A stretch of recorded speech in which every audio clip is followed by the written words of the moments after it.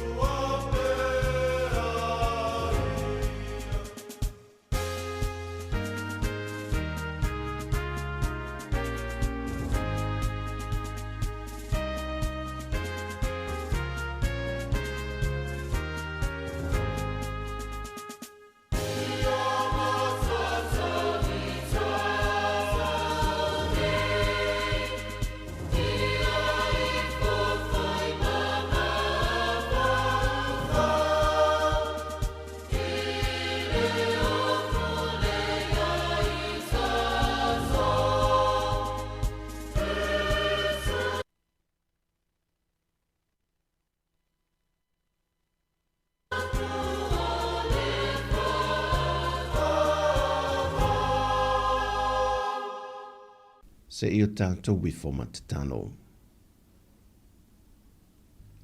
O lea tua, o lo tātou maluia, ma lo tātou malosi. Ua whai oia mawhesoa soani sili sili I poponga. O le mea lea tātou te le fefefe ai, pe a whaalili wina le lanolangi, ma lulu ina maunga I te tono le sami. Pe ata alili ma sou o na sua sami. Ma whaanga tete nai maunga I lona maa walunga. A wā ua malu lava I mātou I le nā papa o leo le tanga. E siri lava o Iova. E te tau foi o na matuavi ia o ia le a aia lo tātou atua ma lona maunga pa ia. E mata ngō fia le maa walunga le maunga siona. E fia ai le lalolangi uma. E I loa lava le atua I ona mauta. E whai foi o ia ma olo maa walunga. Ua suru whai ai le ua pōpua tia. Ua le ma vai le vi inga I o mātou laulau whaiwhai tau ta uai lau le lei. O lau pui ngā whaiwhai pēr. Ma loa lofa muti vale. Whaftai tele ta mā I loutu e wha ngua lau wha nauli nea so fau. A wasa o mātou la fo I ato mātou wola iu a ao la veai. Ao leita o toifo I tō whanga. I le pō liu o mawai. Wa te tau e lava no mātou wha pe atu ma le loto whaanga e tia i le oli oli. Ia vi ia oe. Ia vi ia oe. Ia vi ia oe e whaavavau lava. Ai pa ngā lava lea le tuai. Wō mātou mana tue le nei tae au upo le perfecto Isaia. Au we au nei le tangata mālaia. Wane nefu le mātou wa ayatu I lo mātou o fie. Ona o leo langa anga sala wa ngā wai atu iai o mātou loto. Ma wasui ai lo tu langa I o mātou o langa. O lea mātou te whaalata lata tuaile ni tae au e ala atu I lo alu pelo Yesu Kiriso. Sei e whaamamaina I mātou. Ma solo I sea o mātou wa mio le tonu malava. Ai leli ie. Ia e whaia se loto fau I te tonu ia te I mātou. Suia le ngangana I le nei aso. Ma ia soifua e pei o oe. Ma ia fesoa swani mai a te I mātou. Ina ia le motu sia le fesoa ta inga maleanganga pa ia. E puna e ai loa lofa I te tonu ia te I mātou. Whaamanuia whaamole sio mātou o tinu. A mata mai I ona whaatumutumunga, se I o atu lava I sea lualu toto whaatu a tu ina ma lona tinaile nei tae au fau. O se ue iei mawhatianga I le tino ma le mawhau fau le nei aso. Whaamole pai atu iei lau whaamalolonga mana, ma whaasa o loto ia te ia. E pele lava na I o mātou tausi I o mātou loto. Whaamole tulu I atu le ola fau ma le malosi whaafawina. Whaatu mawina le ola whaatu atua ma le tali tonu pea I lau whaamalolonga. Whaamanuia atu iau o auna whai whi au mō lātou whale tua I so se whata whaitaulanga. Whaamanuia I o mātou ainga uma. Mai whaamanuia mai whaamole lau whanau ngā lulue so se whaiva wa anga atu iai po whea lava. Ai meise lava nei a mātou whanau pele. Ia e lawea ino lātou wola iua awalofa. Alofangia foile ni au onanga mai lava leli pule ia masanga mai mātou umalava. Ina ia I o atu me umalava o le a mātou whaia. I le vi inga o lau o fio. To le muli awina I mātou umai manuia mai a te oero mātou te mā. Le lofa o lo mātou whaola Yesu Kiriso. Ma le māwhtanga whaiwhaipea ma oianganga pa ia. Nei, se I o le whaavavau lava. Amen.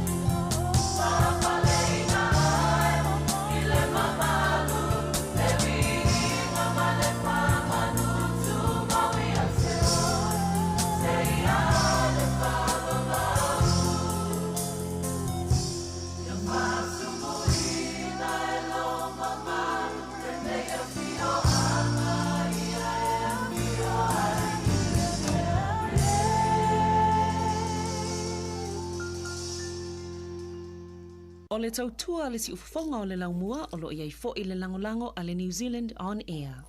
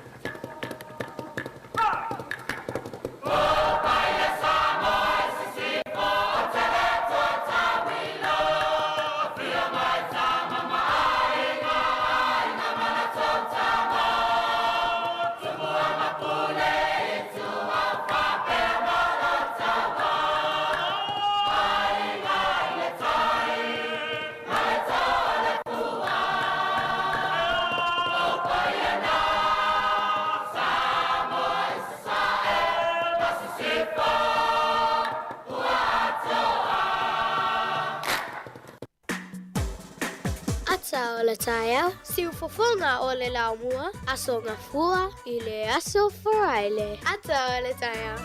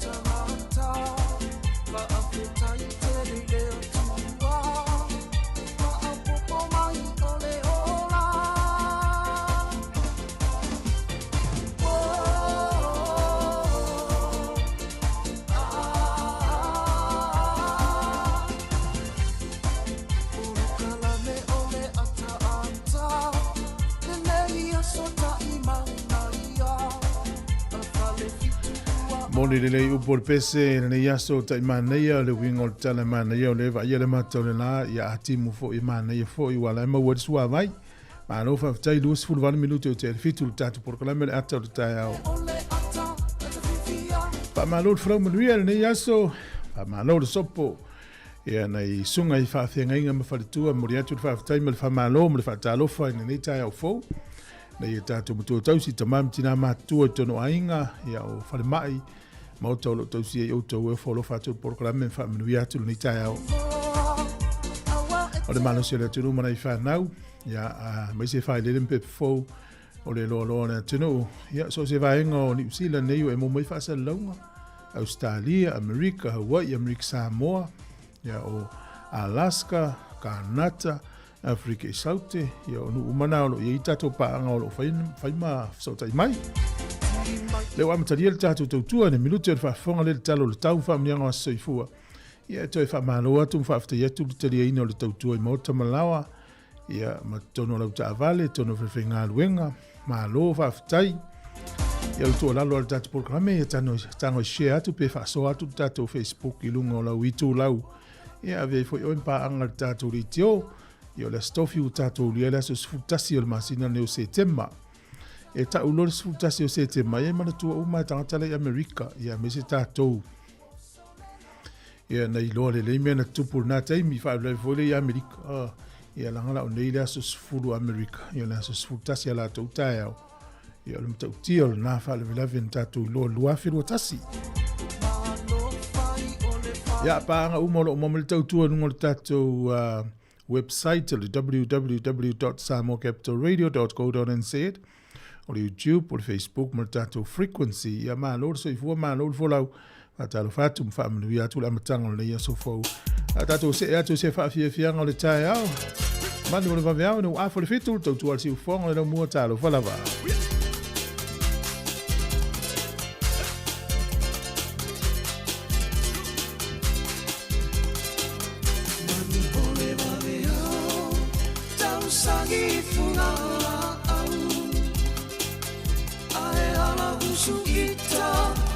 Whaiwa o mawhawhau Tanu polo upopole Ne i te iuare tanu lau Tau uai le upu Uale au le ina i lau Au e ae Se i whai mai sau upu E tua imi mala Tua imanu Sau fumama upele Kau masina ipu mai mahu Se inu anea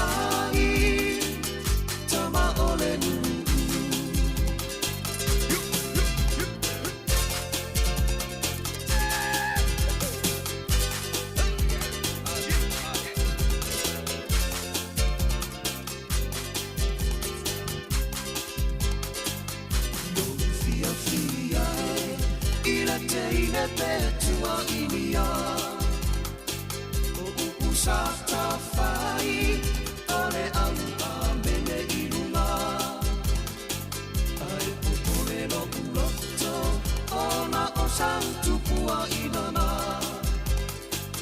ne ililo tuma ae ali ali na o tuma aue ae se ki fai mai sampu petua inimala petua imalu samfunala upele kaumasina ikuai malu se iluane ai tama ole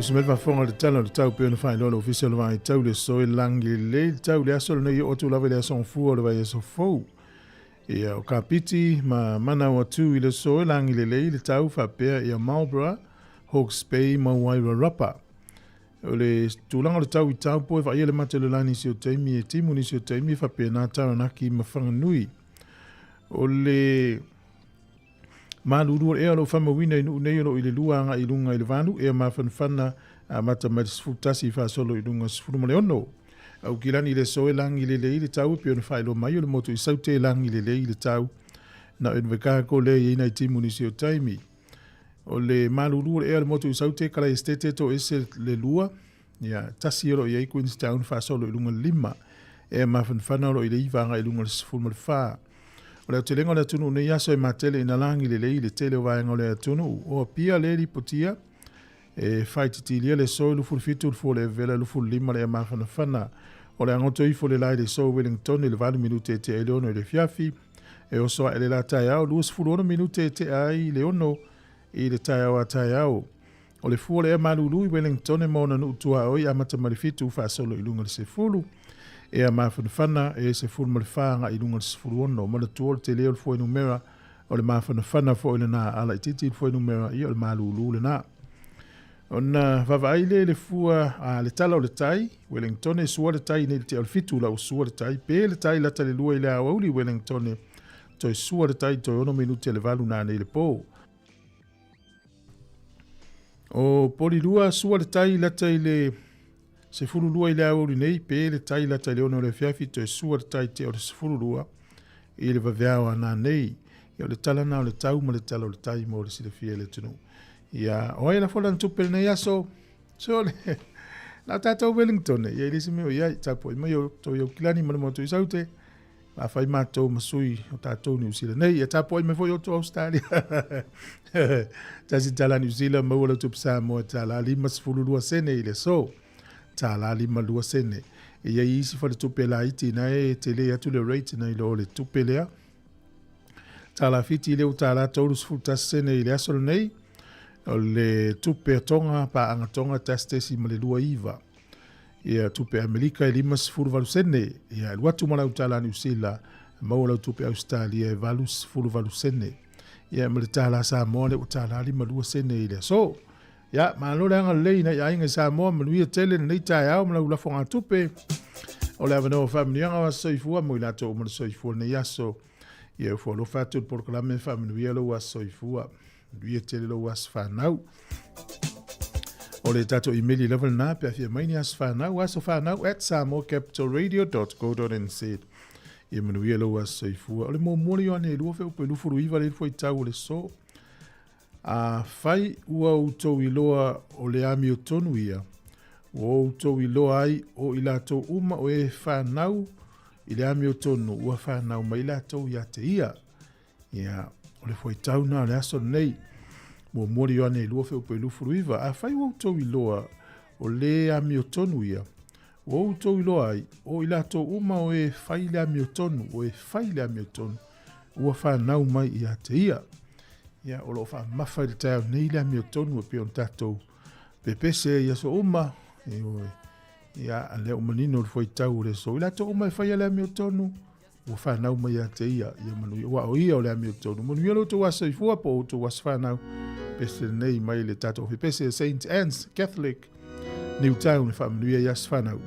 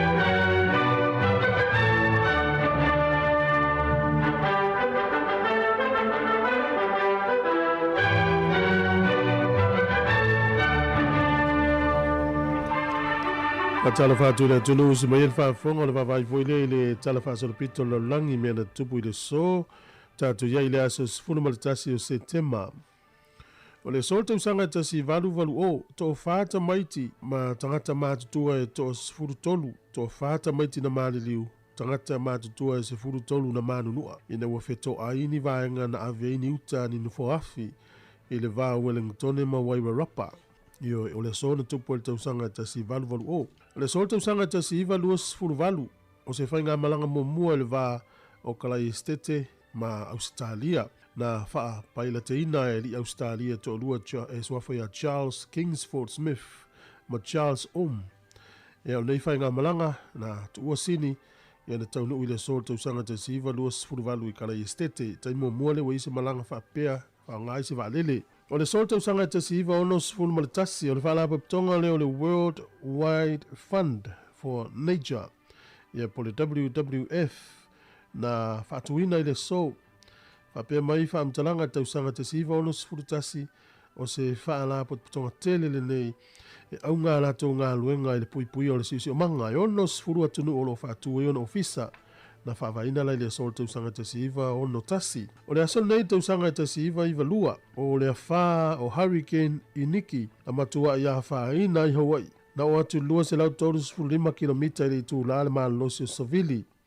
Whapea o le whaalo na tolu le malosi talwhasorupito Amerika. 2 piliona tā la le tau o mea na whaalanga ina i Hawaii. Ia mo le to ono i la tau na malili wai. O le sona tausanga tasi iwa sufitu. Tasi iwa fitu na palota aile nu ule o Skotilani o le ato e whaatuina lona ia lava malo malana palemene. Ile mai au le lua se lau iwa sifuru tausanga o whai malo whaatasi ma Engelani. To e fo ia ile o lona palemene i Skotilani. Ia ma amatalia ilo le aso mua iulai tausanga tasi iwa. Au le sol tausanga tasi iwa fitu. Na ioi aile to otele o tangata Skotilani na ua to e whaia le palota to e pūlea lava ia ona upu whai. O le sol tausanga i lua afe ma le tasi se whaalavi mtautia le na tupu i Amerika i Septemba. Ia e lata pe overflow i le toru afe i la tau na afia i soifua i na ua whele le isa o atu ni vaalele. Ia ma whale anga ina i whale fo i le New York o le World Trade Towers. Tautia fo le na whaalavi utato i lo uma. O le sol tausanga i lua afe ma le 5. Mai au tolu sifuru valu tausanga no foia Israelu ia le vaenga ta o Gaza Strip. Ia na la tau whaailoa i le so o le au ese mai ana fita mai le ana fuanga. Tolu sifuru valu tausanga o la tau no foia mapulea. O le aso na so ai le aso sifuru ma le lua o Septemba lua afe ma le 5. Na o ese mai lava na fita mai la tau no foia le vaenga. Na amatai lona pulea Palestina. Self-rule me Palestina le vaenga le na. O le so le aso le nule o Ethiopia. E a mata ai le lato vaitau ti munga, mai ele vaitau o le munga la. Tau e lato o le mea lofa Tautua. Ia le aso tonu ale nei a mata e fo le lato tausanga fou. Nule o Ethiopia. O le so i le tausanga umalava i atunu ia a mata mai Argentina po Latin America. E wha manatu wha Tautua e lato le aso whaiaonga. Manatu e lato le saona i whaiaonga. Ia whaiaonga a ro lava. Whamanatu i le solo tu Tautua tunu nuu Amerika, mai se lava continental Amerika e saute, ia po nuu umana i na Argentina, Peru, Brazil, Chile, Venezuela, nuu umana i tonu le na foi vaenga o Amerika i saute. Te moun whapoponga o tātou tala le te masani whaafitai lava. Si whone lo mua, ia o le teimi toi e 15 minuto le valu. Mano le tau atai, mano le wha mano losi ngā luenga matano ni tai au. Ia, o le. Tue mo le whapoponga o tātou tala na i rea soa tai au. A tata vai nei la le whesesea i ngā Palestina, ia po le vanga leo le Hamas o lo wa ia Gaza. Ia le pitole i lano o le nule o Palestina. Ia o le lua afe ma le 5, le ana mau nei tātou tala. Lua afe ma le 5 i le astonu nei na mali le Israelu e ese matono o Gaza.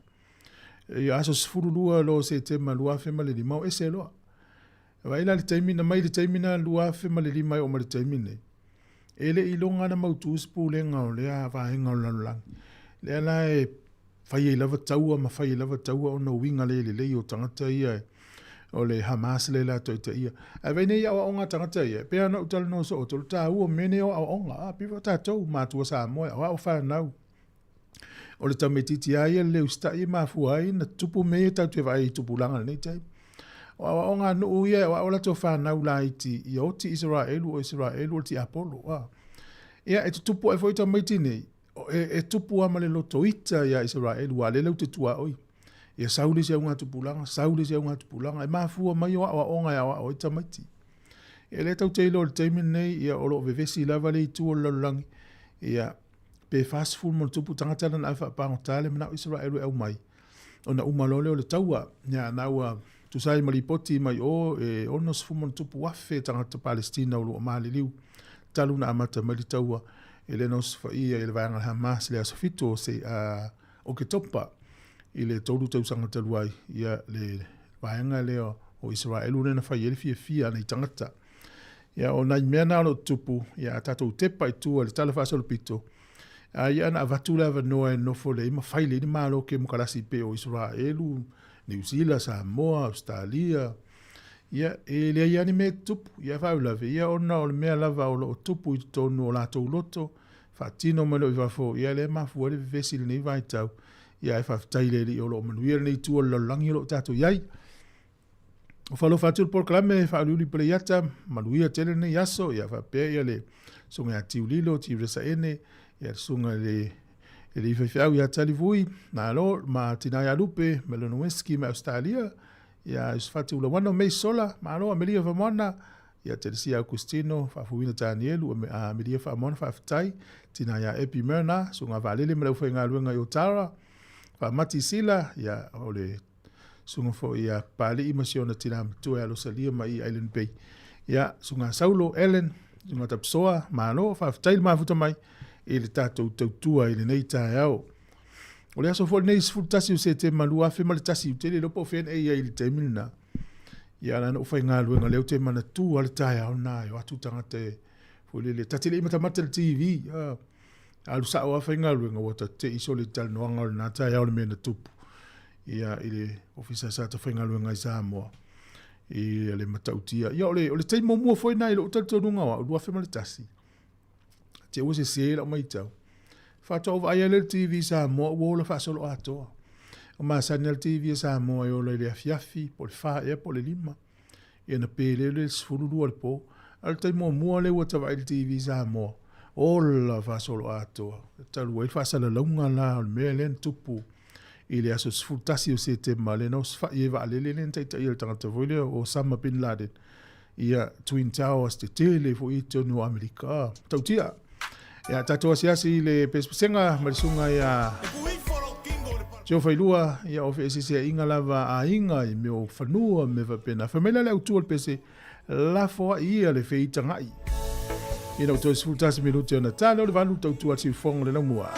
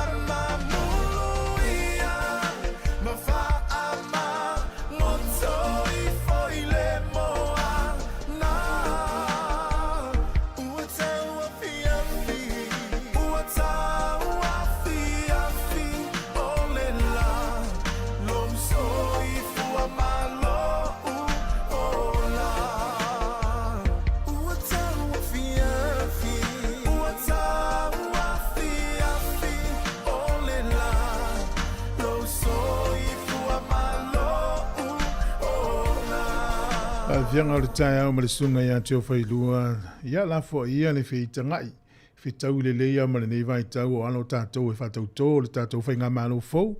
Se ingai manatu marangona ia ma nei e tele whau le pese le mo tātou uma. O le hilas whanau le na mai tātou emaili le tau nei e whafonga mai. O le matango fie o le pepelo lea. O le mea whatau waale la le lei. A o le whawhine o matau i le li e vi ia lava o ia whatau te tolu tasi whau pe tolu sifulu. Mātou te whamanuia le atanga o le valu se fulu tau sanga o se o mātou tina i alo i se tiro. I le so, tina o oe o le tausiola, o le to manga ma le atoanga o le ainga, o lau tausi, o lau whaatonu, o lau whautua ma lau tutalo i aso uma, o manuia i mātou, le tamao le ainga ma le whanau. Mātou te talo i a fōa i le atua nisi tau sanga stele i lo soifua, ia maua pe oe le loto, no sai, ia al malosi loto tele a walo whianga iai ma mai o le tino. Manuia tele lo was whanau ma, mātou te alofu tele mo oe, lo whaanga ele uma, mai lau mana mea o pi i futi alo sale tiro, lau whanau, grandchildren, great-grandchildren, ia o loise ma mahina, manuia tele le a soifua tina matua, ia loise tiro wa valus furu tau sanga i le so, ma neia tele ia malo, ma neia tau sanga o lo soifua. Ia la tata pese si val teine lea na soifua i le so, i le valus furu tau sanga taluai, ia maru atu e lo tātou talfou le la tahal valu, tā pena mai tātou vahenga o talfou, toi whaftai atu le tanu. Whamnui atu i ketuina amosa, le sunga ia ilia lo lauta, ia le sunga ia alo ese po i fua sale malo alo ese, ia sunga sale, alo mamano, whaftai lava le mafuta mai, ia i le tautua le ne le siu fonga le laumua.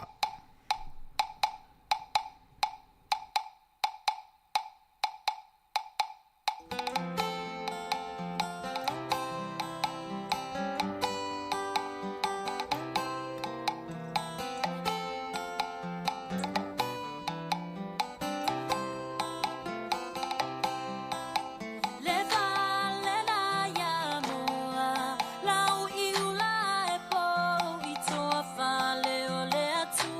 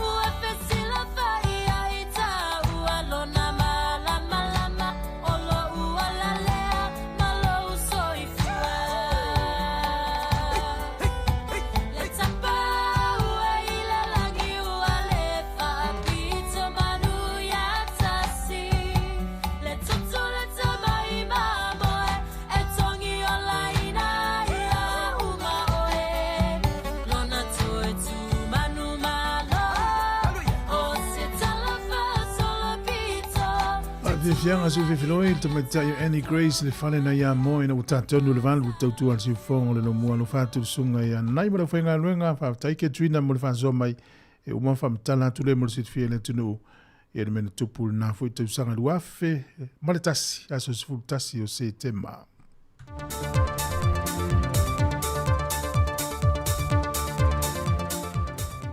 Toi fata na fatu le tātua tunu o le wha o poponga o tala fau mai Samoa o se mai le wha fonga. Mo fo mai leisi fiso soate le maloni o sila mo Samoa e ta wala mai le mtanga luenga o le soifua maloni wina e le tali atua i a fianga o le pepesi o le wha mai o le fiva po na iwi le atunu. O whainga wha pa anga lava i a atunu e lua o masani e lava o le soaswani mai ai o ne usila i tūlanga tū ngā e o iai Samoa e maise le soifua maloloina o tūlanga e tau ia awa onga mātina e te tele.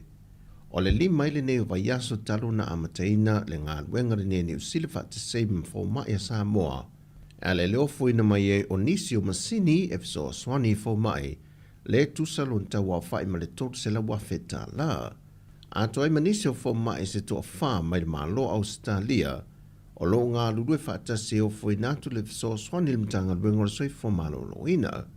O whainga māsani lawa nei a tunu o lo whaipa anga ma Samoa e fiso swani mai la vai temi o vai tau whainga tā. Mai o le wha mausali ina i fwoi lea o whainga pa anga ma so tanga mautu a Samoa New Zealand ma au se tā lia. Wa wha mautu watu a te telefou e lua ale whala papitongo le marasi anga tau e le tise lesa au ina mai saina e le whaleafi fulo sou e tādia isi vaenga wa amata na whaatino i le whaleafi fianga ma wa iei le talitanungo le ofisa sili o le pulenga o le ale to iei se whaale tonu i le atunu atoa mai le peso o le ele tise peo na fia i le tausanga nei. Mai na whailoa fo e le minister tause o le whala papitonga le fionga olo o fua fiti va ai o se tūlanga whetau ile lei mare swing o le whainga malo fau o le ai e wha se atu ye le wha o wina ma le wha mai aina le ngā ruenga molo tātu o tino e na ia maua umale maro si anga mo mia tau el tise. O le sole o le awha mai aina i le toi whaitunga o pepa pālota mai tu malo e se furmalitase e pe ona tu ina tuai le talo sanga le official farm sinonga ua ngafa ma le mate tu wino ia pusa pa lota. Lena amata ngā lulue mai e le vaenga le farm sinonga wha tu malo.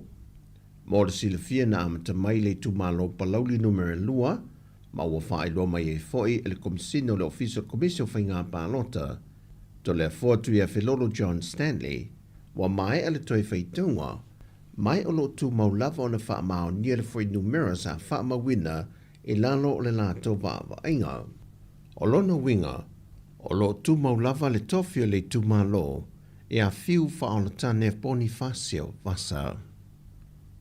O tu alalo le fionga le minister tausi al mtanga luenga le soifua malo loina, wa lasi lua pita whanua ta fitu sele le au whainga luenga le malo, e na ia tu mau pele wha maoni ma le whai mea le lei, e tautua ina le malo ma le atunu, tu sa lava po ai de whainga malo e tūlai mai. Ia ongi ngaro e au whainga luenga le malo. E leo se malo se paki. A whai ua mai le whas, po rei ta pipi, no whapea lea, o le ako whiwhewe ai ma. Whapea la whawhas, ia pe whahei ta pipi. La ua whaukuanga ia ke o kou. Ia aua lava, le mangaku seisi. O se malo nga o se paki. O le malo Samoa. O kou le au whainga luenga le akungu. E kua i ai Samoa. Ia, e auange i se mangaku whapea o le a. O ke lo foi o meil faso lai foi mangaku e. E whai whale pe siria ko foi le whainga le fas ia o kou. I lo mako. Ai, le si meo le. Fau ko inga le au whainga luenga. Ku ul meo le. Whai kakala mal whela o lo ai kala solo. Wa kasi nga me kupu mai whawhikau. Ki nganga le lei, ia pewe o mako ia. E ke le a fo i kala sa whai, ia le winga almea. E o le kako ke kaukua i le akungu. A wai le o se malo o se paki. Ia mea ngā kau. Longa winga. Ia, au ho inge ia afia o ko polkiki ma ia fai le alga luenga ka fainga luenga ia le leima Le fionga valasi lua pitu whanua tawhitu sele. O nei whawhita auli la aiti na whaailoa ele prestenio le asosi soka le atunuu, papali Samuelu Leslie Peteia. Wa whaama amulu e se mai ele au soka atama ita ilalo le se fulmale iwa tausanga le maa tutua, ele awa iatu se tasi o tamil sanga, e sa idi aise hawa noa mori ipu au tuo le soka, ai wa tui nātu le awa noa ele au soka atama ita ilalo le se fulmale fitu tausanga le maa tutua, e whai masui o Samoa mo le tamil sanga sa ilia iso na awa noa, ili po le laulangi le soka. Tūlanga whainga tā lava pe on wha lia papali, e le ngate le tūlanga tau i le seleni, au lo matei tui na fo i le tūlanga le malosi, ma le tomai i le whaatino ino le fo i tā longa. O le whai unga leo telefon mai Samoa, whasoi foia.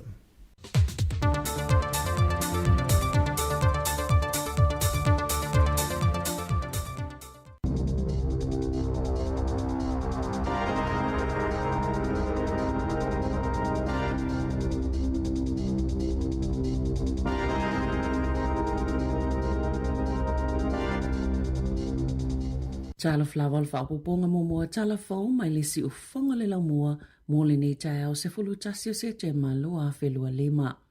E tu sama le sifulu tolu wafe ngase Wellington e Mataranaki na whaafsota i whaliso e totole awanui. Ina uola tau tauli maina ni unga le sa o moni su enga o le maisuka na whaalia le Terrace Medical Center i Wellington e o le amata opo. Wa tonga fiti se e nisi o la tau ngase le maisuka po oe ua lata i le maisuka ma toi tasui e la tau whala au. Ai le o se tūlanga sa le te tauona tupu na whaalia le awanui labs le whaliso e toto pito te leini sila na moli mawina i fo mai po GP sile mawululunga i ungo i suenga ai leo se tūlanga i masani ai ina ua uma na sui le whainga po le metotia e whai e suenga le whai ungo mati na saunoa Nick Champness i le vao mati tolu tasi mai ulai se fulu tasi e eini sio i ungo suenga le suka o le HbA1c i Wellington e Mataranaki a tonu o whaisi mawululunga atu na ilo le tūlanga e te tau o na iai o le whaafitauli na toi whaasao i le aso se fululua i ulai ai na whaafsota i tangata ngase i le whai ungo au kuso o le tala se tasi na se seo na whaamawina o ia walata ina tonga fitia o se tangata ua mawale maisuka po le pre-diabetes le whaate ia o ia matatongi i se tangata e whautua ina o ia i pale ni tau mafa ai te i uto e whaile sia ki mulimuliane ai mawai uto e fo i se tūlanga le lei na whaalia le awanu e labs e le i se tutongi mo tangata e toi su e toto o e na o fia i le asasi sa whaato e se fo i le whale su e toto maolo o ngā lulu e vāwala lata ma le soifua maloloina ma isi au nanga ina ia wha mautinoa, wa whao o atu i ngase whai unga fōu su enga o toto, manisi fo i su enga o mo o miaina. Na saunole ta o le Labour Chris Hipkins, wa matua se lava le fast full faa feta la, ale au fai la fonga na faa alwina e felele ye le pale mio Australia Anthony Albanese, ma le pale mio New Zealand Christopher Luxon, e le tumutumu le maunga Queenstown, o le masina o kusan faa lauiloa i lungo le Instagram, TikTok, ma le Facebook e Luxon. So la ata ma Albanese o finau po fena mafua mai le Bavlova, mai lunga i le tumutumu i le motu i saute, na faa lia Luxon i le nama sina o le asesinga Albanese le atunuu o se whai ngā malanga whai whaatasi na matua manu i lava i se talo sanga ia la atu i le tulafono le Official Information Act i le matanga luenga mata upalelo toi whale na whailo ai e fast full faa feta la le tupe lau whai la fonga na whaaluina e tutongi e heli kopa mapaila te ave i malo whaalo alungia na whaalia le taitai o le leipa i le asolulu ua misi le pale mia le avanoa e whaalaulo ai au nanga turisia le atunuu ina ua le vala aulia ina le au whaasalalau e o ma le au malanga na whaalia so upal pale mia o le tupe lea na au mai le pake te whaale tausanga a le matanga luenga o mata upalelo toi whale mo malo a siasi a le whainga malo whaapei mani sauninga whaamanatu a le atunuu.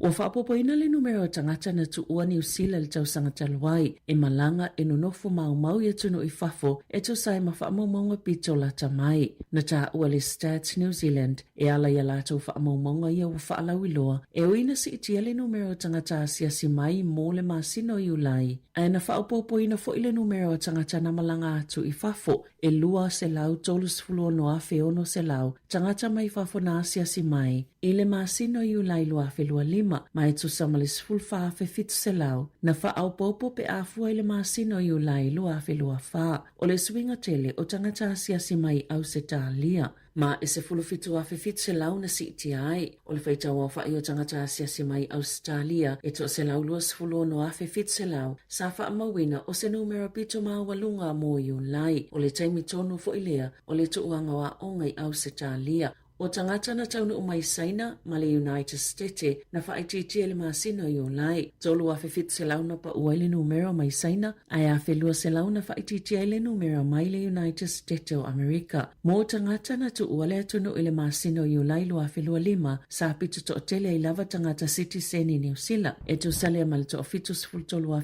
wha se lau, whaatusa tusa i le na o le to aluas fulu lima valu se lau, o tangata New Zealand na toia fo i mai, e no nofo i le atunuu.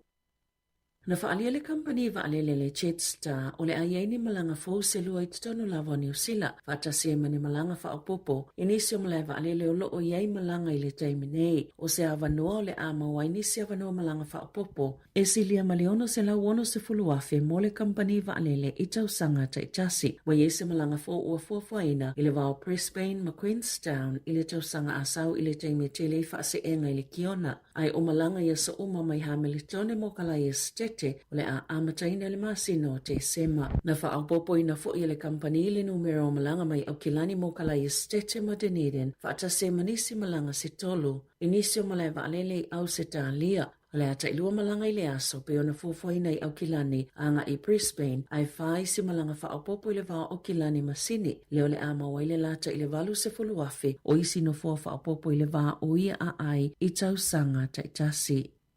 Na whaaliela ofisa fo inumera whaamaumawina New Zealand i whaamaumonga mo ngā luenga i tutono māsina e tolu e o mai iuni e se fulu afe ngā luenga ua leto iai pe ua whaamutai na foi ma ua lima se fulu afe ua whaititia ngā luenga nei lo te se malu afe loa tolu. E lua afe tolu se lau se fulu lima ngā luenga sa whaamutai nei ngā luenga titele i tutono lea tolu māsina po le tasi te simale tolu pasene e tasi te simale lua pasene na pa uai ngā luenga i au au nanga mo fale whapea au nanga i tau mafa. Ai o ngā luenga wha o fisa wha pe ma au nanga lango. E tasi te si male wha pasene na pa uwale numero o ngā luenga po o leo wha inga i awhi tolu se lau tolu siful fitu. Talo mali masino te se malu awhi lua tolu e se fulu ono awhi ua wha ititia i awano wha i ngā luenga. I ngā luenga te te lepe o le whaunga o whale. Malu awhi fitu se lau ua wha ititia i ngā luenga i whale ngā o si o loa. Ai ono awhi ua la ititi wha ile numero o ngā luenga i whale o loa. E wha awhi valu se lau lua se fulu valu ngā luenga na wha taina i au kilani e tutono le lava piliota a tolu se lau fa se fululua i Wellingtone malu se lau tolu se fulfitu i Hawke's Bay ma le fitu se lau male iwa i Waikato pe tai e se fulute si male fa pasene ngā luenga i Kaipara na wha amutaina wha atusa i le kuata lava le li tausanga utuana i atu se fulute si male fitu valu pasene i horo whenua iwa te si male 5 pasene i koa ma le iwa te si male tolu tasi pasene i Apahat ai e lua pasene na wha aupopo ai le numera o ngā luenga i Hamiltone, whātesi ma le 5 iwa i Queenstown, ma le whātesi ma le 5 ono pasene i Porirua. O le tamaitite se fulu iwa tausanga lea na manu ati ngā ina ina ua pa umai lunga le tawalungo se whale i Dunedin. O se tasi o tamatala vau e lele i tele i le taalonga lakapi i Southland. O Jaden Bromea o ngale University o Otago, mana pa umai le tawalungo se whale nufu maututongi e whonga whale lua i le po le asonga fua pe o na lipotia le Southland Tribune. Ma o le amatanga le tausanga nei na filifili ai Brome le au lakapi i Southland. Sa whaaleo leo i le awa Southland i taalonga tā pena o le NPC le masina o Iulai. Na tā ue leo e ilo lātou tali tonunga na pa ule tamatala vō a o tau mawhai e pu e se a tato a tele. Wa whaatou langa le aingo Broome se sa ili ngā tope ilunga o le kivalito. Ma ua silia ma le sifulu whaafe tā la le tope ua mawai e o mai le taiminei e fisosani ai ilona ainga o whiangai le tamatala vō ma tonga fitinga. Na maangalo e uno ma se whaasalanga se taulele a tauranga mai mōlianga o lona umia ino se mōli o taawale a whale mai whaapese sailini na tu atu i ate ele hato hone St. John. Sale ito sai malito la fono lona tau fio ia mea whaingalwenga ma sa ia whaapipi i fo itotono la na taawale male whaamoe moe. E ma whaiona ia whaongaina pe a tau atu i se taawale la vea po o se la au fo ia pa u. O tolu se fulu tau sanga o ngaluele taule lea o se whai ele tise mo se kampani na whaakone karateina ile au nanga mo whaalavlav whaafosei a wale whaingo ia taawale ina ua umala na ngaluenga na whai ele kone karate na ia tau fi aipe avele sailini male moli emo a taawale whale mai ina uso isu ele ole tau sanga neina mawai ua whaapipi ia me whai ngaluenga ilana taawale sa iyo ele tau lele ayona molianga ole ngaoi malona umia ina oni mea tōtino leo ina ua mawai mani whao maai po ni sipaika ai na talia lana talo sanga na maangalo e unoa ma se whaasalanga. O lipotia na tahawhia leo se tangata mai se whale Wellingtone ina ua lipotia le iai o se la au malosi na whaamaoni e leo mulmuliane o le leo le na whaalongoina e pe o le pā o se whana e le o se la au malosi ai oni masini mai le ine manu anga na afua mai ai pe o na lipotia leo au liana nafi. O le whale le taulanga i Wellingtone le ana tūla i mai i lea mata upu e Webb Street mai se fulu ni taawale leo na iai i lea sona nafi i lea taimi.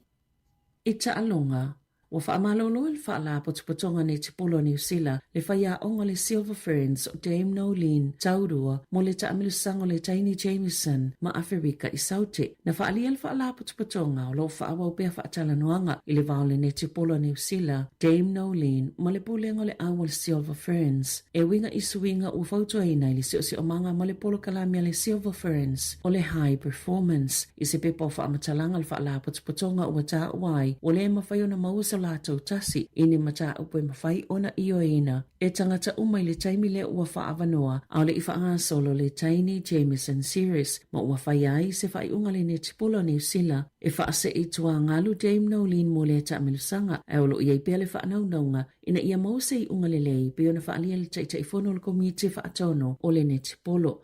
O le taiminei ua tōwhia i vet McCausland Jury e avia mawhaia onga le au mō le taamilusanga langolango sua i ai Liana Leota. Tala whawia ma le si ufonga le laumua mō le nei vaenga o le tae au.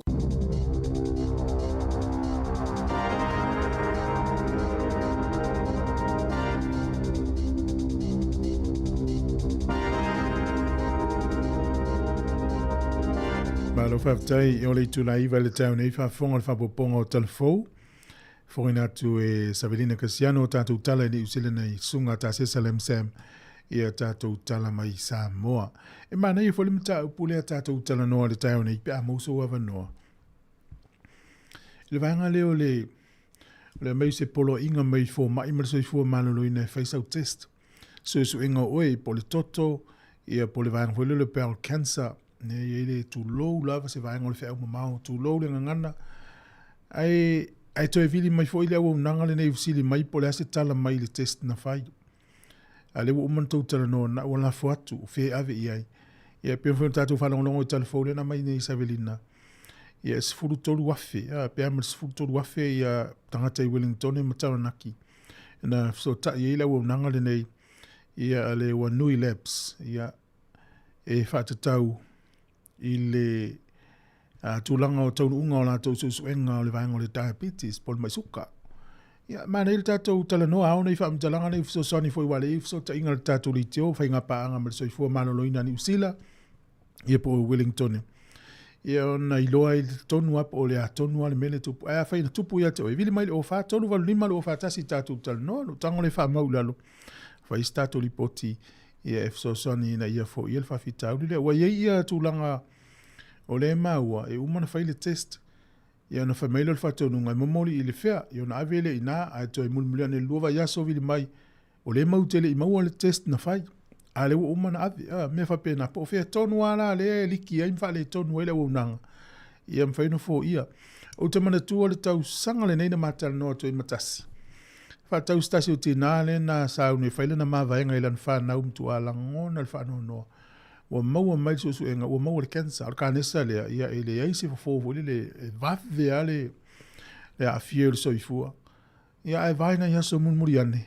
ai toi mo mo le tala ese se ele o ia ana le teste ese le tangata ana pe ona I me fa pena ia vili mai le o fa tolu va lima le o fa tasi tatou tal noa fa so mai nei mta fa pena lo fa tu ile matoa saulo manuia luenga ma pesu nga Ellen ia ma fo Eric fa tai tele fa tu ia mau pe se o kilani lo tele atu ia manuia tele tai au fa mtala la o le so tasi ne o se tema nei tu o le langi o le aso nei Amerika la to titi au le aso tasi ala to fa pe mai le fa mtalanga ke tuina le fa so mai o va vea ona na tau fia I va lele saule tala o pomu va ia le tawa I Amerika ia na oi momolisi ona brother na saule maliu o lona tuanga le matua I New Zealand I nei polua ia taunu tonu le va vea ona I Samoa maua lo le tala o ia uto e mai uma me na tupu na taimi ia le asutasi o se tema ia alo fatu ia alesi peleti ia fa tail ma futu mai fa fianga le tai au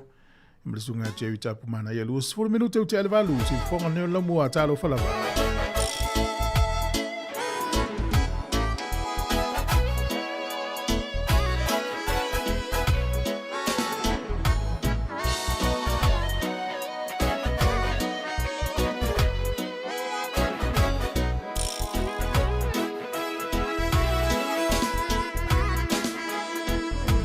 Salumana ielele ua mafuai no choias yasi mai ai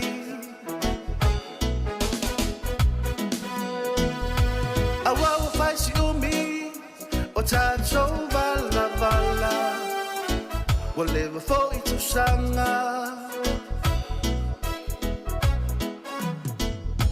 ba fatai tele ile nei lao lao wa fa ava no aina ilata feilo a inga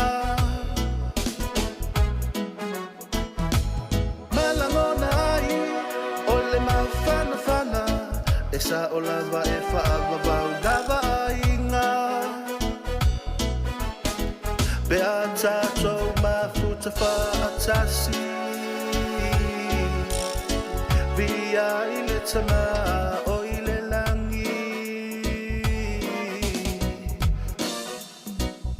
Israel mani Yesu elona fa amalama mato e baba elona fa sino manga e mana tu pula ale mana tu fa ale o na ole ngana lo na ta inga yaso ole fa mafutanga ia fa'au mafusia itaso ile fela fali ala una talena tato tutu fatasi lo uva ole aliliu ai ua o iloa ua ola ipuniu Tala es lo pepe ni foanga alle sili ese olu pesava ese a ua fui fatasi langona na ole nei pese wa to tu pe fala fa fatai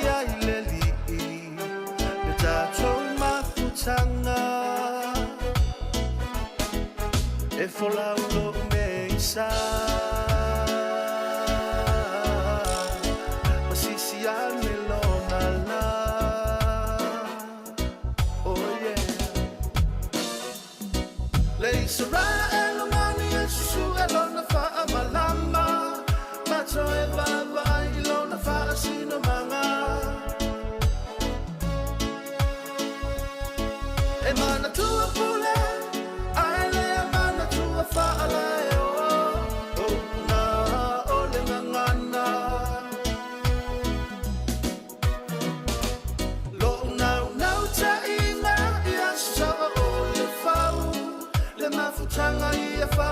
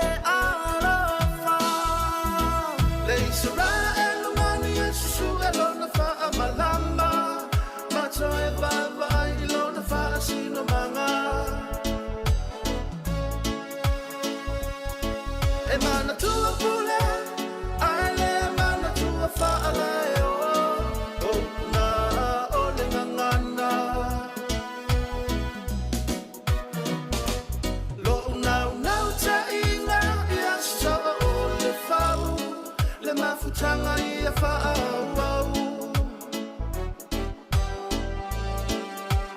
mafusia I tātou I le whela whani ala una talena te tātou tutu whatasi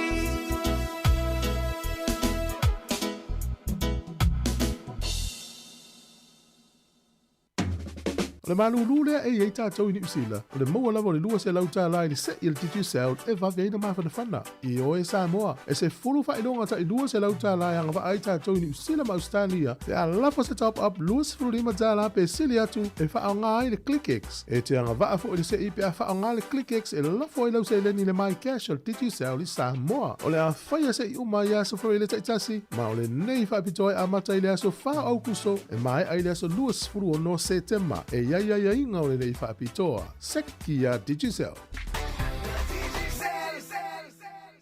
Whaasiri silanga Tautua mo le Pālota, Wellington City Council. Le mamalu o Samoa lo o lala I le Eastern Ward. E iaino unei, Gilbert Rongotai, Ataitai, Rose Neath, Melrose, Lyell Bay, Houghton Bay, Maupuia, Miramar, Strathmore, Karaka Bay, Moore Point, Mabreka Bay.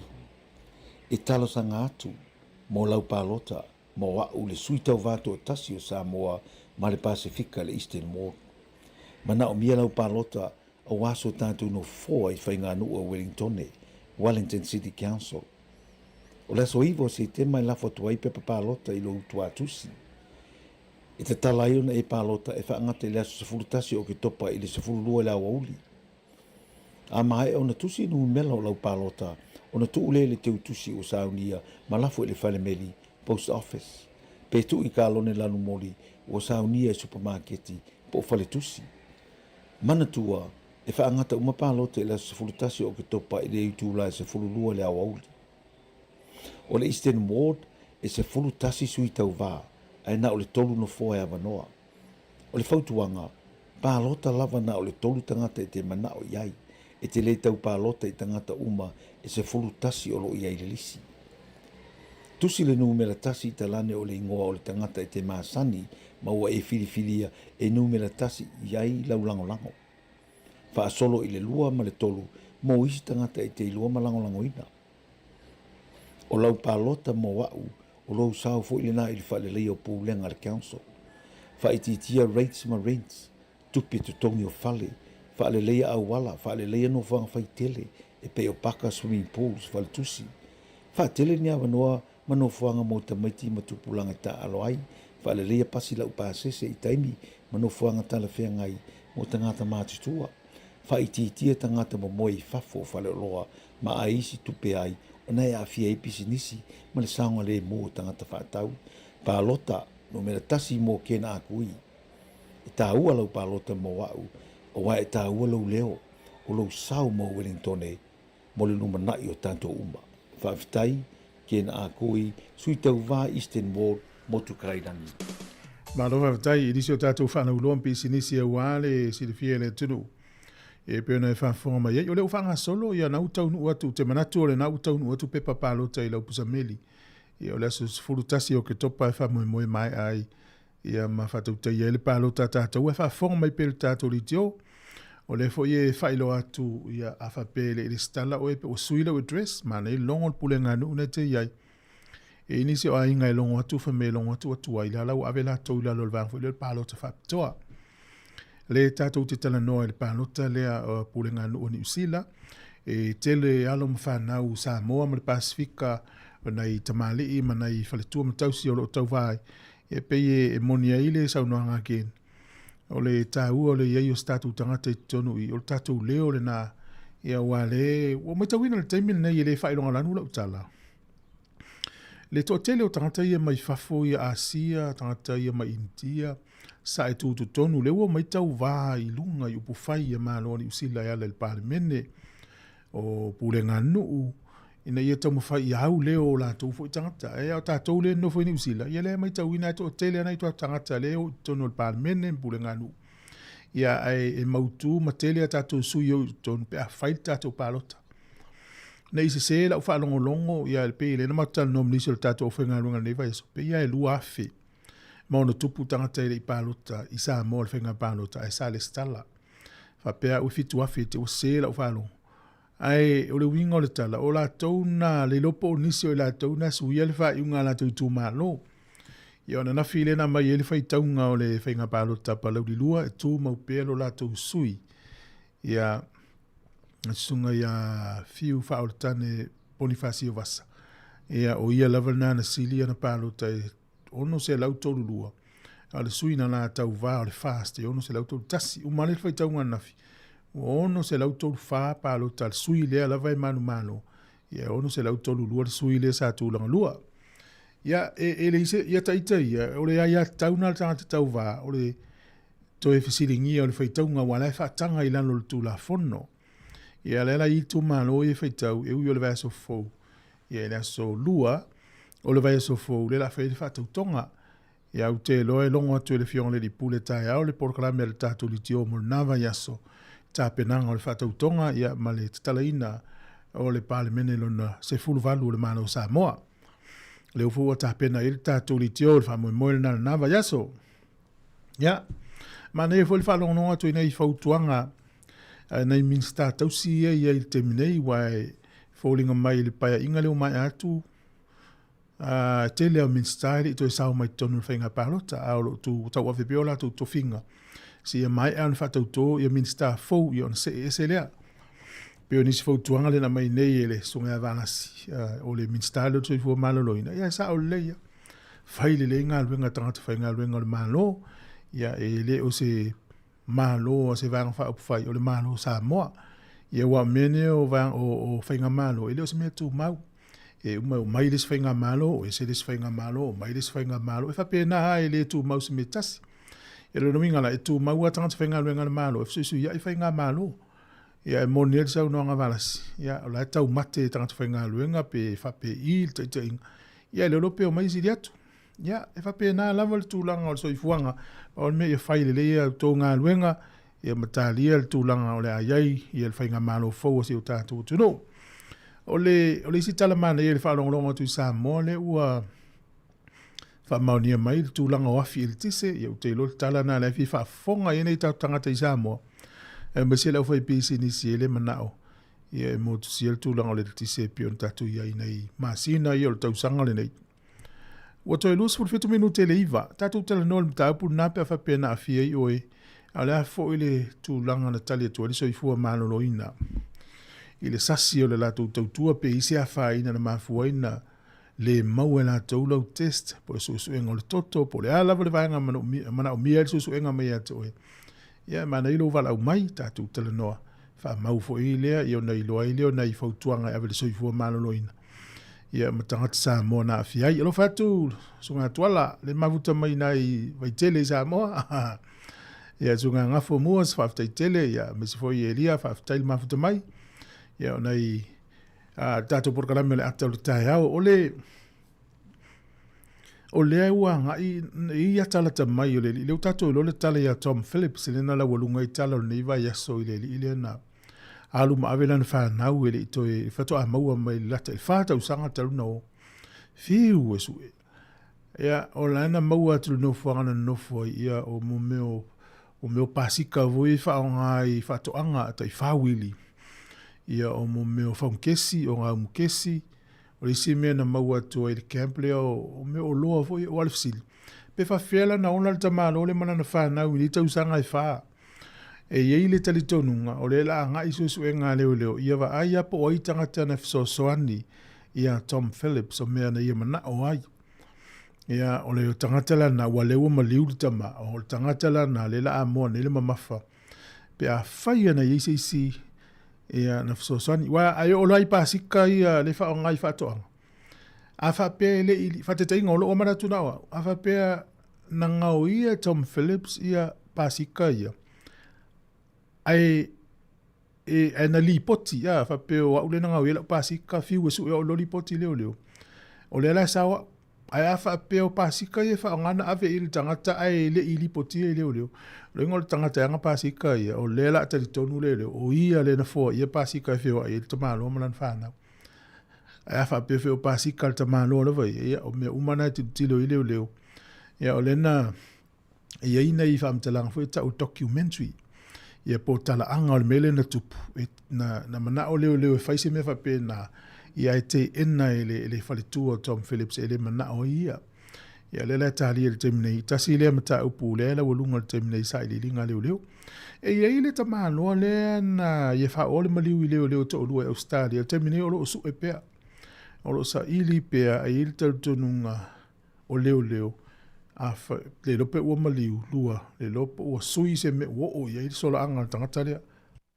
Wana sola fo le tonga havau. Lala su e ua atone li lua mon tupu vai aso. Olo sa ili pea e peo na whailoa mai. Pe miliona tala Australia le tupe. La uofo mai le tangata na te maua ni whaamtalanga. E winga I le tangata lea. Ia, o whātoru valu lima lo whātasi tātou tala noa. Tali malo Wellington e le whaeunga le vai aso le tālonga lo le peleki ma Afrika I saute. Ia o le tala fia e langi le lei le tau e o atu le ason fu o le vai aso fau. Ia fi tau I le lei ia manatou e o le malai. Ua le lei pepa o le tālonga lea. Tolu si fulumon tupu afe tangata e ofi le malai leo Sky Stadium. Ua mai a umana tau lia pepa. Ia e le whatu sa tato malai Afrika. Ta ionos fulu, ta ivalus fulu afe tangata e ofi malai Afrika. Ia pangale, ia upau o lapo o malai Wellington. Hola no winga. O le astona ia la matua tumu le taulanga Wellington ne. I tangata e o le malai mata le talonga Afrika. Ia male au manosi a New Zealand. O leo o mana whaelo le au Afrika. Stain mele so na lau mailo le au New Zealand. O leo maua le wele tamale o Caleb Clark I koleninga le au. Ia le lopete o maua so na avanoa. Ia e tau mawhai ai. Ia le whai ungo le nei vai aso. Ia, le o le tato wos whawhi fianga o le tai au. O le tautua le nei mo o si ufonga le lau Wellington e. Ia, o le tamati o whailua. Si tato o le manu Samoa I Amerika. Stamin whaafonga le tūlanga o ta'alonga le tato au. Ia peta alo le whai ungo le venso nei. Tamil sanga le ipo le Pasifika. Luas fulvana minuto le toyo na talo le iwa.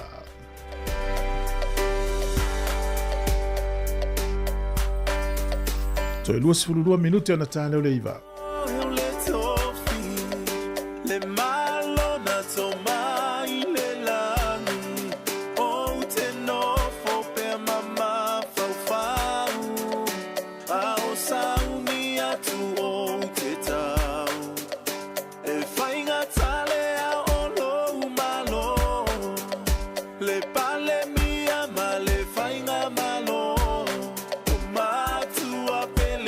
Fai fe a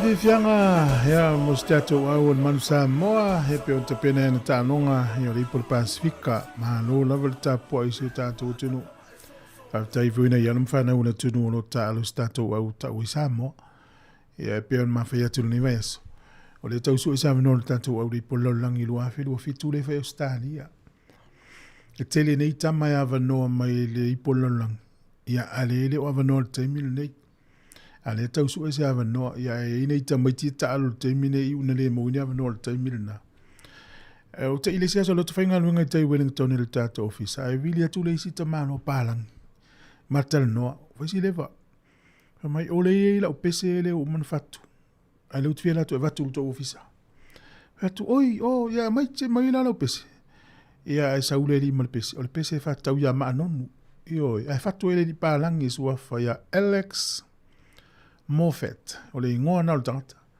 Ia o tanga lo le tal pese sole. Tua ula nei tangata palangi ma le fatu o le pese ia manonu ori. Ia o le pese la nen fatu ele di palangi le Wellington ne ia mo le tamo manonu.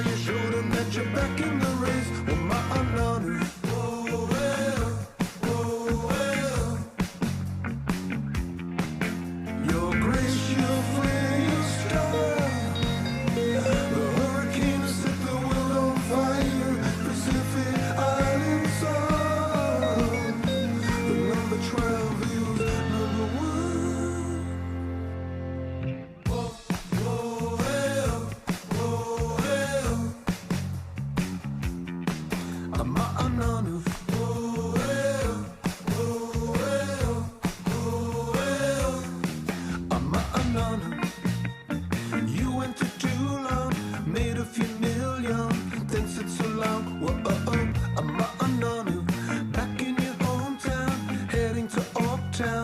playing for the Blues.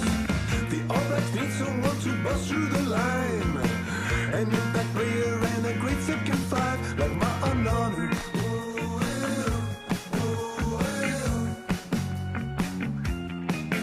Your grace, your flair, your style.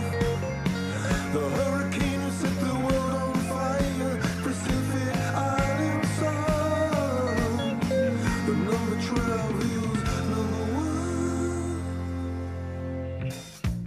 Oh, well, oh, well. I'm anonymous. Oh, well, oh, well. I'm anonymous. Oh, well, oh, well. I'm anonymous.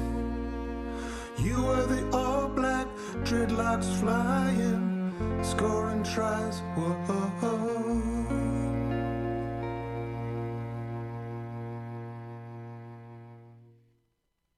Sekia, Samoa, Kepata, Radio. Ciao.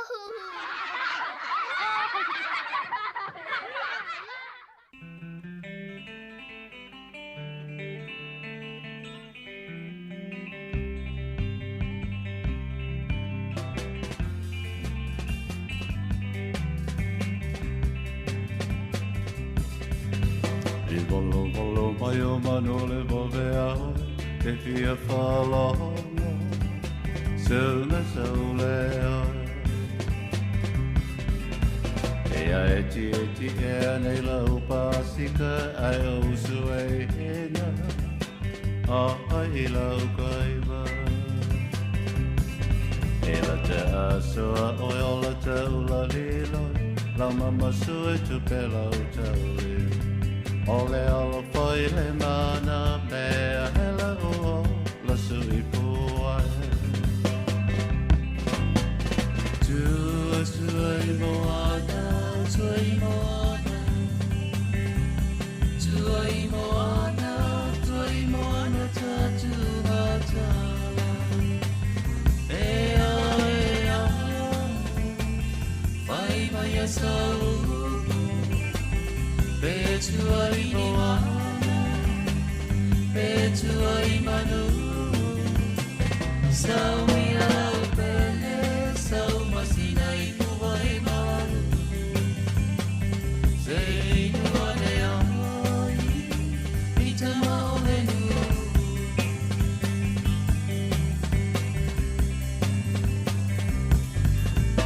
Bolo bolo mayo manole vavea. E fia falava Silva soleo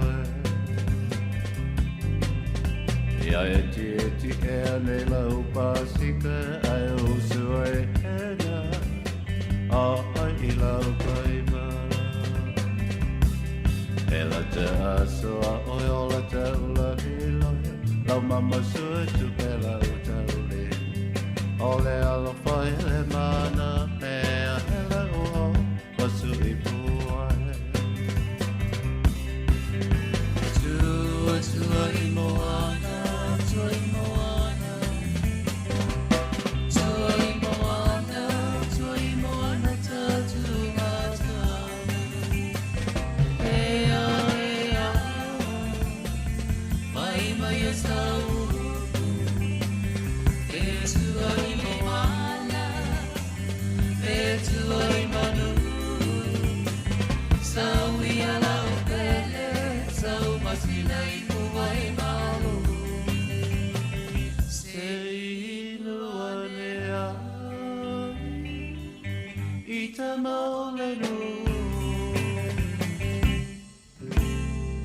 Vivianga Malbenino te fau via le wai lungo tanto leina.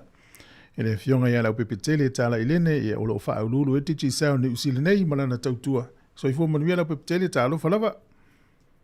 Papeloa ia tu le sunga le o tu fuele nei tai au. Ia me se foi lo so atau ia maiava. Ia fa talo fa tu foi pa angal tato pokalami. Ma lo le lo sule nei tai au. Ya, wa tau mafana mai nei tai au le o sulu mana ia mai le la so mato pitunu. Ya atonu poringa va ia leo le spring atato. ai langa na fai asi malulu la song fua male aso lua ia tau fatimutimu fu ia talo se iola mawala tau lele ia misa ia auto langa na tau te tali malo talonga te lele Afrika maniusi ia moni lele o le mawala talo na tau o tu la son fua la ele ima se timu lo no winga la langi leida stona i talonga ia malo fu auto tali malo le na manuia stato au na to malai io ale a fel mato tala langa pe malai Wellington le hotel in fai in el tato opereki ia de o mauti de o la pola tu langa o iai o pe nalen fai inga ia Argentina tau sangan te io ia talo si ia o me si de no fa longa ile o to e ave o to pa o tangata sia a tono mena fai mutau fa le tono le tato o tu ia le wala utangata o mai ala pepe fifisile tu ai o matou nei le o matou mai o to tele nei matou vo ye manuia le por kala fele ni usila le sitseni le wanga i me ma nei ni te o tau mon tala yo kilani to tele nei matou wa ma ina mon ni te ia o le ala vai ma wa ona ye ni sio o tamadi i fo yo so tato wa tunu ia o lo ia la to po kala me o lo so swani inai matua ia ia la to bank account o la ko IRD te me tonu mai ia male applying fo yo o la to benefit ia ia le ma wala fo I famtalanga ia nei matua lo tonu mai ia o lo solonga le ia le fatinongo tulanga na ia ai foi nei matua o matemi nei pe foringa me wato tolu masina le lave le mawala tu tupe ma ia e o mai wato no la ia po le lape o no le fatati angol pokalame ia po le ia foi la se soani o fai al tatu malo ia fato ai mai e tangata ia tangu mai e to kia pe la tau falonga te tai pe tatu kota na ona fia maua we laki ia umalo na ngaluenga New Zealand ai te sawa sai li lang ngaluenga sai li fale te no foi ia fa tino me au te lo mala e pe tai fa pena vo la fainga nai matua ia no vinga na fia maua lo visa ia pa mai lo malo New Zealand ia vai to ai nge New Zealand te anga ia pa ti mo mai ia me uma pe tu langa na le to fa tailo ia auto ila lo na ia pe le nga vo le lo Pacifica ma Samoa tau si matua le ai mai no fo nei fa nau o tau la to fo le te mi tau si ina yo la to mantua ia le foi ma ua la mo nei fa mi nga tau tu pe fe lo nei matua na nei fa nau matal no e pe o tala fia le na le la va nga solo mai e paua lona le malulu ia le ua mai au teini New Zealand ma tama New Zealand ai to ina mo matua mai e sio anti to sine matua lo tama na mania mai ai ia sa fia long tuan tau no mai nei mother state ia me ia pato ai tonu mal malulu o teimi nei na al sili malo matua o pe elo passport elo fai atu iai ola e fatali lo passport New Zealand io e maua mai loa ia fa mai sori se wo fia alu se matua malu tele to ia e pe ol melana ia le a ta mo fai a hoi lele ia ki ale hit pump ia maua ma fan fan ia o te me ma fan nei fa ia o vatu fata vali ia to me fai ia ma san io ia langa la e manatu foi la na i foi sta mai tio lai Samoa ia lo matua nei fa na witi o le no la to mafuta ia a le fo wa ia marta ma ho le lo sa va le atu faleu ta fa wa ia le fa ia la ne ta fa na maro fo ia o lo tau si matua maro va tai o le tato Tautua msalo nai o le lisi o tato man o le vasante nei pea ia e to tato entries mai sa mon famanuina ia le tato customer le Hastings fa ngale click ex la fo se le ni sa mo le fitu fa lima fitu tolu o he perona moto sanga suafa ia mawala na lua sa lautala New Zealand e fo le tato pa anga me le loi plenem sa fa nga fo le click ex la fo se le ni ile fitu lua fa fitu iva limonu o sa le sa yelu le suafa ia ma wa man lo fo le lua sa lautala New Zealand e la mal tato top up na fata u faloloa ia malafo le fitu lua tasi o 5 a o le numera la lea i New Zealand na whaonga e la fuerta papo le o tasi o valfa e va ono 5 fitu tasi no foi la le 2 lau tala New Zealand na tasi le entry mo Australia o le tangata foi sa whaonga le click X la fuerza leni anga i Samoa le fitu lua iwa 5 lua tolu o pale up Samuelu le stala le accounts le click X ia mai no foi le Northern Territory Australia ono winga le fata to faminianga mo Samoa o se tato pai longa i ono ia le sa ye ni si fiti tonga ia fa pena foi Vanuatu len fa mani nai ia o le vayaso nei le o panga solo foi le sota ia tu ia la to fa mani na ia ma fa o tu ia la to fa longa a ole o ana ne ta sundua to foi te fa ngata ko entry son nei vayaso fa ia la na fa ta so ta pa tolu sfuru pe 5 sfuru mal faloloa ia pegana ia ngai foi online ia patalo tapa plus sfuru 5 tala New Zealand pe siliatu ia pe tfangaina fo Tautua click X fata wo top up ia mala fo selen ia le la mo lo no tatu se ila so atayau ia no tau pa fonga fo le tatu pukala mela song fua ia atonu le lope te o fa manu ina yo ona me fai ana malu fa alu tangata se ia le vaso tasi wa tangata fa alu pe fa tolu na fo tupe e pe fa tau top up pe ala pe a sa wal tatu se o la ua malo a fai al vaso tasi fa tau top up to la fo malau tupe ai sa o e na pa yaman to wal tatu computer fa ya me tatu na tatu entries ia lona winga i o fa alu fo la ona man malo a to lu ata au tapa pe la fo fa to fo ne malo vaso tasi ia ele ia ma se meta to fai au wa na fa man miele li ia Alam si mai tasi po le mei se ti tono computer na o fiu me la foto pele o malo. Ia.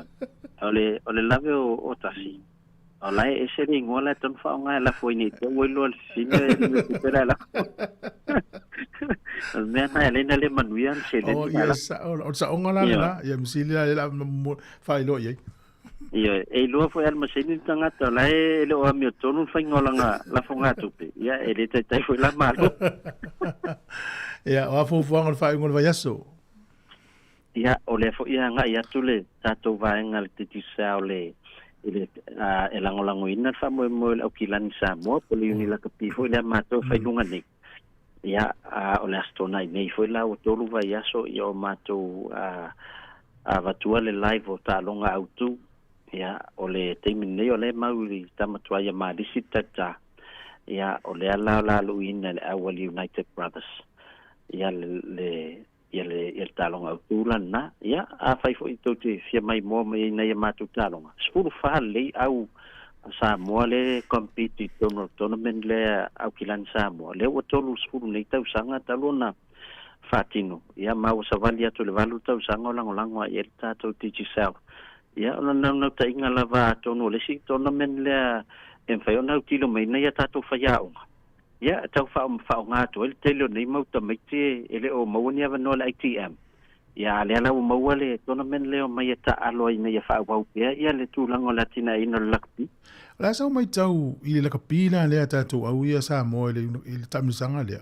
o e tawa ila sanga le NPC ta lo tomitine ol matua i le lei al tale ni le ia tato le tongo o le ATM te minni a kua ia to te le o faina o ta alor man Samoa ono o mun saini ia kon kalate le ATM ia le na matua o le au fitilen tato ta alor la to au le ia na ia al tato au ele o tato tama le lei uma ia ona ele o available uma mai ia le sa man ia lava la mtanga ia talo si ia le ia talonga ma America wa tato malolo qualify ai ia te au ia ma salo o tu sanga le wa la talata tu woka wa tau lona mfa na commit le to tele o tato tama vo le tu fata singol tato man Samoa wa tapena nga molipo lalla ia moni le fa ftai tele lava e la ufionga me se tiji sound mo fainga pa nga mal tanto li tio e mo ri tele fa ngol va yasom fo fo nga la peptele ya lo fatele tu mo dua ya me se fo tapo inga Samoa tono lomwa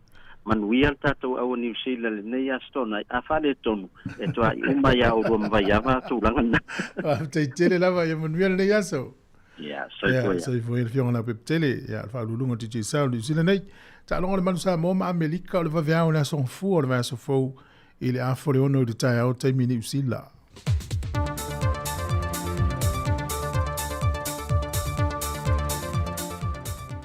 Toi whātana whātula tātua tunu o le whaopoponga o tana whau mai Samoa o se mai le whaafonga. Mō wha mai le si whasoasoa tena māloni o sila mō Samoa, e ta wala mai le mtanga luenga o soi fua mālono wina, e le tali atua i a fianga o le pepesi o le whaamai o le fiva po na iwi le atunu. O whainga whaapa anga lava i a atunu e lua o māsani e lava, o le soasoani mai ai o New Zealand i tūlanga tū ngā e o iai Samoa e maise le soi fua mālono wina, o tūlanga e tau ia awa onga mātina e te tele. O le lima ile nei o vai aso talu na amataina le ngā luenga le New Zealand whata seima fo mai a Samoa. A le leo fuina mai e o nisi o masini e fiso swani fo mai le tusalo nta wa whai ma le tōtu se la wafeta la. A toi manisi o fo mai se toa wha mai le malo Australia o lo ngā lulue whata se o fuina atu le fiso swani le mtanga luenga le soi fo malo loina. O whainga maasani la vanea tunu o lo whaipa anga ma Samoa e fiso swani mai la vai temi o vai tau whainga tā. Mai o le wha mausali ina i fo ilea o whainga pa anga masotanga mautu a Samoa New Zealand ma Australia. Wa wha mautu watu af te telefou e lua a le whalampa pitongo le marasi anga tau e le tise lesa a wina mai saina e le whaleafi fulo sou e tālia isi vaenga wa amata na whaatino i le whaleafi fianga ma wa iei le teltanungo le ofisa silio le pulenga o le a le to iei se wha le tonu i le atunu atoa mai le peso o le elitise peo na fia i le tausanga nei. Mai na whailoa fo e le minister tause o le whaalapa tonga, le fionga olo o fua fiti va ai, o se tūlanga whetau i le lei ma le swinga o le whainga malo fo o le ai ai, e wha se atu ye le wha awa wina ma le wha mai aina, le ngā ruenga molo tātu o tino, e na ia maua umale malo si anga mo mia tau elitise. O le sole o le afa mai e nai le toi whaitunga o pepa pālota mai tu māloe se furmalitase e pe ona tu ina tuai le tālu sanga i le official farm sinonga ua ngafa ma le mate tu wina ia pusa pālota le na amata ngā lulue mai e le vaenga o le farm sinonga whaai tu mālo. Mo le silafia na amata mai le tu mālo palauli numere lua ma ua whaai loa mai e foi e le komisino le official commission whainga pālota to le fotu ia Filolo John Stanley, wa mai ele toi whaitunga, mai o lo tu maulava o na wha mao nia le foi numera sa wha mawina i lalo o le lato wawa inga. O lono winga, o lo tu maulava le tofio le tu malo, e a fiu wha o na tane Bonifacio vasa. Ua tu alalo le fionga le minister tausia le mtanga luenga le soifua malo loina, va lasi lua pita whanua tā fitu sele leo whainga ruenga le malo. E na ia tu mau pele wha maoni ma le whai mea lelei, e tautua ina le malo ma le atunu, tu sa lava po oi de whainga malo e tūlai mai. Ia ongi ngaro e au whainga ruenga le malo. E leo se malo se paki.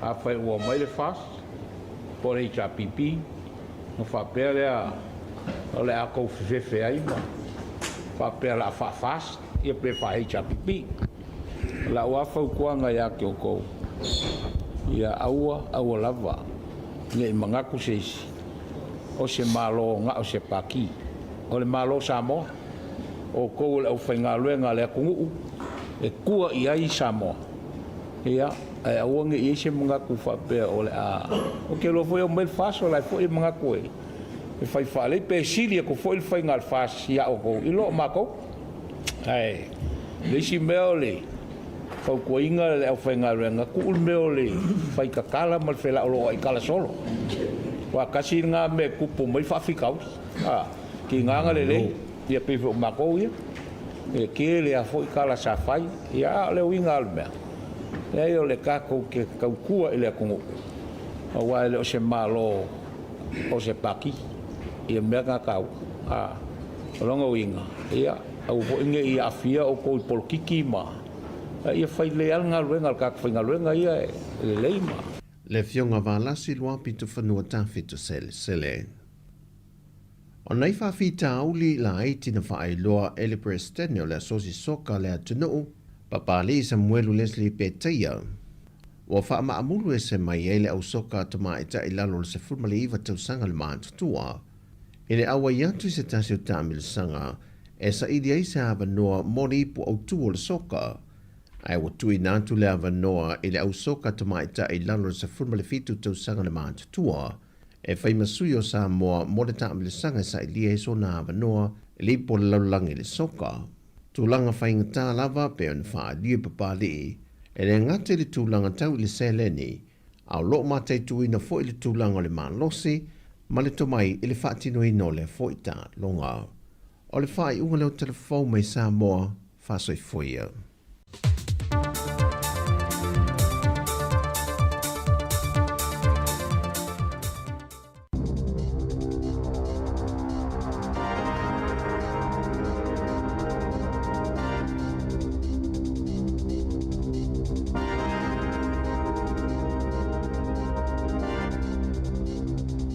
Tala flawal whaapoponga momoa tala fau mai le si ufonga le lau mua mo le nei tae au se fulu tasio se te malua whelua lima. E tu samale se fulu tolu wafe ngase Wellington e Mataranaki na whaafsota i falisu e toto le awanui. Ina uola tau tauli maina ni unga le sa o moni su enga o le maisuka na whaalia le Terrace Medical Center i Wellington e o le amata upo. Wa tonga fiti se e nisi o lato ngase le maisuka po oe ua lata i le maisuka ma toi tasui e lato whala au. Ai le o se tūlanga sa le te tawona tupu na whaalia le awanui labs le falisu e toto pito te leini sila na moli mawina i fo mai po GP sile mawululungo i ungo i suenga ai leo se tūlanga i masani ai ina ua uma na sui le whainga po le metotia e whai e suenga le whai ungo mati na saunoa Nick Champness. I le vao mati tolu tasi mai ulai se fulu tasi e eini sio i ungo suenga o le suka o le HbA1c i Wellington e Mataranaki a tonu o whaisi mawululunga atu na ilo le tūlanga e tatau o na iai o le whaafita auli na toi whaasao i le aso se fululua i ulai ai na whaafsota i tangata ngase i le whai ungo au kuso o le tala se tasi na se seo na whaamawina o ia ua lata ina tonga fitia o se tangata ua mawale maisuka po le pre-diabetes le whaate ia o ia matatongi se tangata e whautua ina o ia i pāle ni tau mafa ai te ua toi whaile sia ki mulimuliane ai mawai ua toi fo isi tūlanga le lei na whaalia le awanui labs e le ise tutongi mo tangata e toi su e toto o e nao fia i le asasi sa whaato e se fo i le whale su e toto maolo o ngā lulue vāwala lata ma le soifua maloloina ma isi au nanga ina ia wha mautinoa, ua whao o atu i ngase whai unga fōu su enga o toto, manisi fo isu enga o mo o mia ina. Na saunole ta ita o le Labour Chris Hipkins, ua matua si se lava le fastful faa feta la, ale au fai la fonga na faaluina e felele ye le palemio Australia Anthony Albanese, ma le palemio New Zealand Christopher Luxon, i le tumutumu le maunga Queenstown, o le masina o kusan faalauiloa i lungo le Instagram, TikTok, ma le Facebook e Luxon. So la ata ma Albanese o finau po fena mafua mai le Bavlova, mai lunga i le tumutumu i le motu i sauti, na faalia Luxon i le nama sina o le asesinga Albanese le atunuu o se whai ngā malanga whai whaatasi na matua manu ia lava i se talo sanga ia la atu i le tulafono lo Official Information Act i le matanga luenga mta upale lo toi fale na whailo ai e fastful faa feta la le tupela u whai la fonga na whaaluina e tutongi e heli kopa mapaila te ave i malo whaalo alungia na whaalia le taitai o le leipa i le asolulu ua misi le pale mia le avanoa e whaalaulo ai au nanga tu risia le atunuu ina ua le vala au lia ina le au whaasalalau e o ma le au malanga na whaalia so upal pale mia o le tupelea na au mai le pake te whaale tausanga a le matanga luenga o mata upale lo toi fale mo malo a siasi a le whainga malo whaapei mani sauninga whaamanatu a le atunuu. Ua whaapopoina le numero tangata na tuua New Zealand le tausanga taluai e malanga e nonofo mau i atunu i fafo e to sai ma whaamaumaunga pito la tamai. Na ta ua le Stats New Zealand e ala ia lato whaamaumaunga ia ua whaalau iloa e uina si itia le numero tangata asiasi mai mo le masino i ulai. A na whaapopoina fo i le numero tangata na malanga atu i fafo e lua se lau tolus fulo no afe ono se lau tangata mai fafo na asiasi mai I le masino i ulai lua whelua lima, ma e tu samale sfulfa fe fitu se lau. Na wha au popo pe afua i le masino i ulai lua whelua wha. O le swinga tele o tangata asiasi mai au se tālia. Ma e se fulu fitu a fe fitu se lau na si iti ai. O le whaita wafa i o tangata asiasi mai au se tālia. E to se lau lua sfulu ono a fe fitu se lau. Sa wha mawina o se numero pito maa walunga mo i ulai. O le taimi tonu fo ilea. O le tuuanga wa ongai au se tālia. O tangata na taunu umai saina ma le United States na whaititia le masino i ulai. Tolu a fefit se launa pa ua le numero mai saina, ai a felua se launa whaititia le numero mai le United States o Amerika. Mo tangata na tu ua le atunu i le masino i ulai lua felua lima, sa pitu to tele i lava tangata citizen i New Zealand. E tu sale mal to fitu sfulu tolu a fefa se lau, whaatusa tusa i le na ole to alua sfulu lima fe valu se lau, o tangata New Zealand na toia fo i mai, eno nofo i lea tunuu. Na whaalia le company waalele le Jetstar o le aiaini malanga fo se lua i tutonu lava New Zealand. Whaatasia mani malanga whaapopo. Inisio malai waalele o loo iai malanga i le taimi nei. O se avanoa o le ama wa inisi avanoa malanga whaapopo. E silia maleono se lau ono se fuluafe mo le company waalele i tausanga taitasi. Wa iese malanga fo ua fuafuaina i le vao Brisbane ma Queenstown i le tausanga asau i le taimi tele i whaase enga i le kiona. Ai o malanga ia sa uma mai hamelitone mo kala ia stete o le a amataina le masino te sema. Na whaaupopo ina fo i le company le numero o malanga mai au kilani mo kala ia stete ma Dunedin. Whaatase manisi malanga se tolu. Inisio malai waalele au se tālia. Le ata ilua malanga i le aso pe ona fuafuaina i au kilani anga i Brisbane ai whai si malanga whaaupopo i le vao au kilani masini. Leo le ama wa ile lata i le valu se fuluafe o isi no fua whaaupopo i le vao o ia a ai i tausanga taitasi. Na whaalia le ofisa fo inumera whaamomawina New Zealand i whaamomonga mo ngā luenga i tutono māsina e tolu e o mai iuni e se fulu afe ngā luenga ua leto iai be ua whaamutai na foi ma ua lima se fulu afe ua whaititia ngā luenga nei lo te se malu afe lua tolu. E lua afe tolu se lau se fulu lima ngā luenga sa whaamutai nei ngā luenga titele i tutono lea tolu māsina po o le tasi te simali tolu pasene. E tasi te simali lua pasene na pa uai ngā luenga i au nanga mo fale whaapea au nanga i tau mafa. Ai o ngā luenga wha ofisa wha pe ma au nanga lango. E tasi te si male wha pasene na pa uwale numero o ngā luenga po o leo wha inga ia whi tolu se lau tolu se fulfitu. Talo mali masino te se malu awhi lua tolu e se fulu ono awhi ua wha ititia ia wano wha i ngā luenga. I ngā luenga te tele pe o le whaunga o whale. Malu awhi fitu se lau ua wha ititia i ngā luenga i whale ngā o si o loa. Ai ono awhi ua la ititi whaile numero o ngā luenga i whale o loa. E wha awhi valu se lau lua se fulu valu ngā luenga na wha amutai nei au kilani e tutono le lava piliota a fitolu se lau fa se fululua i Wellingtone malu se lau tolu se fulfitu i Hawke's Bay ma le fitu se lau ma le iwa i Waikato peitai e se fulute si ma le fa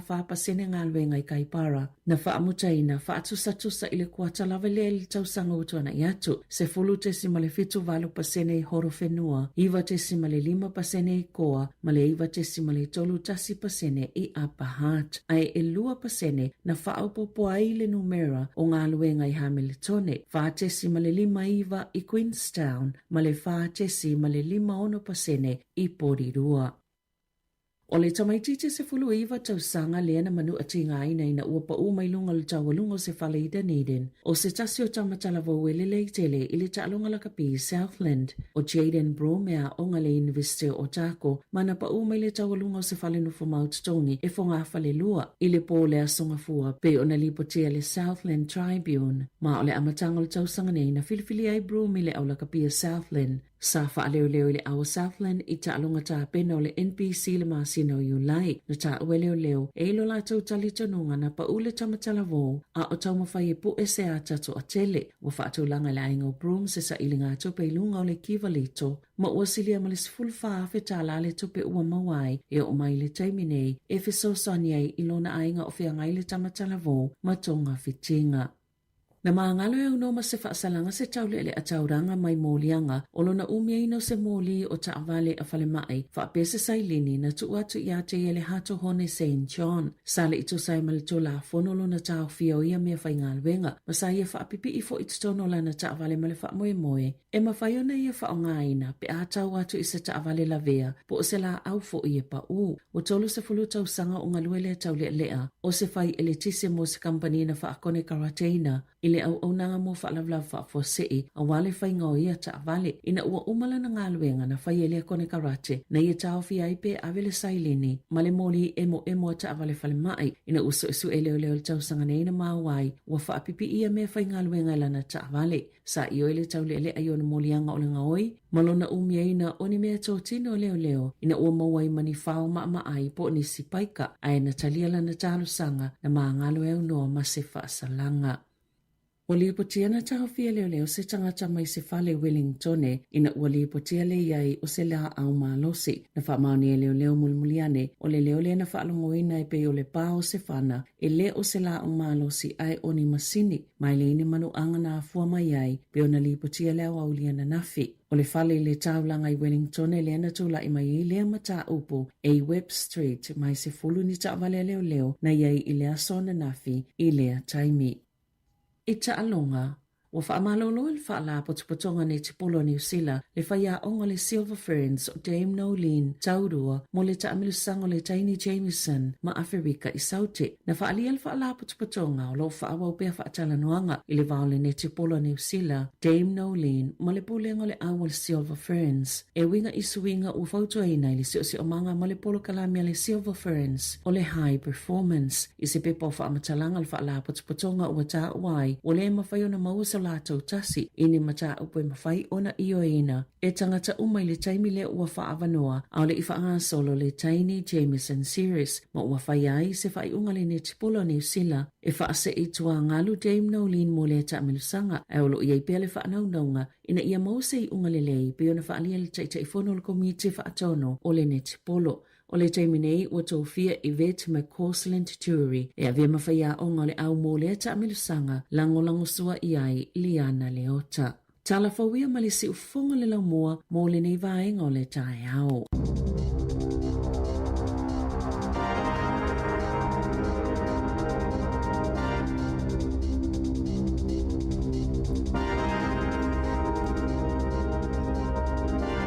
Malo whaftai na whawhonga tunu o le sifuru mo le lua nisi whapoponga o tātou fau. Pio na whawhonga mai ai tāpene ina Saverina Kasiano tātou tala nei usina nei o tā Sesalem Sam tātou tala mai Samoa. Mātango whia le tau le wawai atu i whafo. E le fau a matanu na ngona le mawhanwhano le tau nei vai tau. Ia, o whate ia fo i le lanolangi ia e peo le tōtele o le atou e whaonga ina le social media. Ia, e isi ali i tala vau le sua whai a Charlie Kerr. Ia na whanau la so sifuru whao ke topa le tausanga te si iwa tolu. O le nei ia o se tangata e ta mai te le tautala i mata upu tau porkiki. E iei o ia le itule le Republican i lona tūlanga wha porkiki. Ia o lana tautalanga na whaia i le tai au nei i nā le University of Utah. Ia pete iane le na whanai nai o ia mamali wai. Ia ina awai o ia i nā le Utah College i lana tautalanga. Me foi le o le puipuinga o tangata nei a e le iloa le tangata le to tonu a me se lava pe a faini fa mo ngai ni open space o le po malana ka pi e le iloa tangata a fai tonu se hol ia le tau fi o lolo wa le security le wala e so es we tangata o tonu fa mo ia a le la ua mai mau le so i fu se li nei tolu sul tasi tau sanga le matua to lu se an fa nau ia o le ai alu nei so e na videos no ngoni YouTube po fete mawai o Charlie Kerr. O le ata mai o le tangata ni tali fesili. E o se li kewisiano. E matua te te ea le tangata nei i mele o le abortion po le whanoina o mai o tamai tai. Ia ma tū maanga ese ia whaaso toma mwha komoro. Ia e lui ne tangata nei fesili. Ia e matua lava taha pena le tangata nei e tali atu i tau o meo fesili a tangata. E te e fo ila tau tantonunga le i tātou kewisiano. Ya pio le whaulave nā le ua tumo i lunga social media le so i whamaisenga tangata e o lava le Palestine o le malo Amerika a vele na whamaisenga o le stasi ne o tangata le vau Amerika e iei le tari tonunga e istei me ea ne e whaima kovana o se stete e pole alo na tūlanga iei e lo pete ua ua e whaim Palestine e stei me uluma i le uma o mauna na soifua le so se whaulave na tupu i nā le Utah College i se tautalanga na whai e vai atu le ata fai tau fia se lau pe fia fi tangata nei ai lau sa uni fai tau talanga ia e whana i lo le tangata lona le melo lona ua ia mamaliwa i le tai au nei Ia whawhiwhianga mai tamaitai o Marcelina Masoe. Ia ole ai tau malele le ngol pese. 2 minute u te ine le iwa le tautua si fonga le laumua. Ia le yalu lal pese alo fatu ia Betty Nansen tia. Ia Kevin Swalker. Sunga le wanae moi mai. Ia whamsanga whina i Filisi. Alo fatele atu. Ia whaftai tele le mafuta mai. Ia tātou whasala lau ngol nei tai ao. Ia ai tau malele. 2 minute ua te ai le iwa.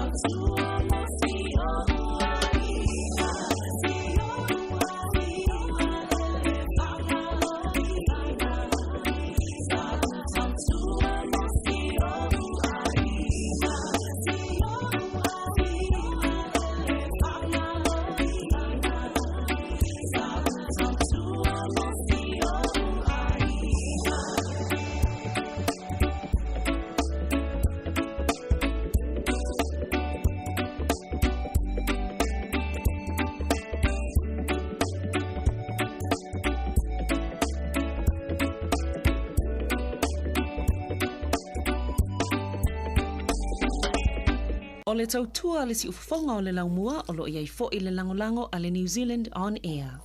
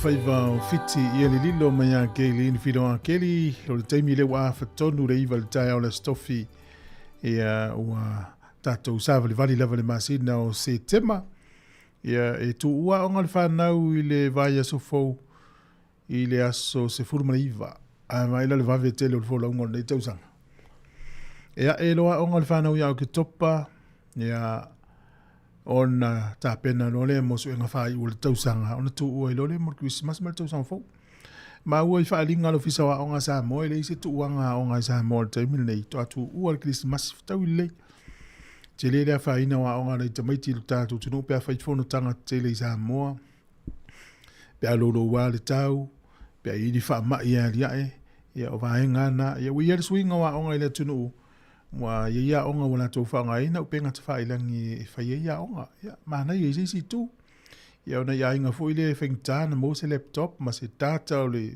ue pe isi wifi ia whengta tūlanga na ia tārusia me tawina na fo tele awa noro mai nei whanau skolsipi pe waso ia whaalonga skolsipi o fiti ia ni usila Australia le temne ia wo o isaina le tele o skolsipi a tātou whanau o ea ongai ia mai lo le au tātou le ngana saina ole nanai mea lo tupu lo langi nei taimi le mai tau atu le tunu o nipo ia o lo matua halu solo te tangata lua sifumon tupu tangata solo te de mali liu fitau inga ma leo ma te langolongo ina le malo o atu leo solo te whaleanga le whale o le palmia ia ole manatu o tangata leo te leo lo solo te nipo o whainga foi pi o le malo ia le ngata idea ia o le awhaina o le tau o le soifuanga ma le awhaina o ngā luenga. O mena no tupu na fui tu o le langi. E se tala na o matamata le News Australia na tā ua ini teini fō ma isto alua na o le ala. E nao I se pati e tau atu lai la vea male kenka lulu ngona wala tu lola ta avale fisosoani. Ia ai so ai lista avale mali wai teine fo mai e to lua. Tama fau al mele le fai ngā lunga fisosoani ngona wala. Ua o le tala le na meifa pe pong salva enga le na tuwela ta avale. Ia, mo tātou e tū le pong sā, po le alawa le teime le po e whelua I wha e mo moli whunga hazard lights. O omi na i loa tu le sta avale la e mo mai moli na. Ia pe ki pe fo I moli e lu mo le ta avale ma mauti noa. Ia o meola, ia o meola. Ia o tātou tanga soifua sili atu lo tātou tāua na I lo meola. Ia ni te ua anu tātou e whaile fisosoani. Ia e hawhaina I lo soifua mo lo ola. O nei tala o ta alonga, le me tau atu ia o ta alonga le Pacific Cup, le whanga solo le terminei. Ia, o le asonga fua le vaveao. Asonga fua le vaveao, le aso sifuru rima leo le masina o setema. Ia, o le la ta alo le tatou au male au Amerika. I le afo le ono I le tae au. Tae au, po le asonga fua le vaso le la sau. Ia, afo le ono le tae au, Samoa ma Amerika. Ia o le asonga fua I le afo le iwa le tae o Japani matonga. I le asonga fua lava. Ia o le asonga fua fo I sifuru lima o setema. Ia o kānata mwhiti. Ia o le afala sifuru lua le oli unga tolu ta alonga I le asonga fua le vaso fo. Samoa ma Amerika I le afo le ono le tae au. Fit tonga ma Japani I le afo le iwa le tae au. Fiti ma kānata I le afo le sifuru ma le lua I le auli. Ia o ta alonga I le Pasifika. Ia, wow, tau mō mai te, mia song fua le vea so fau. E le eilan ta alonga au nei I le aso wharei le stona I male saf, ta whai le song fua I le vaveao. Tau si ele tau mwhaisi a tātou au. O le suenga fusi leo le NRL, wha solo tu e valu au I le top 8, e valu au I lunga. O le pō a tae au le aftau I le Storm al Bulldogs, I le toi sfulu le pō. O le asto na I le 5 minute te ai leono le fiafio la ta aloai I le Warriors ma le Panthers.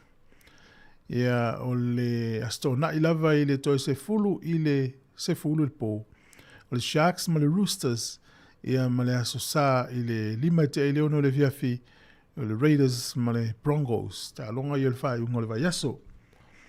Pe un tatou whalongongo I tala ina avatu nei e Savelina whatau I le teine o Dame Nolin Taurua.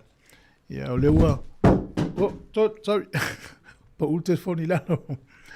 O leua whamalolo nei le neti polo ni usila. Ia ni vaenga I le au tasi mamali li umaiai ia le whaiaonga neti polo ni usila. Ina ia ele o ise mali yang ayu ini mata upalo to ifale. Ele o mali li umaila to. Le lau whamalo pe whamalolo mo le terminei. E ia ile ta mirsanga le whai Afrika. Ia o le lai fōringa mai ele o ia le la avele au. Ia le usui tangata o le avele au. Nai o te vea tuli te maita I Samoa nai whai ia leota. Ia nai o ila uala ia la avele au. Ia o le sa avea mua masui whai aonga. O le vet a McCausland Turi. Ia ma Liana Leota o I o le assistant coach o le au lea. A o le konkalate a le tamaitai nei o Dame Nolin Taurua. E o atu lava I le whaiunga luafiru ono. Ia o na sila le mawa ma ilo ilo na tipolo ni usila pe toi whaauau le World Cup le talimaro Australia I le luafiru fitu. E te le I o le taumwhais ni tamaitai I le swinga o le aua le tipolo ni usila. I le te mina tūla I mai ai pia luaf sfuru valu le amata mai ai na whaiao. Ia nae matangofia ia luaf sfuru valu. Ia na matua tūlanga ese le maulunga le whaatinonga e le tipolo ni usila ia I te mina pale mai ai. Ia pangale ia fusuia inga lava. Pe I nei vaenga I le malili ai. O le wena mai nei tātou talafou e le sunga tāsesa. Ia le au fo I lea soka tātou le mwhaina le wa le mawhaina aua I sta amilisanga fo isa ili ava noa I tonu al Pasifika. Ia no tūlanga tau se leni. Ia mai tau wina fo I tala mai le World Cup, le au le manusina. Ia te leo isi vai ngana whaatu pēna I teinei na o le au le manusina. Ia lo lato iai pele tānia po Engelani. Ia le whawhita auri leo au le Pasifika, le mea tau se leni. Ia e a fia te le au Samoa. Ia le ngata o lakpi, o le soka mai si umata alonga. Ia awai, ia o lo tatou iloa le se ngai uti al whaasoa nei malo le Pasifika. Ia le maua le tupe, ia le mwhaifuina awai. Ia bese le taimine, ia o whapolofesa umara tele o talonga. Ia le peo aso ia ia sa fsosoa ni al tangata ia tongi non pases. Ia e whamalo nei matua mai latou ofolo latou taimi. Ia e tautua tūlanga o talonga mo le tātou. Juno, o lo whātou ten tito le mafuta mai au gilani. Sunga ia si osi tusani, alo whatele atu porokalame, alo sunga sione tupai, malo ngā lue. Ia maruia foi feo inga le tai au. Ia, whawau nei whawhiwhianga ne minute on taurunga le porokalame le atal tai au, tātou whalongo. E le whasoa le whionga le wano, mari porokalame lea, o le laro rangi o asunei le Australian taruai. E no toi luas fulua minute on tā, leo se fulu, tā lo whalava.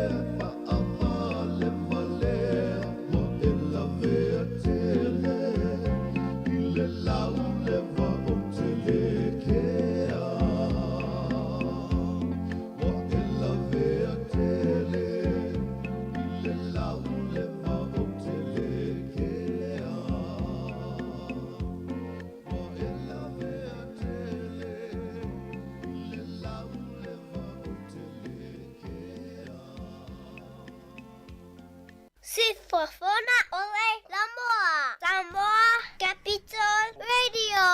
I love Samoa Capital Radio. Go Samoa! Manuia o ngal whanau, ia malola venei tamaiti whamano fwoi nei mātua lo. Tāpe nei na tamaiti o ilea onga ia so umalama. Ia toi paulo vai aso na tau malolo le ilea wa malolo. le leile aua le la tua o ngal whanau. Ele umal por kala me ile tala le stasio company ta vale le motu I saute. Ia, ile tu la fono le na fai ele leipa. A fa tau sauta vale le tu ainga le o le electric car, electric vehicle. E mo so so ni mal malo. A pe wila lua fe lua ya te se ma lua fe lua tolu. Ia na talu sanga ila company le ila to inga ta vale na tau le Nissan Leaf tamana o le electric vehicle. Ia na la to talu sanga fa pese la usfuru iva la to ta vale fa pe. Amen tu ila lo ia inga. O ta vale e tauna la to fa nga ina. Ea e whaonga company mo meu courtesy cars fo I e pe sta vale se ainga le me fai na vatu tavela te feo into e mai lea.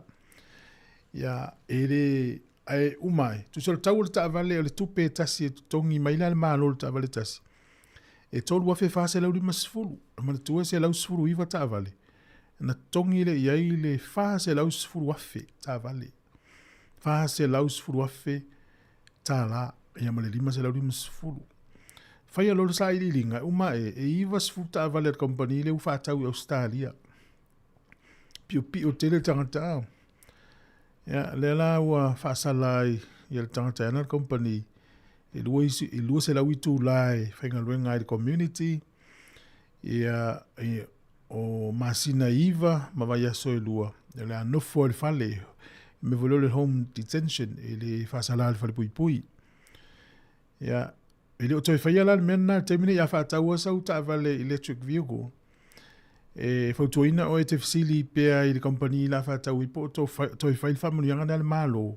Alu tonu na tau fie le national, ele toi whaia. E o lisi sao na le malo e whaititia, ele ka pone le adu atu ngā langi. E ala le tau whai whamalusia tangata I liu I ta vale electric vehicles. I al whawhitau, o le tau ngatai o na ta vale ele tau ngofie. Tele o ilo Samoa po in ta vale fa pena. Paul ta vale to ilo Samoa la wo yai o le ta vale le o le hybrid. Ele fa so ai le ma ta vale ma le pensini. E te lo le sita la mali e o tele fa long mo tala le no va ai vo ye. Fa sa o ya ta vale fo le le o ta vale le o mi le afio ta vale le o mi na ola le ta vale le ta tier ki o ta. Al ta vale le ki Kena na ki al ta vale ki na ona lo ta vale fai na se ir ki ala o ta vale na lo ta vale le se ki o sulu. Wo folo ai ta vale fa pena Samoa. Tele ilo. E tala le disi a uona ya u ili stanga tala fai ngaluenga. E na la tu tanga tala sulu le ki fai tol ta vale ta tala. Ya no folo le fa ola ta vale. Tele lo pe fa fento yo le ki o ta vale ile fai to tol ta vale. Na lua tu ale ta vale la to fale lua tu le office o la fe lua ia tu ta vale ala mauri ki fai to o le ta vale ele o suru le ki ile va nga suru le ki o ta vale fa ia watu ya ta ofo ia to nga me va pia ia le mano matango fiel ta na ia so mona to la fa ngota ia ma ia fa nga fa iva o le stai mi ala na maulo fa iva mana o fa soa ine te o maulo faiva na le tu le aisa ia te tango tu le si lova ia so yo manu aisa o mau ia ia alma fuanga na mau lo faiva ina ia fa soa ai o sta malo ole to fo ia tu ale tala isi tamale a tala voda talo fai Charlie Kerr mo se no te si la ia videos man tamo fai sfur valu tau sanga ole ile na la fa vai na ile fa la tonga na America ya la o mastasioli ya le o mal temine matua io la ola le man nei ia o le tala ango le fo ia li tata fo ie e ata mai ia tali fesi di fainga ta le tele io no taimi ya fu elu afes furvalu a sfurvalu on tausanga le o tolu su tasi tausanga le taimi nei ya ale o le ingola na company por fala tonga ta o le Turning Point USA. Ia alu ala universite fo le feitau talanga feitau fia se lau pe feitau fia afe tangata e o e mata malu il tangata le fesili. Ia o se li ke wisiano le tangata. O le man nei ia o na tau talanga man fa malusi tupulanga. e te lei o le afianga le lei o tupulanga Amerika i le lile. Ma le tuol teimine i le awa onga fau lei tonu a onga i Amerika. Ia le utau e se alta tonu ngā whake usiano. Ia o le li nei, ia o le maa losi i le vaianga nao le te e atu i le whawhanoina o mai o teine talavou tu lōringa ngana ma teine ma tina. E le aua ia le tūlanga na ia e maa losi ala na tautala i mara tele o vaenga i e te tonunga le suinga o laulangi le utatu iai. Ia, lango o mara tele o tangata Amerika. O lea lau tau fia i leo le temine ili tangata na wha o le maliu. Nei ale tai au nei, po le asol nei na tupu e wha au lave lea. Ia lo ringa lu watu o le tangata tu ule whana pe whana mamao atu ele ilo. Le pe sau news na nei le fiafi. Ia pe atau mauas tala mai le vaenga so isu e le malo Amerika. Whano noa tele tala nei. Ia mo tātou nei tua laulangi, ia manuia tele whea mga luenga le tai au. Kato mafuta pe tau tasi la auri, kolosi leo whasa longa i Sāmoa, sunga tā sesa. Alo whatu tapsoli ma yawa, manuia whea mga luenga amatalo nei aso. Pavifianga mai tama o le watofu o Samoa. Ia maringo le pese tama ana.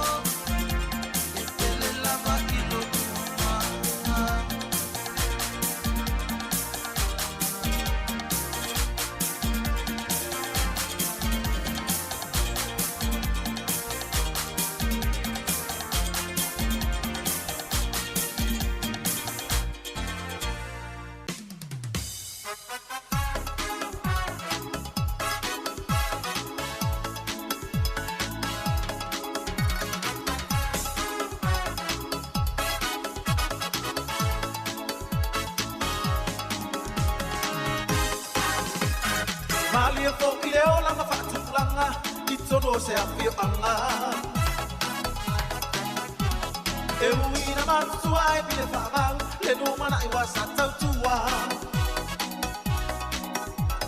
E mana tua pea I le loto le tamaliu Se se lau mapu ai le la kama o le liu Tala mai se tasi o vai au I lana wa amu I lana whanau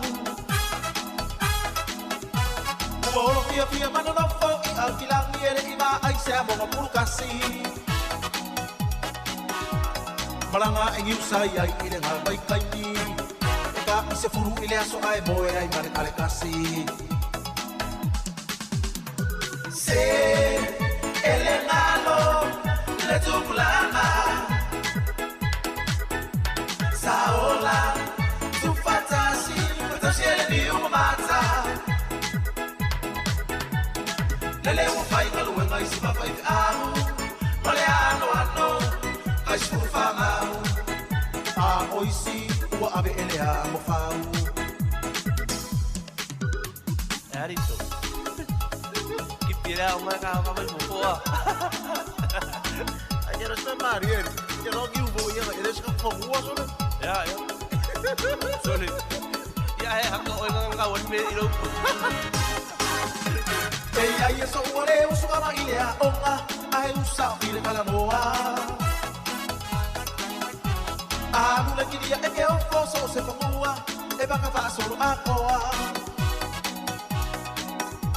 E ke fiu e a kape a maua ko se makai E fu o ila mele I koi uli kai Se io la kama e baka wa o le popo I se ai no vai misingisi Wame o ole pruo o ua kasasai o mi bomo sami A ole sua fo I le wala lau Sa ai lo o mi vai ai koi whaamau Se ele ngalo le tukulana Saola tu fatasi ele ni umamata Lele wa fai kalu e ngai si ma fai au Male ano Kai spufa mau A oisi ua ave ele a mo fau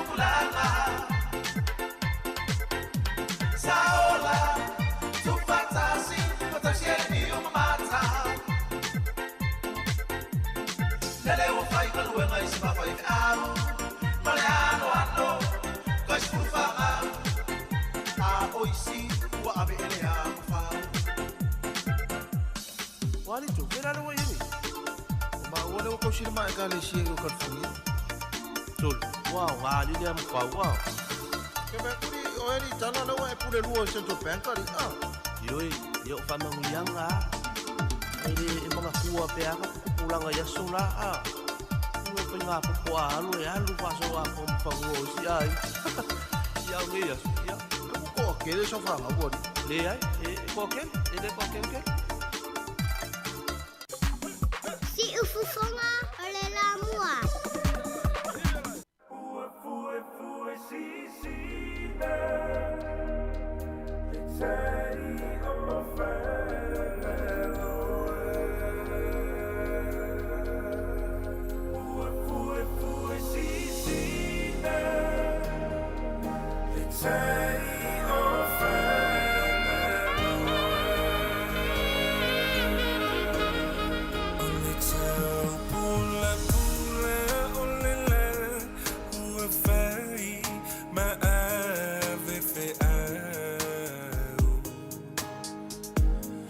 Ua sengi ai fo ila ngona o le tino ma le mawhawhau. Ha o se whai titili fo I o le langi se I whaleo. Mai sona le ngona o se avea o le sami. Se I fuli na mai timuna.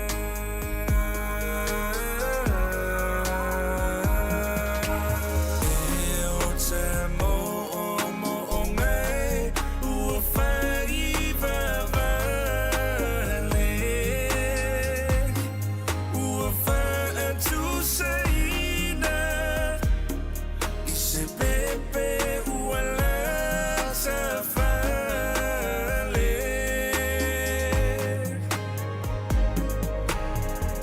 Ua le ai ma le moe I le po atoa.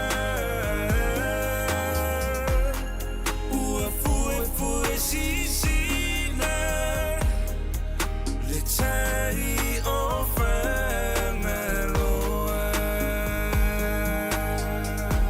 Sāoa sa Samoa fasa I le olanga. Ai e mole wila mai loa tu ai o foina. Ua pati pa aniutu ai nei mana onga o le tu I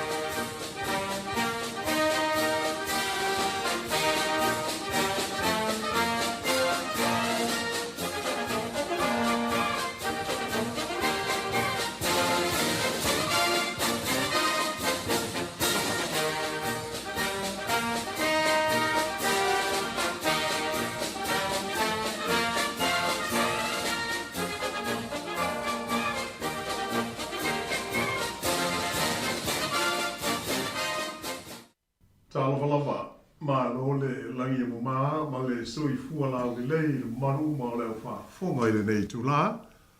E mātou te tālusia o lo manuia me uma o whenga iai ma lo tō manu. Tiu te mawhaiwa masani o le nei foi vai aso o tau whai ui u. Wha ma lo le ngā rurue, ma lo le onsai. Ma lo le pale, ma lo fo i le fo lau o le nei o tu vai manuia mai. Ia le tātou sawalinga o le nei tusanga. I le nei masina fau o se tema. O lo naiva le nei o masina o le lua awhi ruas furulima.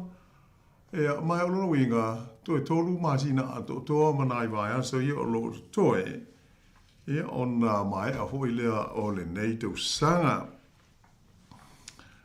Sa le mawhai o na maua se wha opoponga o le tātou porkalame o le lorolangi o aso nei i le nā vai aso o mawai.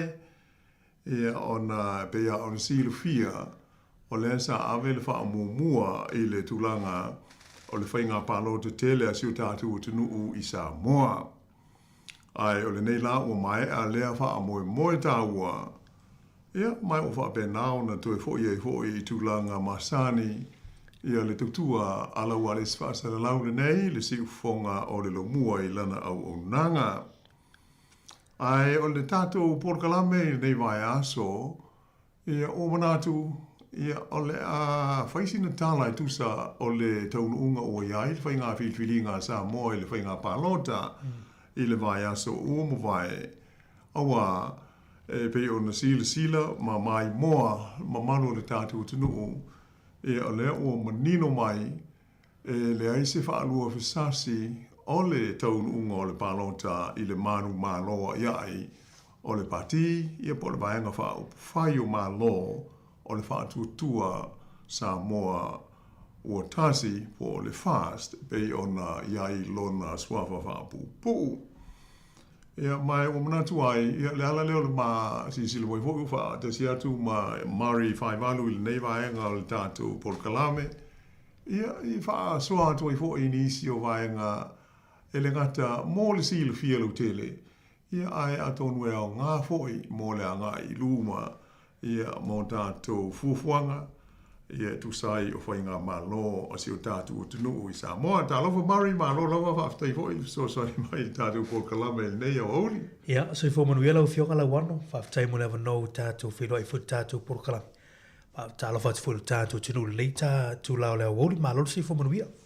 Malo, o le pia ona sisila ia whaafonga mai fo i le tātou o nanga mai i tai au, tātou porkalame a mata.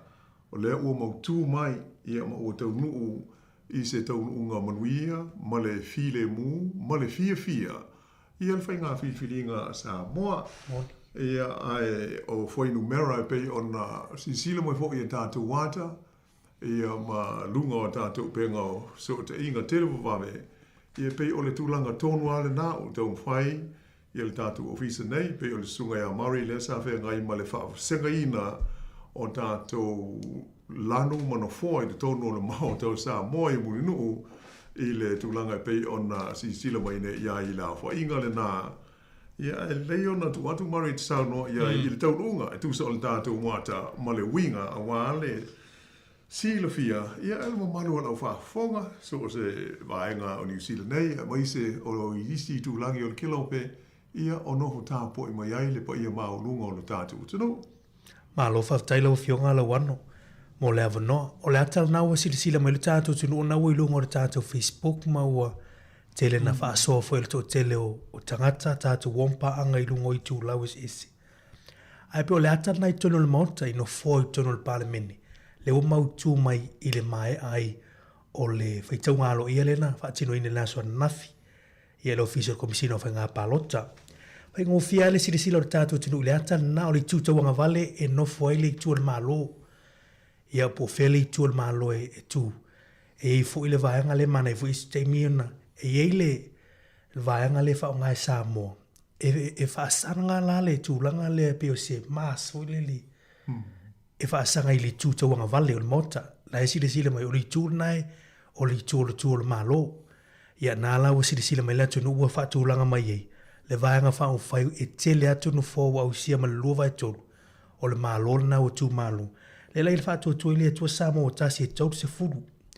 Mai tau mai la ele ofi uma sui fai pule il fatu langa na o tatu no fo. One isile sila fo imulinu ele ofi uma sui le malo ili tu tau val. La la fa nga mai fo inisho no fo ili tu tau matau. O li tu lava ia tau matau o le ata o li tu ngai. Ia le la ile HRPPS fu mal fa la tu no fo. Le lanu moana lea. Fa popo tu ma sui tu tolu al Samoa potu. E no fo umali tu tomatau. Ele no fo li tu al malo. Ile no fo al palemene pe asili silai. Fa tasi ma sui tu to tasi. Ia pe fa to tonga na lat o le fonga feta lai fo ile ate longa ton reilum. E sui fo le malo e tofi mai fo ili tu al malo. Le avea ma sui ma fo fonga feta ile al mot. Ia le ato ele lima sfurtasio no foala o fionga la wano i tonu palemene le mai ayo whenga whitwhiringa. E ila mana no foala na e tasi le whapopore tātou au nanga. O no foala na e le mai ama ayo whenga whitwhiringa ila soan nafi. Man whaitau ngā lo ia. Na o le lima i tamaitai whaipule na sao mai tu malo. Ao lalo tu la fono whenga palo te te mini. O lo o iaile ai ai ngai mo miel whamali aina. O le se furu pasene.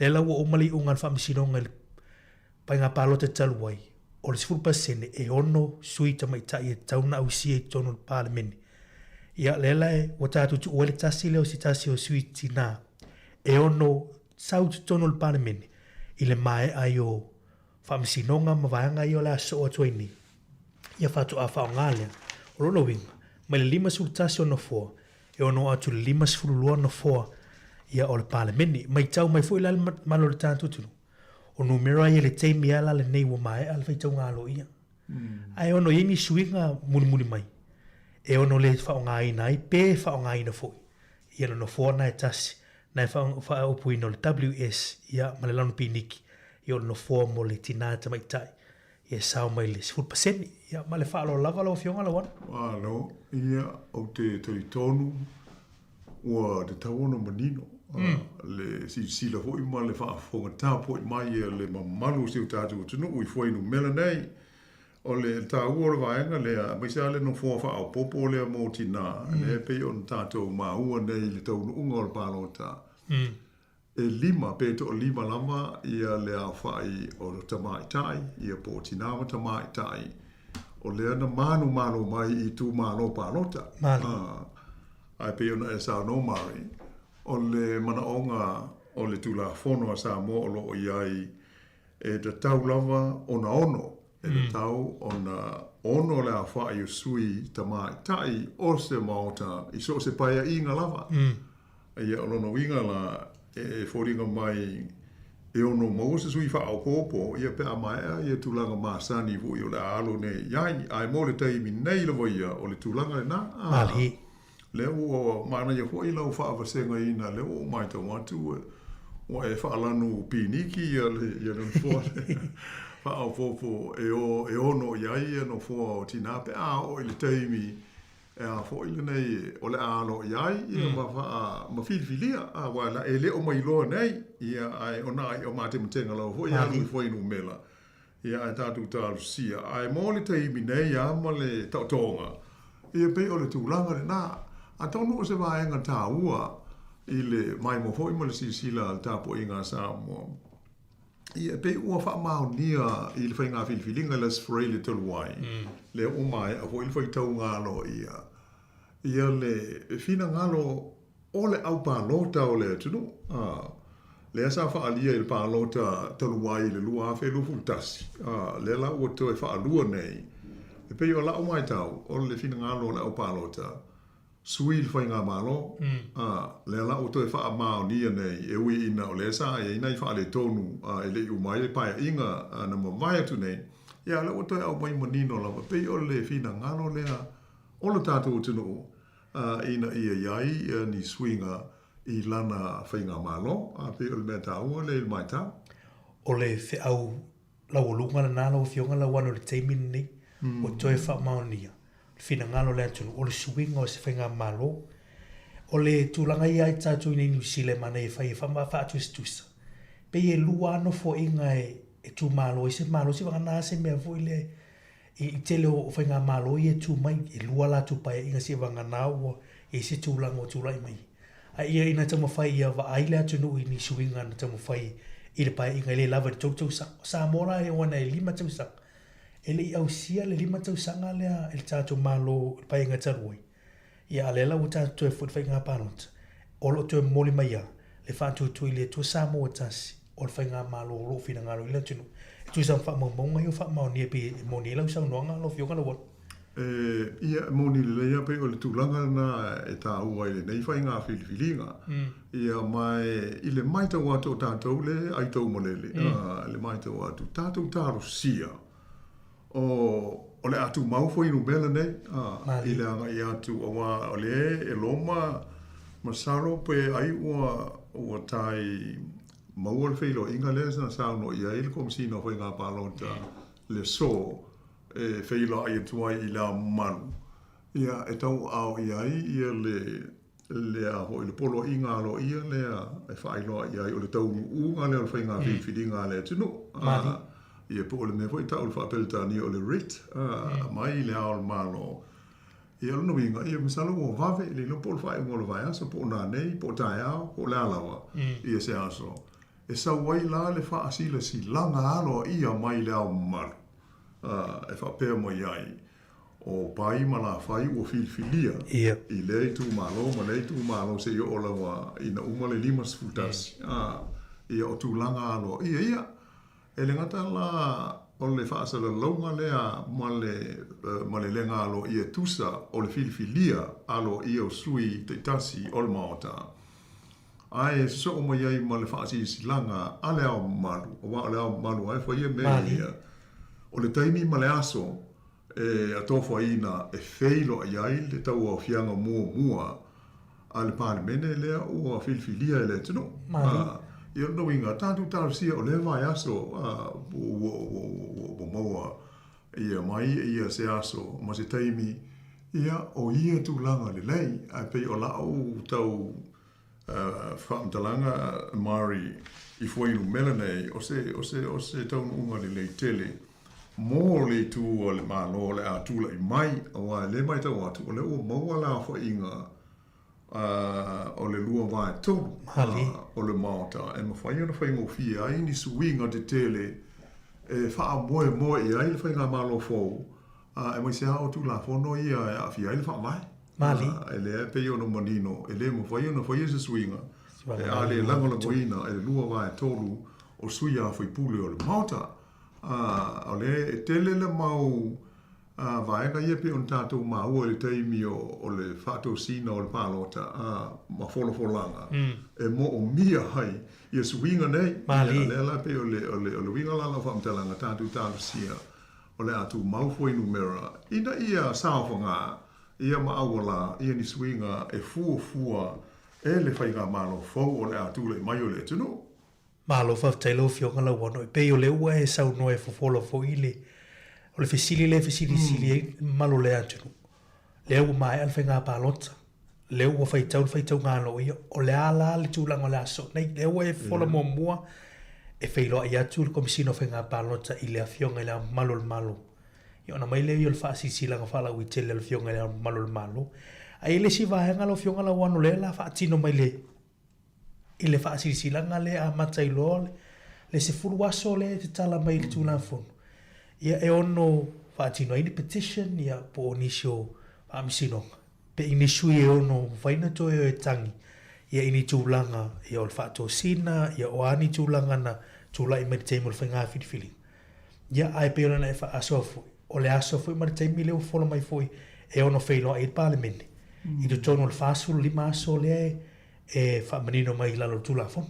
Maari, pe ole o tasi la na vaenga e whaatu la fono ina hoi pe aia ia le tu la fono ia taimi e ta tau na whai ai a tuanai e le se fulu aso le pe a mesa me o whamsinonga ia potangi e ave le whamsinonga ia nai e mai o io le leilawa ia le taimi e tau na ta pe nai pe a whai e se me whai a tuanai ia le taimi o lo o whaatu langa mai ele ai ia lo ingo o misil bas ia mai le ni a fo ini fam sinonga faia ai pe o le awala o le ala o mea ia le ai a whaatula i mai ele wha mai o le tunu ia le teimi e whaiai ia ai pe la o swinga na o le e tau mai tau atu ia pe a whai ia o le fina ngalo leo se whainga malo e tu mai pe o le mea a foi le senga a misala tātou le walala ma foi ma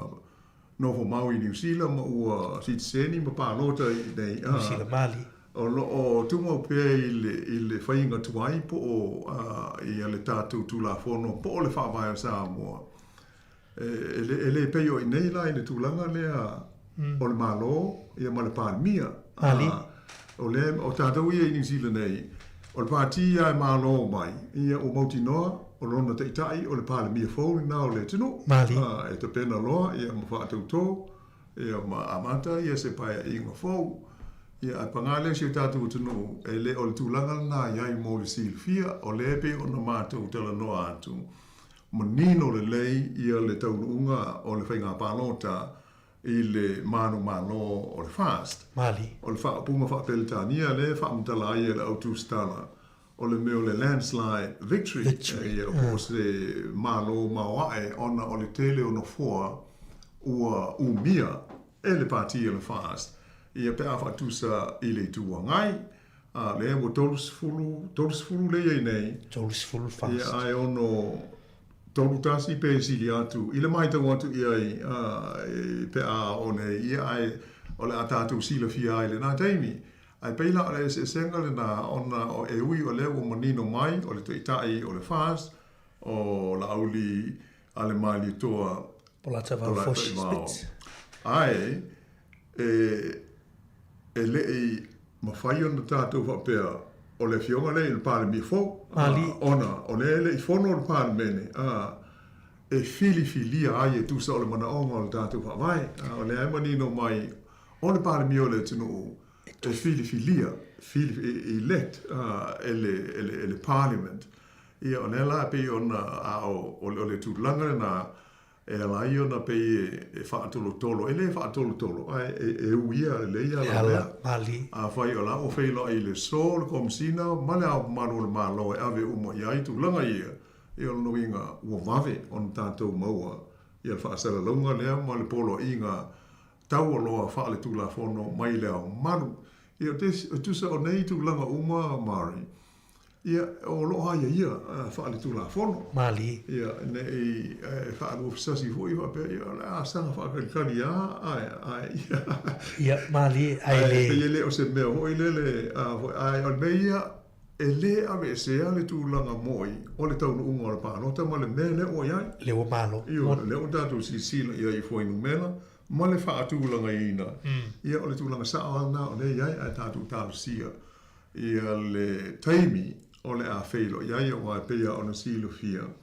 A uma vaega ia e tiu te fo ia la o le malo ia le na whaasisilanga ma le polo inga e whaailo ai o filifilia. Ia le pāle mene fau ma lan paia inga lona sfulma le vala. Ia o na au mai lea o le polo inga i le aso o tālo alo iai le pāle mene fau e tau o fia. Mali. Ia on tātou loa lea tālu sia po le so mafua asau, po le so lua po le alawa se aso le vai aso, e whailo i eile pālemene. Ia on ma whātou nu le mo tātou mōli mawina. Ia tula i mai o se whainga mālo fau siu tātou atino. O le mea mānaia lea lau whionga lau wano le wa tātou mātik tuina. Le whangai o ino vāenga o loo whamanino mai le tūla whono. Ia e peona e sau no le vai liu le tūla ngō le tofi o le pālemi. Ia e tofi o le pālemene. Ia o lena tu fa te palta tu tu ile pa inga taluai. Lena fa manino tol mo te le fionga ile. Pal mi tau silo i te mine ia fia me. Wa man tu te le o lu ia tu langole o lafo le fa tu ina le fa tu. Na manino ala i sa no anga tu langale o le tofio le pal mia. E tofia tu le pal mene e tu have ese fo le pal mene ni susu. Le fa mauni o lo solo ai lungo o ala mea o le vanga mo la le la tanto mai tauina i o le filifiliina e le ma se senga mai sia tu mo tu pasifika ina mai tau atu fa pena fu fitina i le tula e mai rampuka la tauia na fai fu palo ta fa pe tofi ton panami ai ona la o la ya la tu numero e pe ina la e te otoi ia pe fu o numero i le mai ai fa msinonga Ai lo fionga la wano mana yo le sfesili ono tu atu foi. Ini mea no tatu va ai le aso lea le to e whatau tonga lea po le aso lea. Ona mana e voi to e wha amanilo le tatu tunu. Le tofi o le fonga whetalai o ape o tasi lea foi a to finga tau o loa i tono le palemini.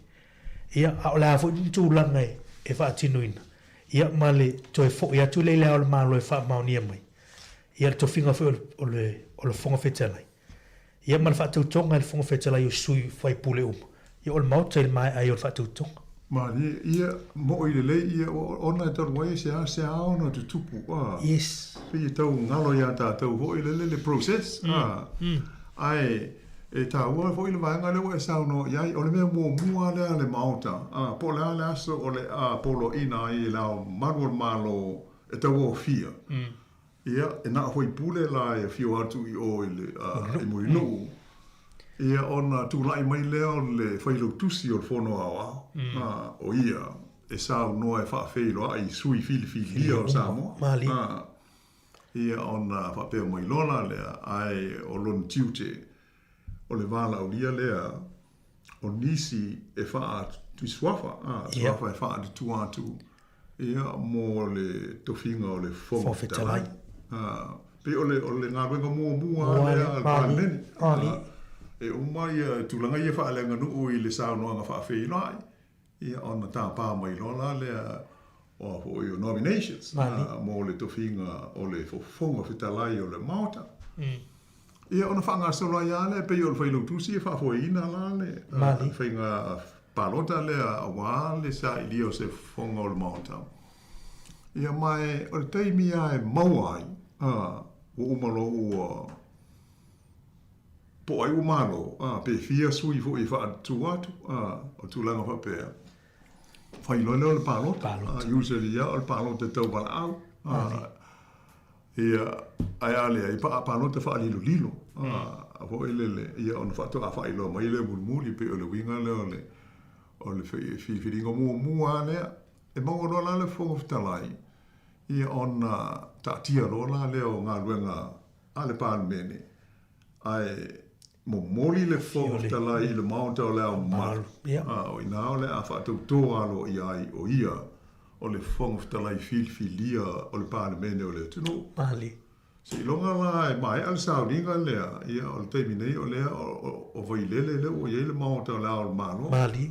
O aso ia pe unsi le fia o pe o tei vailima sa o ia aso i fua ia mali toa ia ai o le o sui mai i le Māota lea le wa fio ai la malo le teimi nei i vailele mali ia no ingala i le motua Māotel ia tali mai pe la le Māota se to fio atu le fonga talai uma le tautonga ia ona ia whaafoi na i lona le o le fifilia o le sui fonga talai ia ma whapea muona ona fa solo lo le fa tautonga o sui mo manu uma o tu malo mali ia pe o le ngalo nga mo le o Māota o te mia mai ai ia ona tolo polo le o ngalo nga al palemene ia ai alo ho i tu langa masani o le malu o le taiao ia na ta ape ile o la so mo pe o le vanga mo le ma ia o le va le o vanga ia le fola ia o le ua tatu mai tauina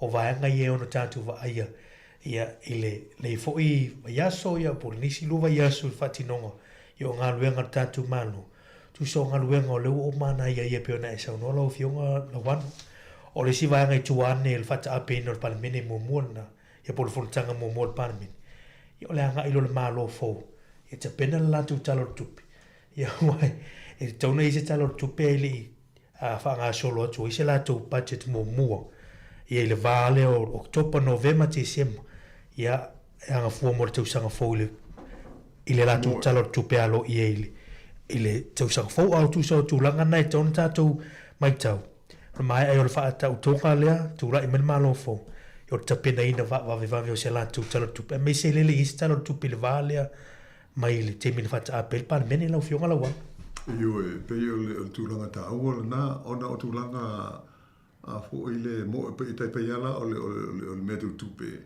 ia e pule lava ia le malo le tu le o ia i le fo fina ngalo fu disia o le mauta. Pe umi se taimi e whaataria i awa tau na tā pena ia le palmi fōu, ia malana kāpeneta, ia utulanga uma i linga ia. Ia a whai o lae ua umana tā pena. Ia la tātou urola. Le lope umana whātou tō, ma so o tuai mo le filfili o le palmia. O le mela ngai le mailoa tātou, ai pe o la sanga ia e maasani ai tūlanga o le oa ia. E mo buona sa ili le fonga o le mauta o ia na te whaafua ina ta o le manga al palmeni. E iei fo ia me o ngā ruenga fo ia komiti e se. Whaia voisi tele. Ia ai peo na o tau a whaia o lae o lea o e mo i le i fono a lae o tā pena lama ia le fast la tau ia la tau polkalame. Ia e pule lama la tau a wa o la tau le o ia le foinu me la fulisia. Il a maise o le la tu la mai form of the line ia en faio na fa pe atu la apa ta tu wa lu fa pe ai le tau fa ta lia ho ele stain ia ai pe o nai tu langa na mole Silvia ai o le nganga ai ta tu talo sia ia o le ava ve ona fatino ia ma pasi se talo le tupe wanga nga fa ia malo ia mo le tau sanga ua savalia nei o lea ua amata mai a te milena pa ua i talo le tupe na wha le tonu ia ai mai se ai ngā ruenga ma le malo i Samoa ia ona atonu o lai wha au ngā ia le vaenga hoi le o ia ipa sene wha atanga ina mai ai ma whai ona ova i le wha au ngā e le i pasia Mali o le ele malo ia o lai wha atanga ia ai e mobia le vave ona ia i seleni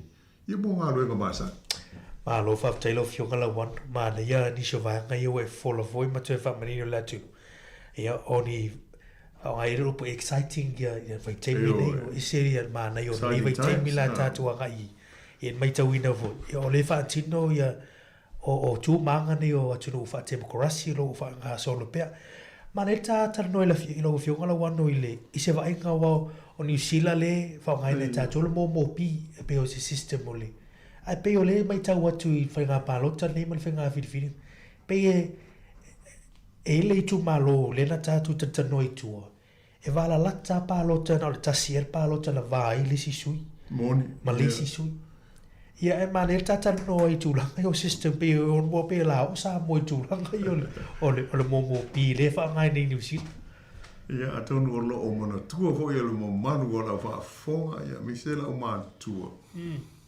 E ele teimi sa ili ai i al parlemene o Samoa.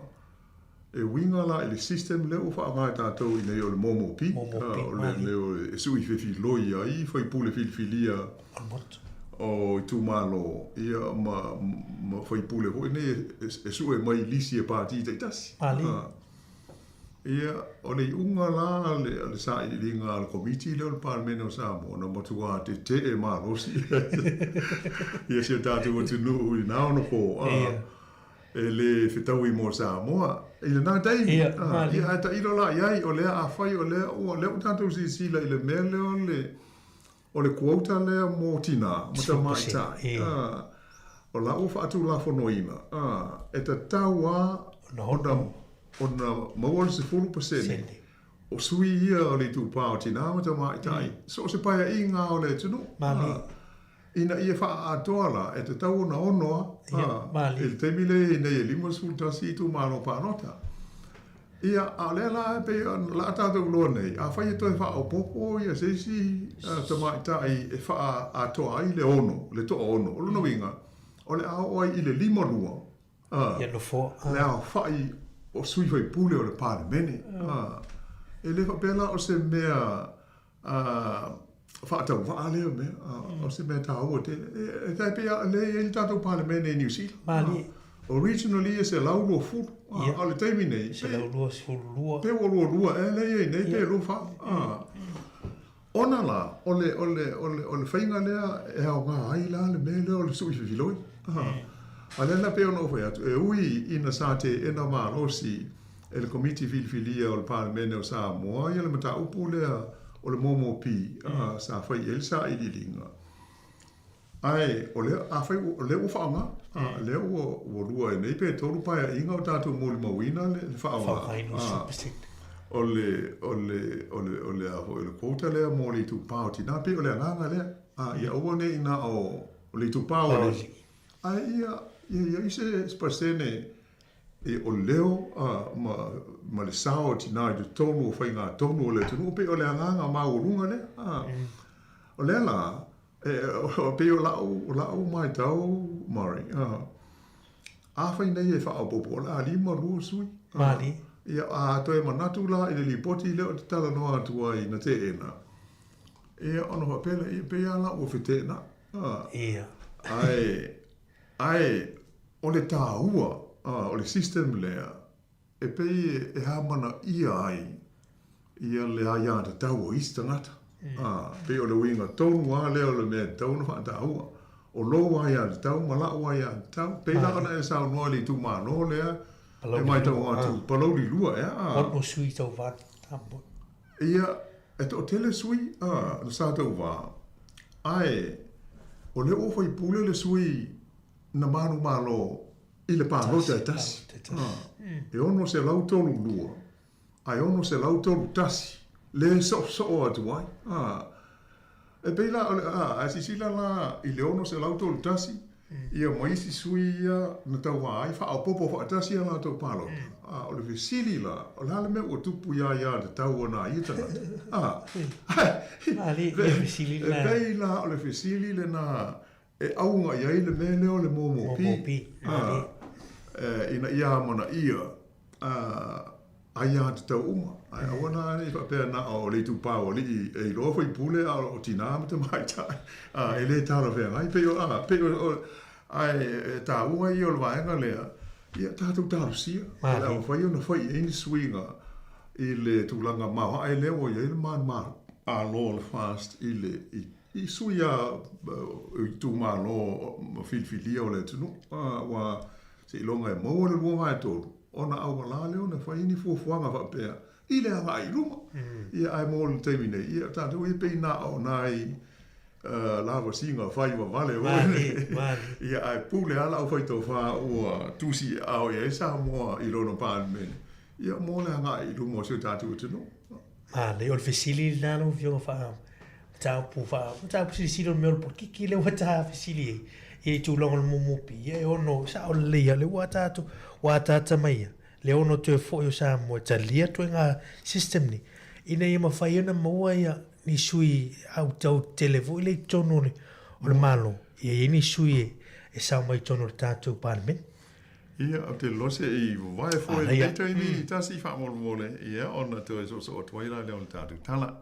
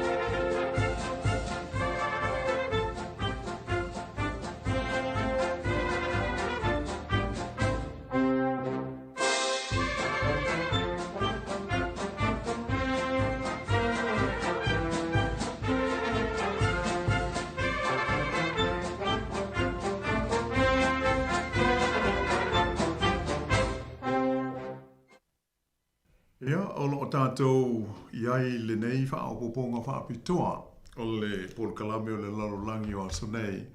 Ia, pei o le so, ia o wha apitoa i le tātou loto i whale, le tātou lalolangi si o tātou tunu upele i Sāmoa.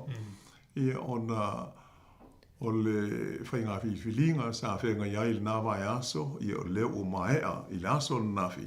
Ia ma o tātou maua le taununga e pei o le sisila ma mai moa mai iai. Ia ma tau mwhaifo i whape nao na tu ina i o manino lau tāpua inga. Ai o loo mawhatasi ma sua ia Mari Whaimaru. Ia e whaasoa atu aina i langona. Ia manai ma tā upu.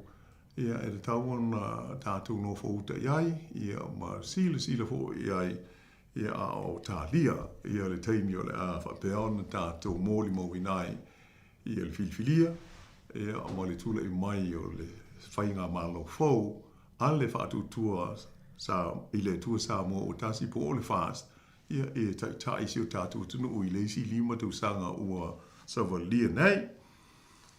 Ai e pei o le si tūlanga Tautua e se a fo i ona tātou whaalongo i Mari. Ia pei o mene i potinoa i le au whai, le au mautofi. Ia pei o le tūlanga le o le whaafoi ia o ngā ruenga whaale malo. Ia o mana tua foi, o le ai mai o i o mai tūlanga o le tūla whono. O le pale mia filifilia, filifilia, e le pale mene o Samoa. Ia, o le tai lea o le whainga malo. Ia, mai, o le tele au teimi o tuanai. Ia, pei o ai lava e tūla i mai le tofi. O ia e to tasi e ai le matawha ioi. O le filifilia lea o lana au fono. Ia, po o lana kabineta. E la tau te ngā lulue i le whaatau tainga o le whainga malo. Ia o manino fo i le whaawai, pei o na sisila iai, manu li tātou tunu. Ia o lo o whaapeo mai e mawhai e le pāle mia o na filifilia ni sui usfono o le maota. Ia le i lalo ifo o le toa valu. Ia le sili atu i le toa se fulu ma le lua. E a vea ma minsta po suius fonor kabineta. Ia pe o ia inga ia ono o iai. Ia pe ala ola o mai tau atu i le kabineta le ana ma vai atu nei. Pe ana o le sfulu. Ia ma le pale mia ono sfulu tolu ai le o le malo. Po o le executive le pu lea. Pa te ia le whainga malo. Ia ai pe ana on ta tala noai wha pe mo le wha fonga mai e se tatu tunu. Ia pe ono o atu. E pu le pale mia o le a filifilia. Ia pe to valu ia e me instalan kabineta pe o le dos fulu ia pe se fulu pe iva pe vi a le vale a ona i titi fo le valu ai a fo ina i ova atu i lunga o le fulu mo le lunga a ese ia pa mia ia o le te tai o le mano o le mani o la fio la won o le mani no fo o le mai tau tu lunga o Facebook ma te lo tustusi e o fai mat matenga malo le tunu ia ino fo nei ila au vaa le kabineta fo le wai o i fo i tatu te loi ia le vae ngol vae ngā whai po le manu i o la tau i o le a taita ia matanga luenga lo tatu tunu ia o la nafa fo i ma la pa uai fo le mafo ngā luenga ia le manu te leo mini o matanga luenga ia i tono o le tatu malo e li tu fo i la li tu ngai leo fionga la wano o a uma fo i tu lango o matanga ruenga po portfolio voi e fa ata mo fai foi le tu ngai e tau fai match foi la tu ia sui e foi le i matanga ruenga ia po se shadow cabinet foi le ono tu lai mai ia na tau mo fai foi le la tu ia ona la le us fu mar fai foi no mirror ia pe ona ruenga le tu ngai ia vai mai tu la o matanga ruenga e pe ni usila va pe na match is a shadow cabinet ono ia pe Tautua, mo i le ia Mari Tautua vai anga lea. O e zau no i mate matega fo ia mamano le tino. Ia tonu e le isi me o iai o se mele le me to. E to mata tau malangona faalia. Ia, o se mea le tele ua e tau mai ai. A le tātou te whataua ia tātou. Ia tai ia matofinga o le atula i mai e pūlea ma whaafoel tātou mālo. O se mea le tele le o se mea leanga. Pei tai ane. Pei ona o tāua mari. E pei o le oi. O le whaitalia lea a le o le a filfilia a mea. Tai o le tino po o le pālimia. Le tofi pālimia. E pei o siana ia lea mta fo ioi e fili lona awa e la te ute ngā lue a o whainu mela nā i awa na ili lalo i fo le valu ai awa whaina i sili atu i le toa sfulua e pei o le tūlanga nā a o mei o le tau mate po ai o no tūrai mai se mea le tele o ai whai ina whai eina i peti ngā hoi ai o le vaenga lea tā ua e whaadia i le vaenga leo meo tofinga a pau leo le vaenga i lao mai tau o le sa le teimi lea sa tūla i le HRPP sa whai ai le sa alo i ai le tai o le tūo ngai alo i ai le tūlanga e whailon ma tutongi i e whai fo i mali ta male e le malo mo ana ngā luenga whai awa e tā ua na pauleo le mele a hoi e le foia ona o suil fai nga maloi i tatu mai tawat e le i ola e mele pe o nei e alo ia foi motofinga ia o cabinet fa aulioli le shadow cabinet e a hoi le o la tu finga e fa sala la mo ya e fa pe mai o la fai le o le a veo ma min sta fa aulioli o la tanga luenga o tanga luenga umala ye tofi min sta ale fa ngama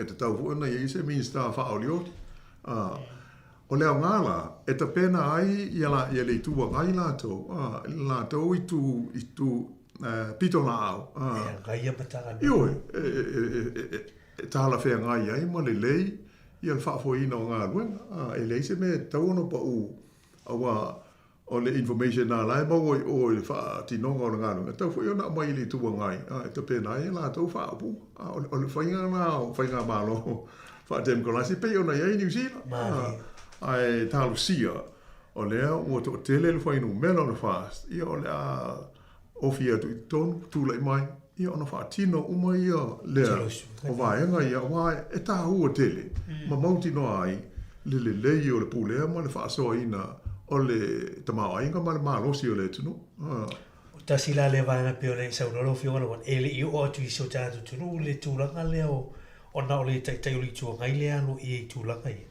au se ata furi le tatu te vai pe o nei dusi e aluar mi le minister fa o le tupe e fa sanga ka minister o tupe o tu man malo pe o ata va ia na o no ye pe a inicio suinga pe o no tu lai mai i tono o tatu te no langa i luma ia o upu fa o malo i tono Samoa ia la fionga la wana o mai tau atu le leva o le awoli ia le wa amatona fa tino pe ia ni sui ia polo ia so fo ta matan tato i lo mai va vala mai fu ni sho polo kalame le pelo le tata da no e fero i gar parlamente ma tulang fa pe ia pe o tulanga na le o tatu tau foi ta pena nei ia masau niu ni ai tato e pe ona o foi atu mo ia o le o folinga o vave le lopo o stay na nei i po ta ha hoi au mai le a fa se longa lo i mai le mal i ona tatu lo ai la le o le teimi i o la so le a tau o fi ai le pa inga fo o fi filia nei sa mo i le na fa inga palota i mai o le tulanga i o fa inga malo i pe o le nganga na on tatu tal no i pule la mo i la to o le o sao whanga nei ia ma whiwhili ia ma tusi au ia Samoa ia awale te ita inga o lona whainga malo i langa ilu. O le si vaenga mana ia le tatu te mati tuin o le sila le ale Pasifika me si sunu te mokras pe sila mautali ia ele mautu o tatu mautu pe o le vai te mire paro te wai ia te le voi tūranga tūlai mai lewa whanga ioi te mi nei a nisu foi suinga na manino mai ungal famsino wa nga foi pe lo pole wa tofo wa testi atu la mo tatu fa vai ma vai ngolo i ia wana le tūlai mei tūlanga i tātou te le malama fo. Ia i le whauinga ina e whamasinonga o te lo isi suinga ia la tātou i te mini. Ia whai ngā whamasinonga ia e mei se fo. Ia le te meni tauna whono ai le pāna meni. Ia i tono whāsu lima aso ia o tū mai. Ia ma le whilo inga ma le fionga ia malo peo tūlanga o mai ia le la tātou vai. Ia mana ia le tātou polo kalame le ia so a fofo le tātou tiro. Ia i nisi voi o suinga. Ia e ono va ia i le nei fo ia vai aso ma lo vai aso.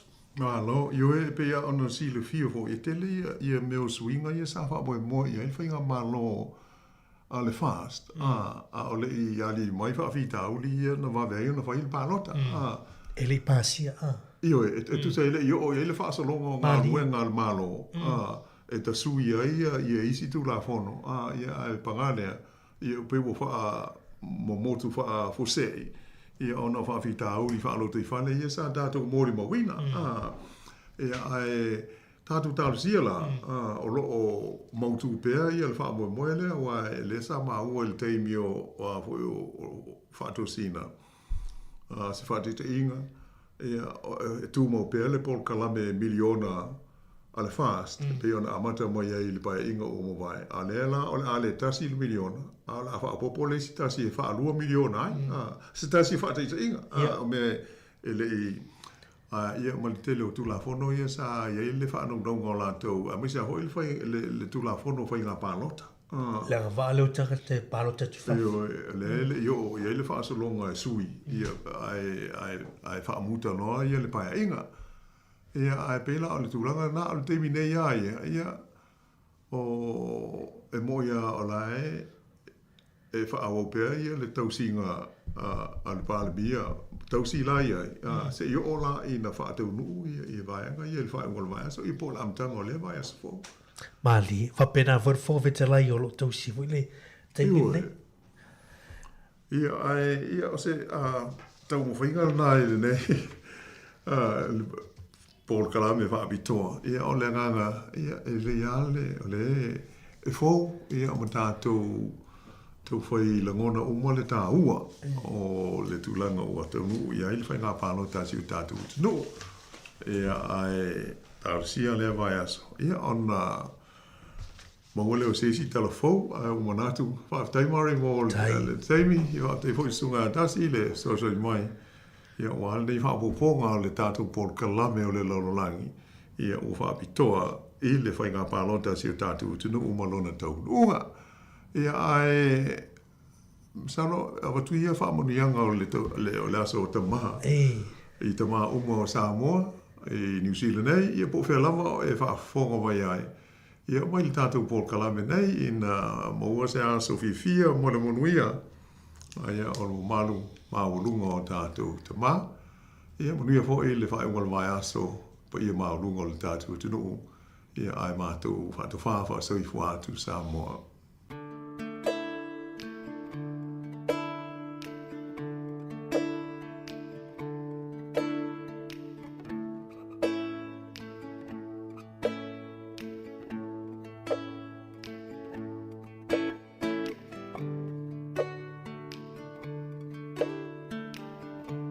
Nalaina timu ia ile ala Wa ea oleva amole olo umanava Le malulu tafia mafana fana Sa ilinga manui hela ufainga malanga Taunu uatu le malaiva alele E fau leva aine I fale te tele Ole mautonu lo ufatuanga tete Wana oa unei ua saulo ufefe Taulo umafau fau ile Samaria hangalele Ole alo lo faiso o se tasi e peo lana tau singa isi ana te ni a wha o e te tali lelei ni a wha o e te tali a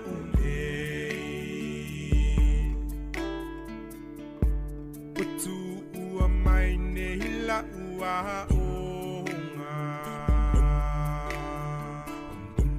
E whau masoloi o umo onga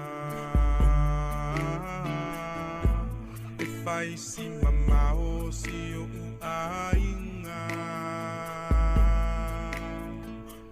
Ta fia vave o atumo se tau saminga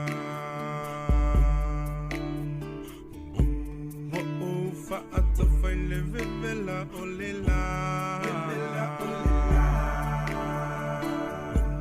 Wamu uva i le vevela o le ta Ele ai se se nemo se pase Uana oa une i le tonga va hotele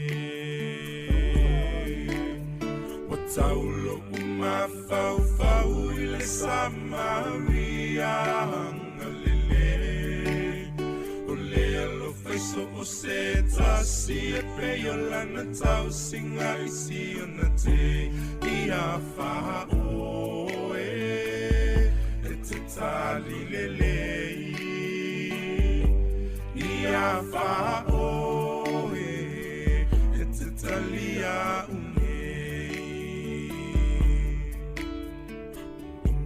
Na o supo i le moa na sau Sei amo le tau singa o le whanau Nangalo la ufangu vai i le lau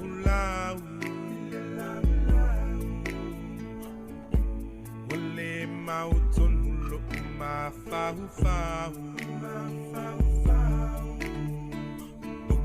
Se va a whangota ua o langona hina Na o wala au ilo o matelaina Wa o le mapeta u e mativa E alola u foe ai mana tuaina Taulo uma fau i le Samaria Ngalele O lea lo faiso o se tasi e pea lana tau singa isi ana te Ni a wha o e te tali lelei Ni a wha o e te tali a Taulo uma fau i le Samaria Ngalele O lea lo faiso o se tasi e pea lana tau singa isi ana te I a wha o e te tali lelei Ni a wha o e te tali a O le whawhonga le tautua le siwhonga le lau mua nei teimi o le tae au. Hina mai le tātou porkalame nau toi whasala lau atu o le lalo langi o aso nei. Ma le tua porkalame nan whasala lau da sfraile le vaso lente e nei. Ia le ua maua tala au tū o le vaenga sa tanoa le porkalame. O le aso lua asau, le aso sfulu ma le ono o le masina o Setema. Ia o le awhatautoa i lol palemene sfulu valu le mana o Samoa. Whai i tona i mato. Mai te wina fōle pisi o leo whainga luenga i whātū langa le lei lea vaenga sa uninga tā ua le tātou o tūno. Ia o tai au ia on whai lotu fōile le whionga le pule tau manga le tātou li teo mo nawa ia so ifisuia inga o tātou porkalame ina ia maua e lea tūno ia tau manga o le wha moe moe tā ua. Yo swinga na tas full tasi ni nei tai au. Ne ua tas full ma tasi ma tengo fie le tau ni nei as oka. Ya manuia tele a onga nei whanau. Ole vai aso fouto e vai aso a onga nei kuata ona tu ua lea. Mo le lua vai aso to ya e a onga tamaiti tu ua lo le Christmas mer tau sang fou. O ai o tau la nalu Samoa nei vai tau si akilo tu sfolau. Mauti noa o ono masina ya le umi o le ao ngao lo tu sfolau lo iei di teimi o lau malanga. Ya ua lalo ifo ya o te ilo e mo miala so sonia komisina o Samoa. Ya mo o e pea fa pelu tūlangana le lu tu sfolau. Malo, ya, manua whainga malanga. Tātou lo ngā luen whaafonga mai tono, whale whainga luenga. Ia ona i whaafianga sui whiwhiloi. Ia vavai ai foil nei tū laro tai au tautua tiu whonga le lau moa.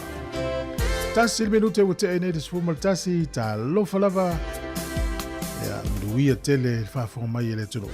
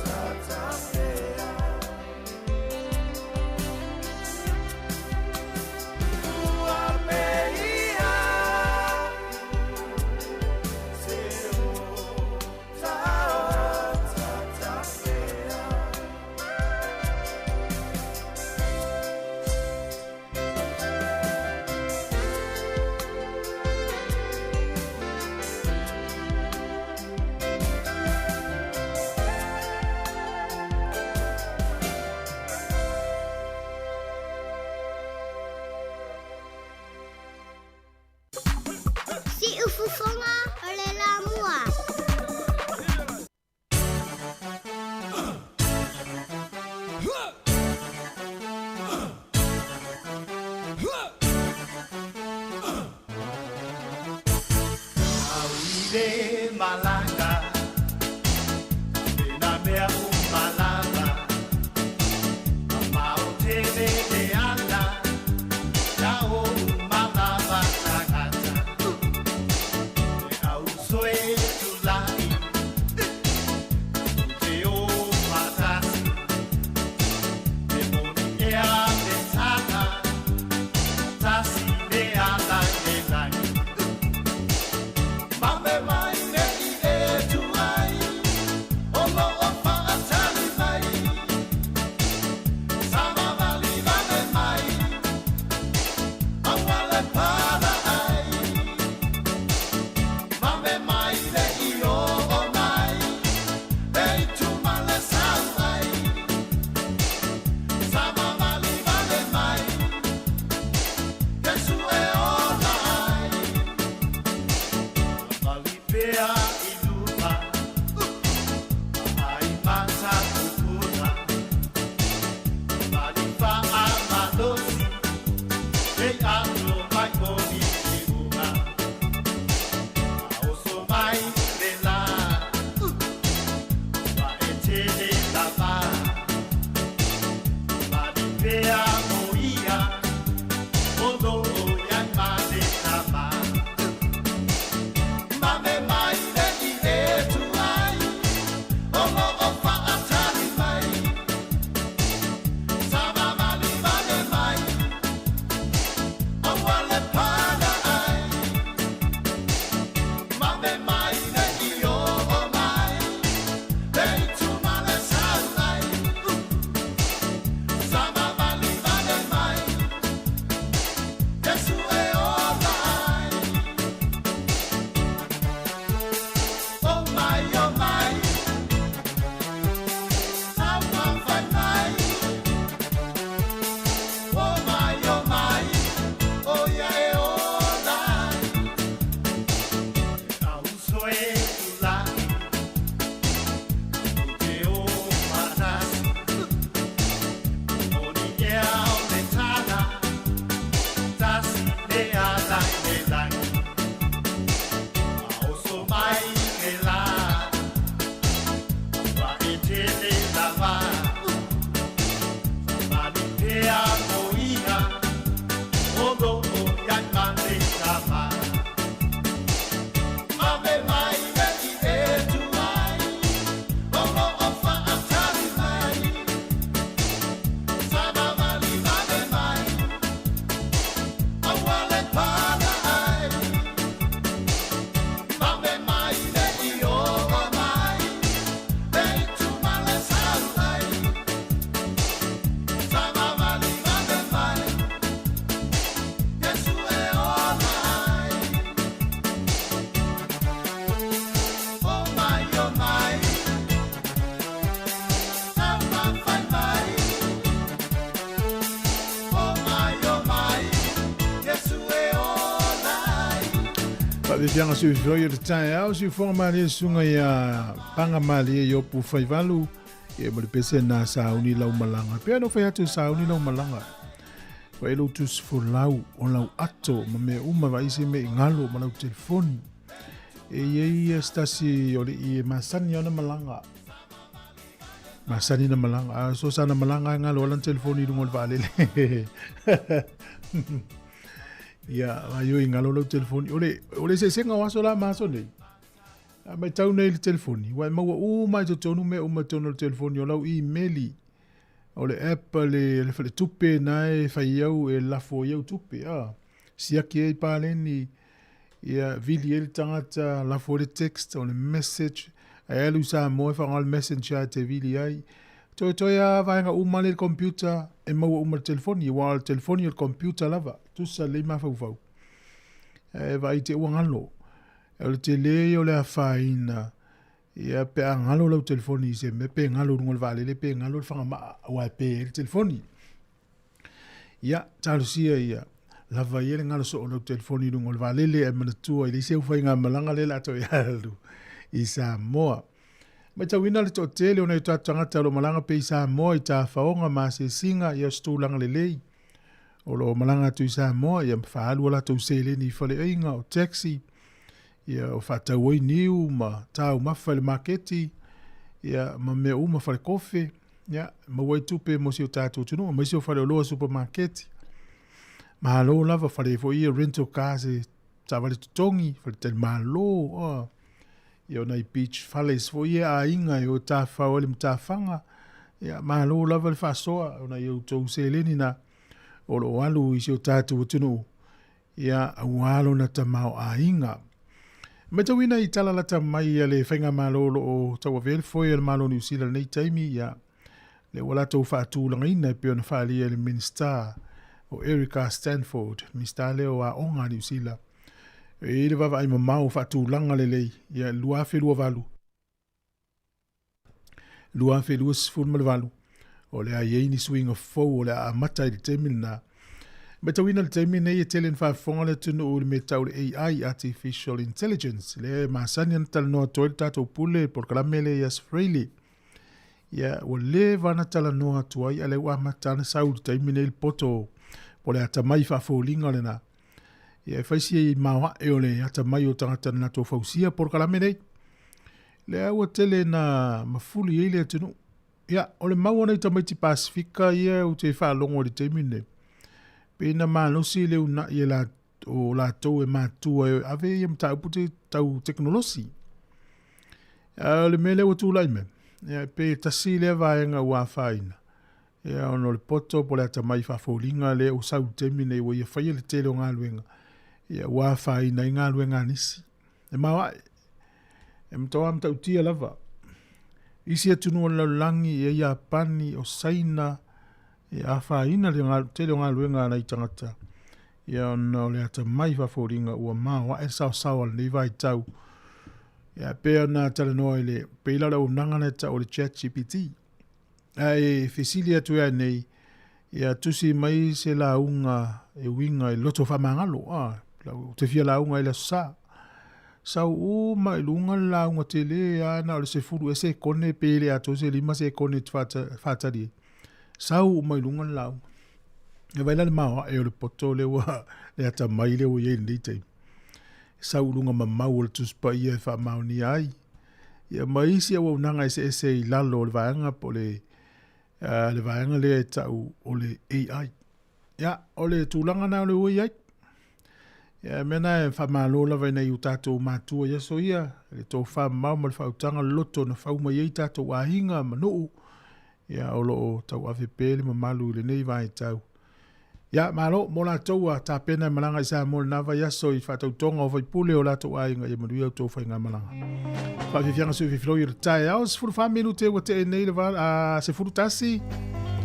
Ma le tua sui le tātou teimi le whai unga le māsina nei le Sāmuli muli le se lua se furu walu o se tema. Sui e le tātou teimi, to e ki whaawave le tātou wati I luma.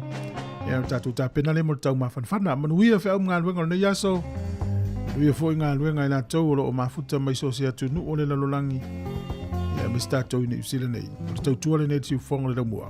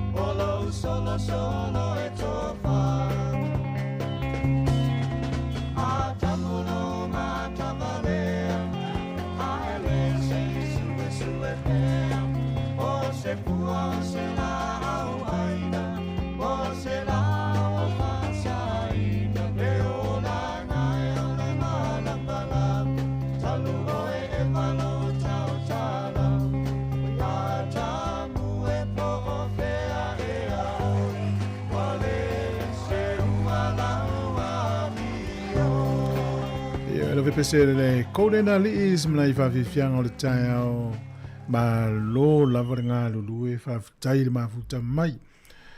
O au leo te mawhau pe a wha pia e maua le result po le taunu unga susu e ngana whaia ia te au.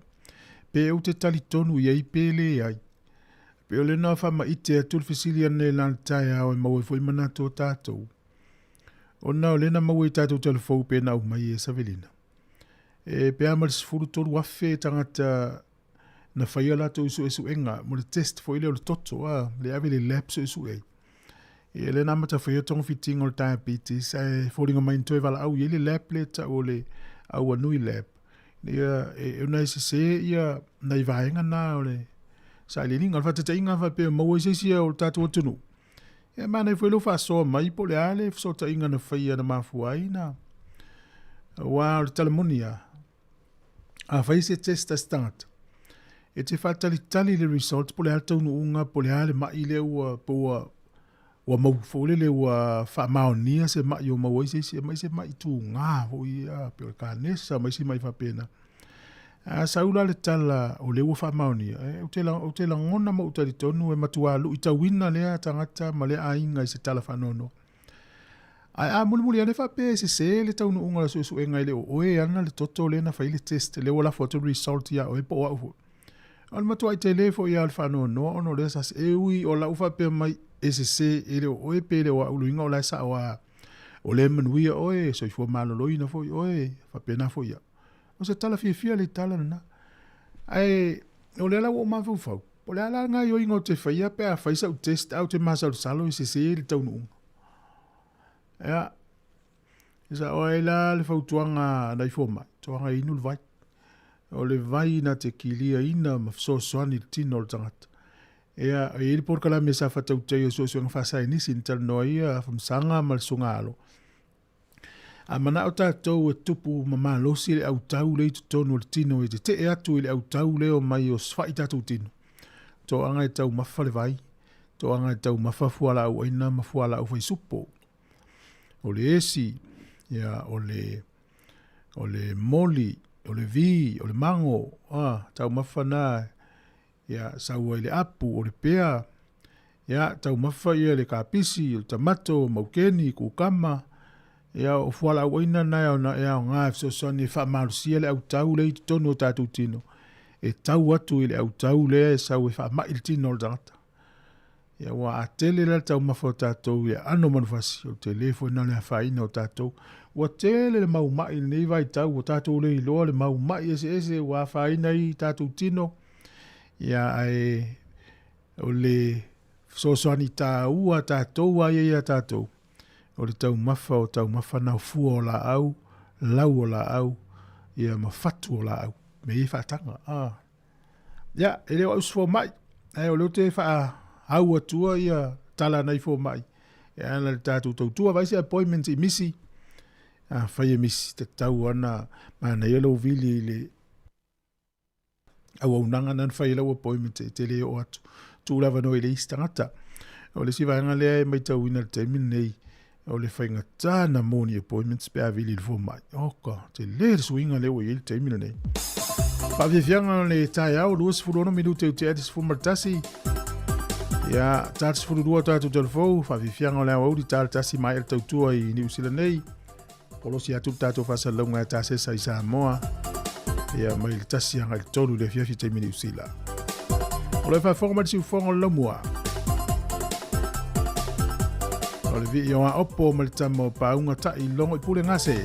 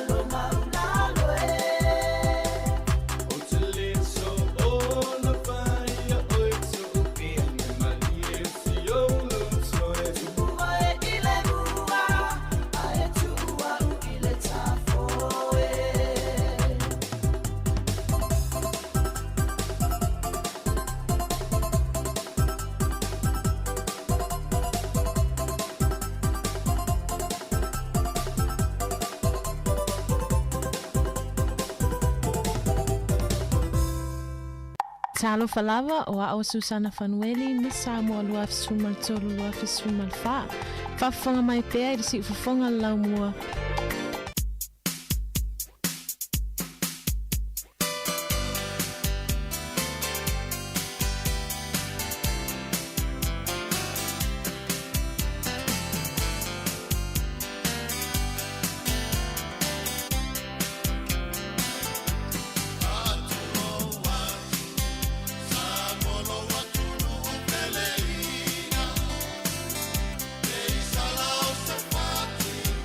Hey,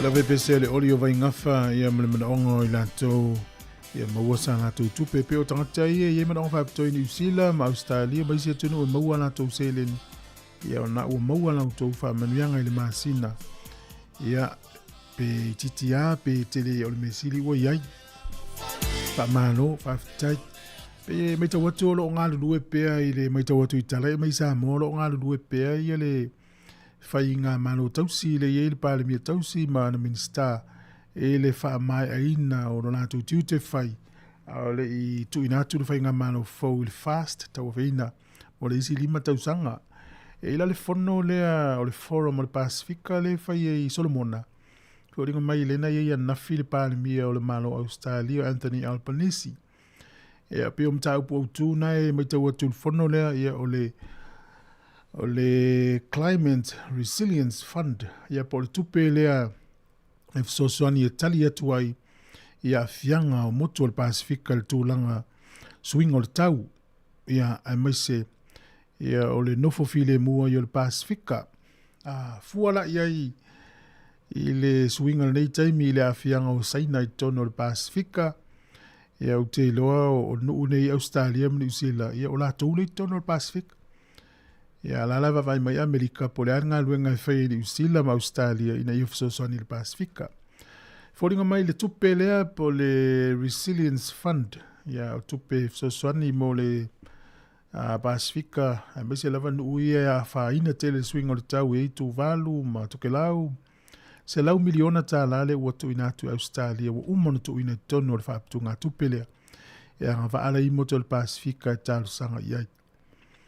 Ma le tua le fono le chokom lena whaia I Samoa ia lai whatal tanoanga ma seminar ma konferenisi sa wail tatou pule ma tatou whenga luenga. Ia, e pei o le tusinga o talo sanga nei o lo iai latou o lo iai o le whateteinga e o moto le Pasifika iai latou whaptoa e tusia le talo sanga nei. Ia o le tau maua I e mo ia e tele tupe nei. Ia no le o tal no atu la le choko mai malo tau purenga o le tau pule al Pasifika le no tal no momo tu. O ringa mai o le ai tele I tupe maua tangata I tu sia talo sanga. Ya ona le maua umale atu no le Pasifika ma tu no uie talo sanga I tupe fa pe lo wa fa ina la tono swing o tau. E ringa ia tatu tangata tu sia li poti nei ma talo sanga. Ia te roa u mar tupe ile atu no.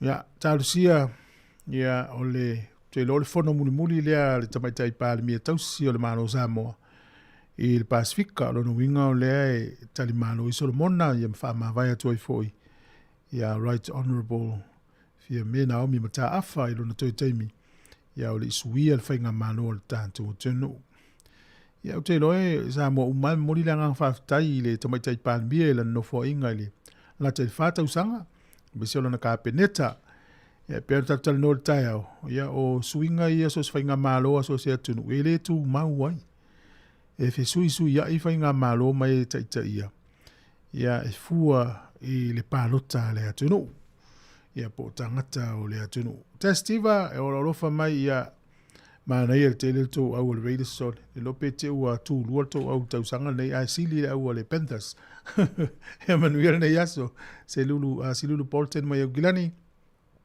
sunga ia o lini fonti fa taile mavuta mai pasco cap ia alftele atu programe ia vale le mati mala fenga luenga ia malo la vale mavuta mai nei musika so ifiloi ia o lata atu tatou ile au li longa tonu le mune ia fa fonga le tatou telefone talo nei tai au vani atolo mal fa fianga tatou man Samoa le manu Samoa ia malor fai Sai mau se pai fai ka penga nga ka ma soling o mau do fu vai ko nginga lang moanga o kai milea ile mo su e sau TV ma le kele o kala pa ko ale fi ko weling kong ile kasi ma fanga o ngai ma kua mata le nga ai nga su I mai le muri papanga kale apa ai o so pa po se I ka kalo akama ai tu ile palkalie inga o kia ko li apalala mo mai Kenya ke va ai ke ya ile punga mai so pai popo I lalo le post ko sekia so ai ko ilang ko pesi mai kamika o like ka ele sami lunga I lunga sasa I lalo e le kai kai o ngakangi. Ta pea oe wala pea o la ma fau fau ya hani. Mai la uofu kala e saini. Le manu Samoa ya my Lord fire fire. My Lord fire fire. Le manu Samoa ya my Lord fire fire. My Lord fire fire. Finau mai ingelangu ai aka la kasiku po. Jack ka make ili kofu Jerry Lefo se ole awe ka alo le faku ka mai pule ala ko loko como mai se si ua e mai kong ka ma fautua oto ole ka ngaka palau e makua I leilo aske a e muli aku I kua e service me nga olo ai pefu la vea I la malaka ma o mika ele pesa mino nga ole fia pa ili ma ili polo kuku angi mo wale mai mo sangi e ko skep ke ba ai e kuli o e male au pe a e ko e fai mai nyau me fo lolo lui ipi la lola ai o makwai o va lo la po amalo san so o ila lo le po officer travel rainers o sanga e ko sa o se simale malu e lo le po mai a alo e pu mo le manu Samoa ya my Lord fire fire my Lord fire fire le manu Samoa ya my Lord fire fire my Lord fire fire mo papua ya la ku fasi kama isusuki nga ai pai a pelu fa ai uma fuli kama isusuki nga e ese malo fa ya se ribi male au ofiki como kasi mai lo uso e fai sau malo lo mala kiki se I kasi e mika se ni o le ipu siamo wen konge o le ala ukala so o siamo wen konge ui mauno olo pulo nalu male mana olo karikong nge kele sa ukala e le kai kai uma olo fia aka onga ole malia kele o launga kong ya kama o mai potu ko pa ala ko fam champagne o mai ingilang pa ala ko fam champagne o mai malisi au nga pa ala ko fam champagne ai o mai kama kele manu so le se fer ka champagne le manu Samoa ya my Lord fire fire my Lord fire fire le manu Samoa ya my Lord fire fire my Lord fire fire ele kaliko ringi kalo langi finau mai ole manu a ofika ko kalanga la fu o kasele mang fai mai ole me mau fa mai wala kilo ka ko sao ngale ai le a ole pang CEO kalo ka pau tu lo la fai mai gas chiki pom mai o fai wai solo male por fico Hong Kong ole mau winga le yo me poeaka o si ilo ka kungu fa ke le masala fa wa ole ngi fa anga kama ole polo sala fa la fa na o sasia ole si au so o au ka fa o lau ka lengi o lau ka alo o ngau ngau o lau ko lengi o lau ka kalo fa ngau ngau o lau le fa vai vai ngo fili le anga ole kau ale o ka fa ali mai luka ko ka pa au le manu Samoa ya my Lord fire fire my Lord fire fire le manu Samoa ya my Lord fire fire my Lord fire fire ineti to filau o oi ole uso makua kasi kusi aiso e mai ngai ya Timoteo Yosua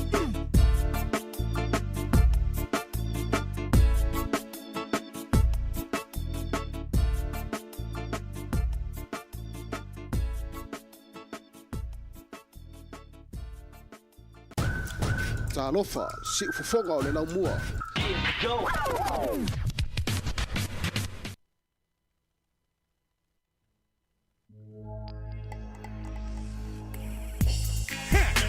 Now this one dedicated to a very, very special girl. Pele Air, dangerous combination coming from Fatty and Banana, alongside Benjamin. On a reggae tip, on a someone flow. Si mamau na tafea na inga usulu iau ua manino fo ila uva ai ile rosalo oilola o ai uki itia ai mamau le ala tali ai le anganga ele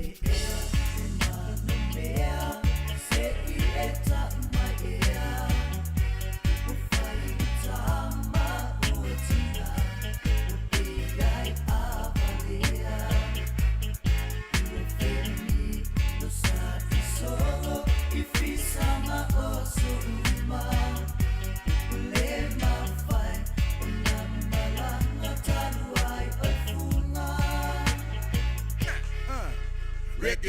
music guitar echo through the hands of time. Vibration in the solar system, it will rock your mind. Legendary storytelling is just sweet like fine wine. Never even ever doubt this combination, fire and banana and Benjamin. Ele fili, ele mamui, le fia kulea, oa maui, whainga tau na ele se tala, le mautunu ai lo uanganga, ele ea o ta fia vai, whalomo tea iai.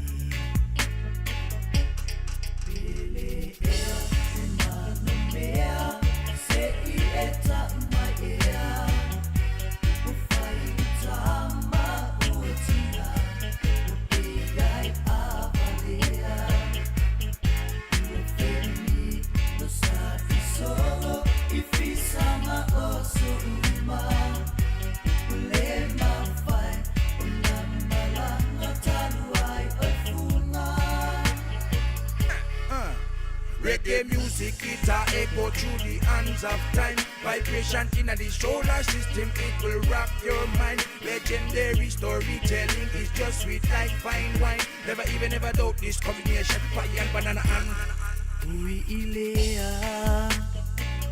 eia ise asu, itali maiai,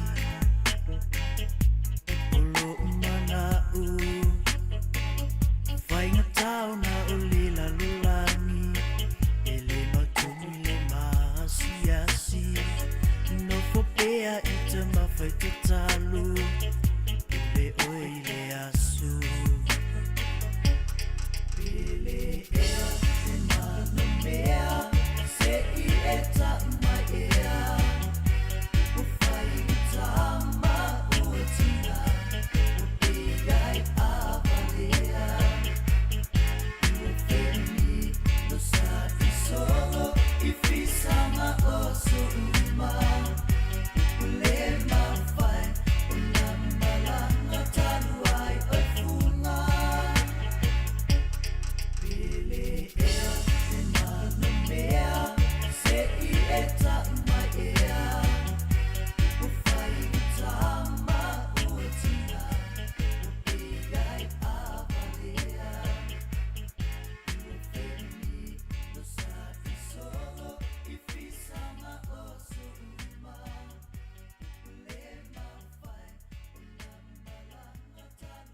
Talofa wa o le tiongi e fafo au lalo o le tia maa a fonga mai pea i le si fonga o le lau mua i Wellington.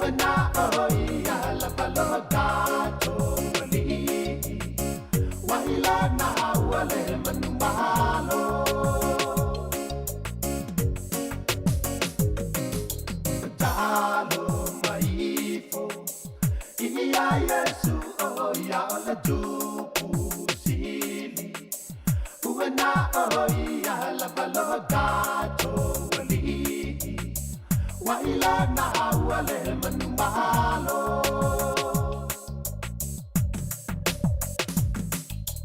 Talo maifo Ia Yesu o ia o le tupu sili Uena o ia la balo dato wali Waila na wale manumalo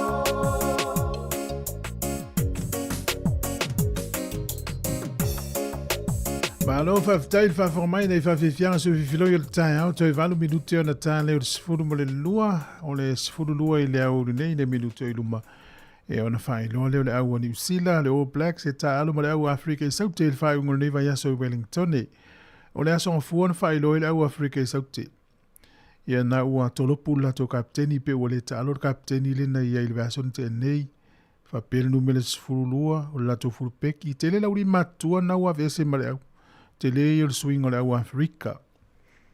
Ia le la fai lo le au New Zealand i le aso le nei i 9 minuti o iluma. Ia tali tonu a uma telefou, a le i taltasi, ia tauna maua le au. Ia no tango le lau atu ilunga o le tātou tautua. Ia wā furi fia le tātou au whalongolongo.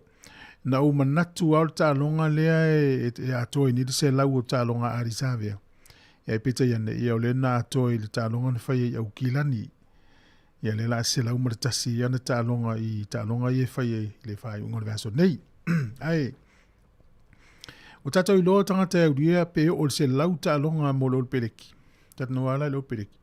O tangata le ua maha e te le lana o lo nei foi tula i mai lea piriota ma lea vai tausanga. Ia ona e te le ta mai tau val tūlanga le tā fio fia tangata le tō tasi. Ia di fuala ia ari leu se lau tālonga. I le ima se tonga pa o se fiti wa to se lau tālonga mo lo peleki. Na o au Samoa. O Kevin Melamu. O Maanonu. Meos Muliaina. Ari Savea. E pe o le lisi le na. Se u toi siaki atu le lisi le i u se ua se atu. Se ua misi se isi. Ia. Sa. Kevin Melamu se lau tolu lua tālonga. O Maanonu se lau male tolu tālonga. Meos Muliaina e se lau. Ari Savea se lau. Vai. Na le uri pālangi ai le iai le au. O ia manai tama maori ai uri telea. To whālo le tātou tunu au sia tālonga. Ta i se lau mona tupu mo le au le peleki. Ia mai al tātou pese o lai whafonga mai ai. Ia o tātou se atu lole i tātou talfou. Mā lo lava le tau ata i ngā luenga o whenga iai. I nei e li i manai alo le tunu ui e ngā lulue i awala. E mo moe le po e whiala mai tai au sui fōringa o awala. Sa ngā lulue le po atoa ia. Tālusi e maustou mālo longa le leifa mālo lava le ngā lulue. Ioni se teime sa waina nei tangata i ngā lulue le awala. E tangata whiwai. Ia mo tātou wa ia Samoa e mālamlam le ngana. Ia awhi le wha mālo ma le whaftai. To tele na ialo le tunu Samoa lo ngā lulue awala nei so se vaenga o New Zealand. Whape fui Australia. Ia alpese mai le Tabs Band. A mai alea whafonga lori tātou telefou o le nei au auli.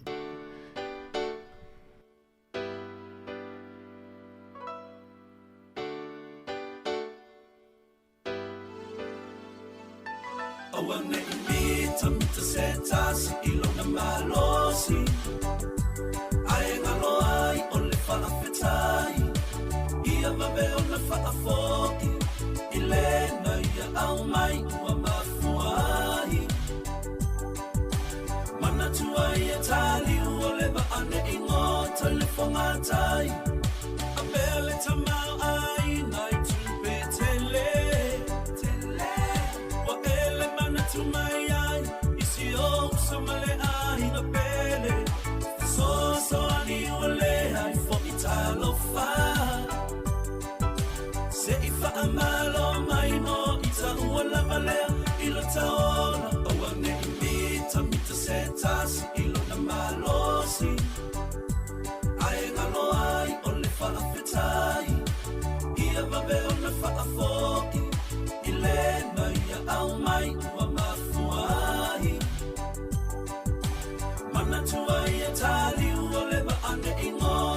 whangatai Pere te taamiloi tu e whao le ke lope Awana i ngalo o lau telefoni Mili mai wha mole mole Le ai o se manu e lele e tau i le langi Na ole mamosina e lele mawalunga ai talila na sua i le sani Awane i mita se tasi ilo na malosi Ai ngalo ai o le whaafetai Ia mabe o na whaafoki I le mai a au mai ua mafuai Mana tua ia tali ua le maane i ngota le whangatai O le ala ma o le poto ia te oe Le tala le tusi o le vale inu moe moe so ani ile ua mana o mia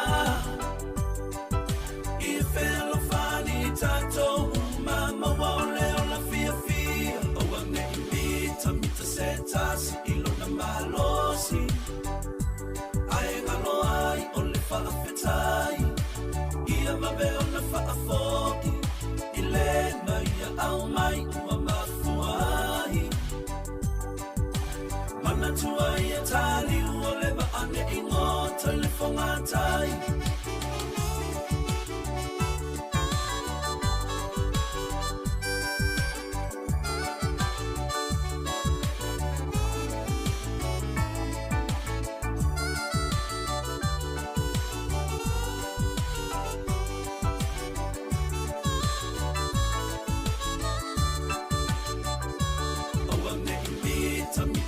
Tasi ilo na malosi Ai ngalo ai o le whaafetai Ia mabe o na whaafoki I le na ia au mai ua mafuai Mana tua ia tali ua le maane I ngota le whangatai O ane I mita se tasi ilo na malosi Ai ngalo ai o le whaafetai Ia mabe o na whaafoki I le na ia au mai ua mafuai Mana tua ia tali ua le maane I ngota le whangatai O ane I mita se tasi ilo na malosi Ai ngalo ai o le whaafetai Ia mabe o na whaafoki I le na ia au mai ua mafuai Mana tua ia tali ua le maane I ngota le whangatai O ane I mita se tasi ilo na malosi Ai ngalo ai o le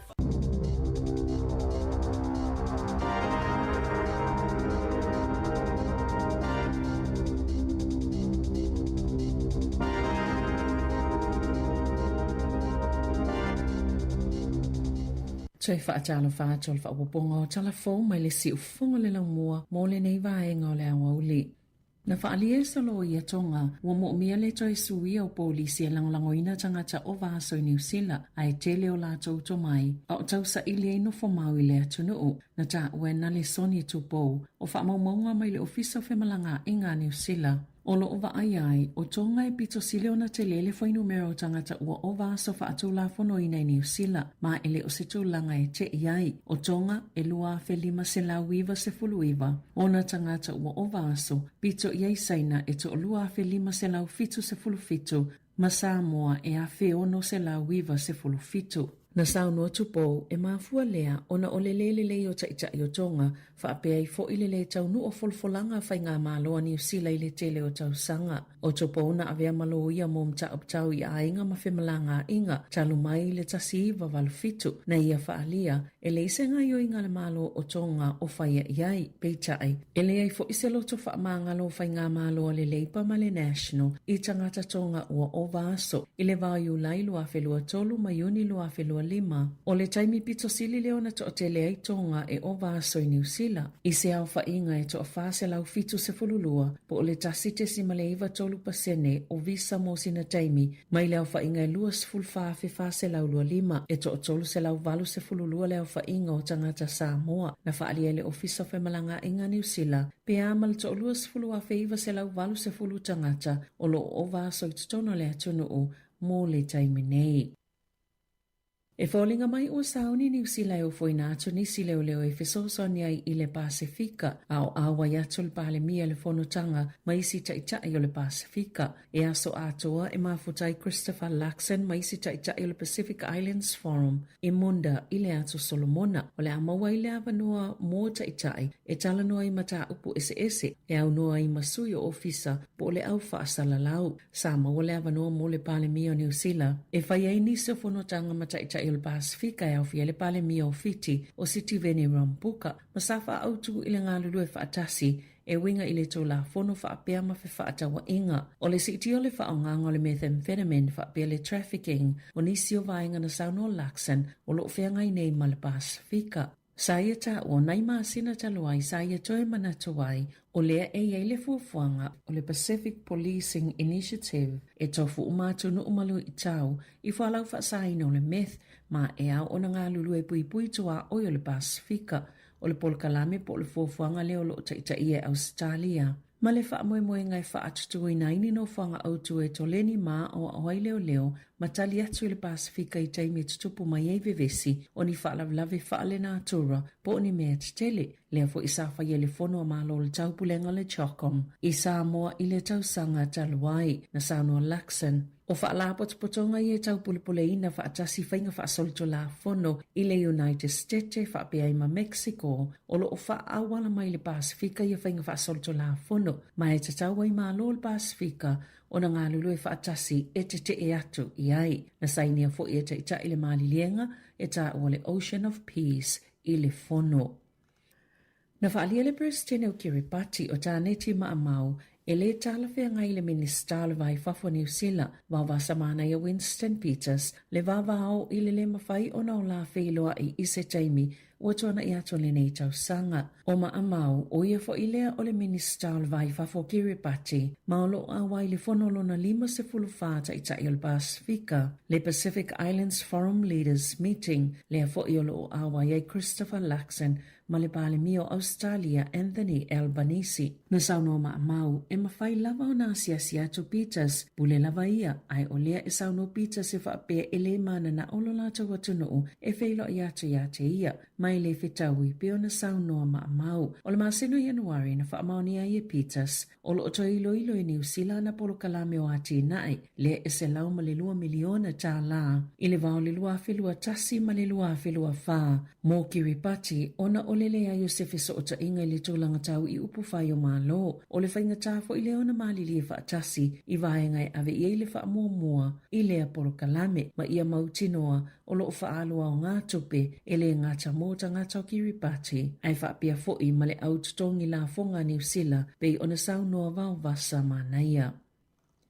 E tu samalis full tolu wafe ngase Wellington e Mataranaki na whaafsota i whalisu e totole awanui. Ina ua la tau tauli maina ni unga le sa o moni su e ngole maisuka na whaalia le Terrace Medical Center i Wellington e o le amata upo. Wa tonga fiti se e nisi o la tau ngase le maisuka po oe ua lata i le maisuka ma toi tasui e la tau whala au. Ai leo se tūlanga sa le te tawona tupu. Na whaalia le awanui labs le whalisu e toto pito te le New Zealand na moli mawina i fo mai po GPs le mawululunga i ungo i suenga ai leo se tūlanga i masani ai ina ua uma na sui le whainga po le metotia e whai e suenga le whai unga o mati na saunoa Nick Champness. I le vao mati tolu tasi mai ulai se fulo tasi e eini sio i unga o suenga o le suka o le HbA1c i Wellington e Mataranaki a tonu o whaisi mawululunga atu na ilo le tūlanga e tatau o na iai o le whaafita auli na tue whaasao i le aso se fululua i ulai ai na whaafsota i tangata ngase i le whai ungo au kuso o le tala se tasi na se seo na whaamawina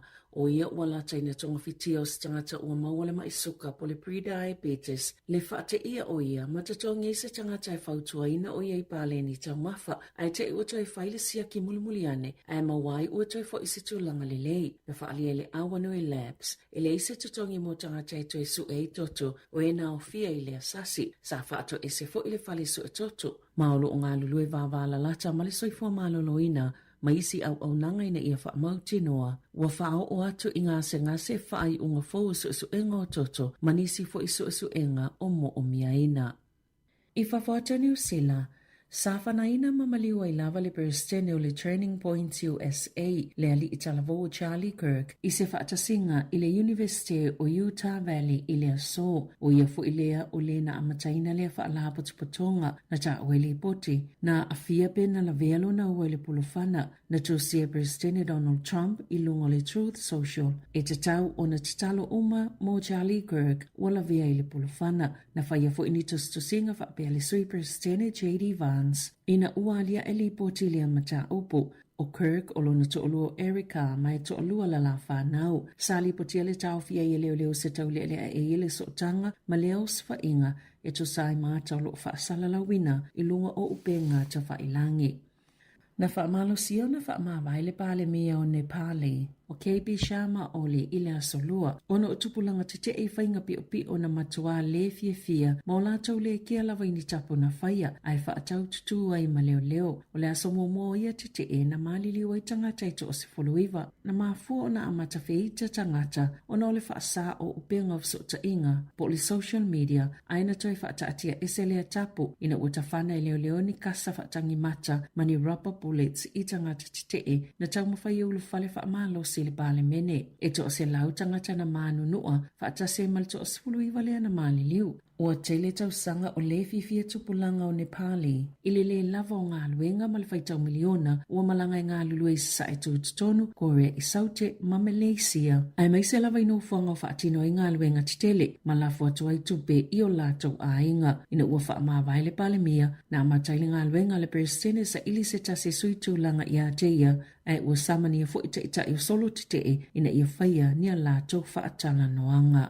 Ita alonga, ua whaamalolo il whaala potopotonga ne te polo New Zealand le whaia onga le Silver Ferns o Dame Nolene, Tautua, mo le taamilusanga le Taini Jameson, ma Afrika I Saute. Na whaalia il whaala potopotonga o lo whaawa upea whaatala noanga I le vaole ne te polo New Zealand, Dame Nolene, ma le pulenga le awa le Silver Ferns. E winga I suinga ua whautoina I le si o manga ma le polo kalamia le Silver Ferns o le High Performance. I se pepa o whaamatalanga le whaala potopotonga ua ta wai, o le mawhaiona mausa lātou tasi ini mata upo e mawhai ona io ina. E tangata umai le taimi le ua whaavanoa au le iwha solo le Taini Jameson Series ma ua whai ai se whai unga le ne tipolo New Zealand e whaase I tua ngalu Dame Nolene mo le taamilusanga e olo iai pia le whaanaunanga ina ia mause I unga le lei pe ona whaalia le taitaifono le komiti whaatono o le ne tipolo. O le taiminei ua tōwhia I vet McCausland Jury e avea mawhaia onga le au mō le taamilusanga lango sua I ai Liana Leota. Tala fawia mali si ufonga le lau mua mō le nei au auli.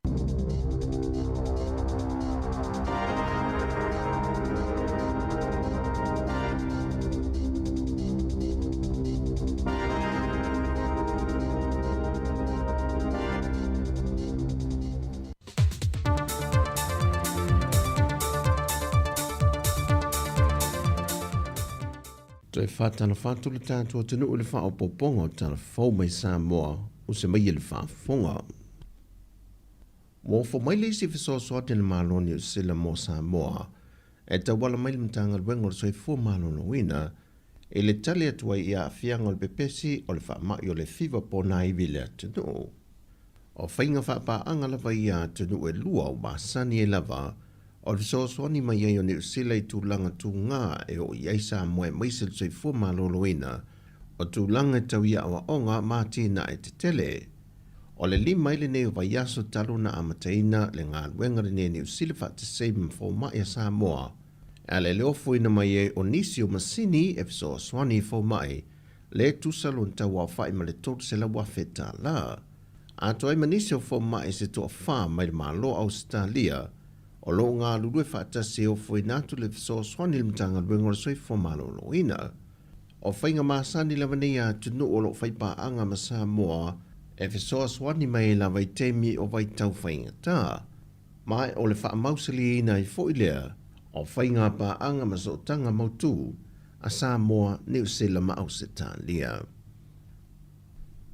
Wa wha mautu watu a te telefou e lua ale whala papitongo le marasi anga tau e le tise lesa au ina mai saina e le whaleafi fulo sou e tādia isi vaenga wa amata na whaatino i le whaleafi fianga ma wa iei le talitanungo le ofisa silio le pulenga o le ale to iei se whaale tonu i le atunu atoa mai le peso o le tise peo na fia i le tausanga nei. Mai na whailoa fo e le minister tausi o le whaala papitonga le fionga olo o fua fiti va ai o se tūlanga whetau i le lei ma le swing o le whainga malo fau o le ai e wha se atu iei le wha o wina ma le wha mai aina lea ngā ruenga molo tātu o tino e na ia maua umale malo si anga mo mia tau el tise. O le sole o le awha mai aina i le toi whaitunga o pepa pālota mai tu malo e se furumaritase e pe ona tu ina tuai le talo sanga i le official wha amsinonga ua ngafa ma le mate i tuino ia pusa pālota lena amata ngā lulua mai e le vaenga o le wha amsinonga wha i tu malo. Mo le sila fia na amata mai le tu malo palauli numere lua ma ua wha i loa mai e foi e le komisino le official commission wha ngā pālota to le fuatu ia Filolo John Stanley wa mai ale toi whaitunga mai o lo tu maulava o na wha mao nia le foi numera sa wha mawina i lalo o le lato vava inga. O lona winga, o lo tu maulava le tofio le tu malo e a fiu wha o le tane Bonifacio vasa. O tu alalo le fionga le minister tausi al mtanga luenga le soifua malo loina va lasi lua pita whanua ta fitu sele le au whainga luenga le malo e na ia tu mau pele wha maoni le male whai mea le lei e tautua ina le malo male atunu tu sa lava po ai de whainga malo e tūlai mai. Ia ongi ngaro e au whainga luenga le malo. E leo se malo se paki. A whai ua mai le fast. Po rei tra pipi. No whapea lea o le ako whiwhewe ai ma. Whapea la wha fast. Ia pe whahei tra pipi. La ua whaukuanga ia ke o kou. Ia aua lava. Nge mangaku seisi. O se malo nga o se paki. O le malo Samoa. O kou le au whainga luenga le akungu. E kua i ai Samoa. Ia, ai awange i se mangaku whapea o le a. O ke lo foi o mel faso lai foi mangaku e. E whai whale pe silia ko foi le whainga al fas ia o kou. I lo mako. Ai, le si meo le. Fau ko inga le au whainga luenga. Ku ul meo le. Whai kakala mal whela o lo ai kala solo. Wa kasi nga me kupu mai whawhikau. Ki nganga le le. Ia pewe o mako ia. E ke le a fo kala sa fai. Ia le winga al mea. E o le kako ke kaukua ele a kongo. A wa ele o se malo o se paki. Ia mea nga kau. O longa winga. Ia au po inge ia afia o ko polkiki ma. Ia fai le al nga luenga al kako whainga luenga ia le leima. Le fionga valasi lua pitu whanua tawhitu sele. O nei whawhita auli la aiti na whaailoa ele prestenio le asosi soka le atunuu, papali Samuelu Leslie Peteia. Wa wha amulu e se mai ele au soka tama e ta ilalo le se fulmale iwa tausanga le maa tutua. Ele awa iantu se tasi o tamil sanga, e sa idi aisa ava noa mori ipu au tuo le soka. Ai wa tui nātu le ava noa i le au soka tama ita i lalo sa fulmale fitu tau sanga le maa tutua. E whai masui o Samoa mo le taam le sanga sa i lia iso na ava noa i li po le laulangi le soka. Tūlanga whainga tā lava pe on wha lia papali e le ngate le tūlanga tau i le seleni au lo matei tui na fo i le tūlanga le maa losi ma le tomai i le whaatino ino le fo i tā longa. O le whai unga leo telefon mai Samoa whasoi foia.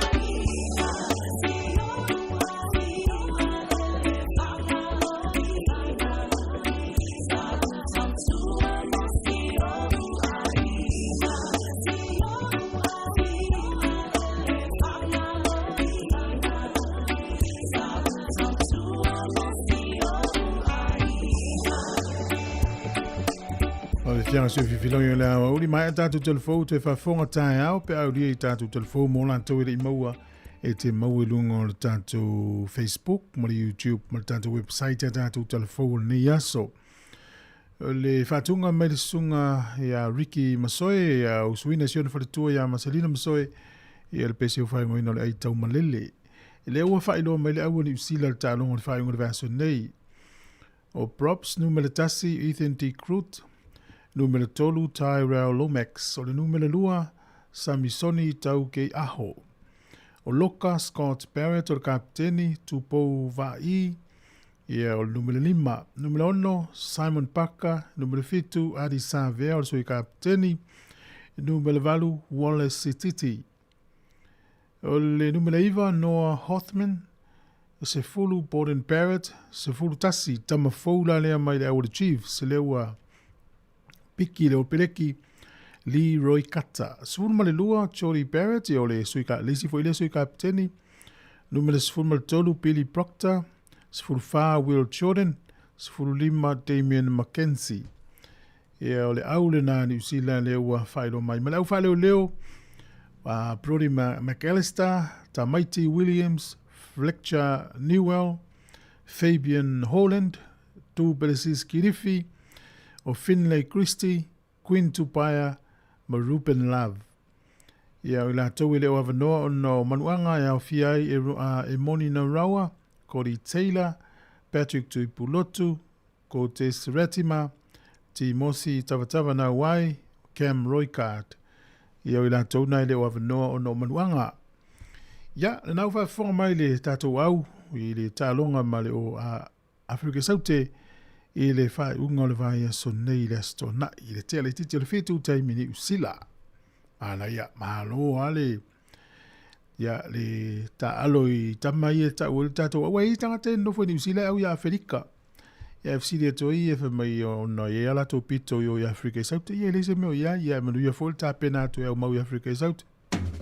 O le malulu lea e tātou i ni usila. O le maua lava o le lua se lau tā lai ni se i le titi sound e vawe eina mawhana whana. I o e Samoa. E se fulu wha ilonga ta i lua se lau tā lai anga wa ai tātou i ni usila ma Australia. E a lafa se top up lua se fulu lima tā la pe sili atu e wha au ngā i le ClickX. E te anga wa afo i le se i pe a wha au ngā le ClickX e lafo i lau se leni le mai cash o le titi sound i Samoa. O le a whaia se i uma i aso whare le taitasi. Ma o le nei wha pitoa a mata i le aso wha au kuso e mai ai le aso lua se fulu o no September. E ia inga o le nei whaapitoa. Seki a Digicel. Whaasiri silanga Tautua mo le Pālota, Wellington City Council.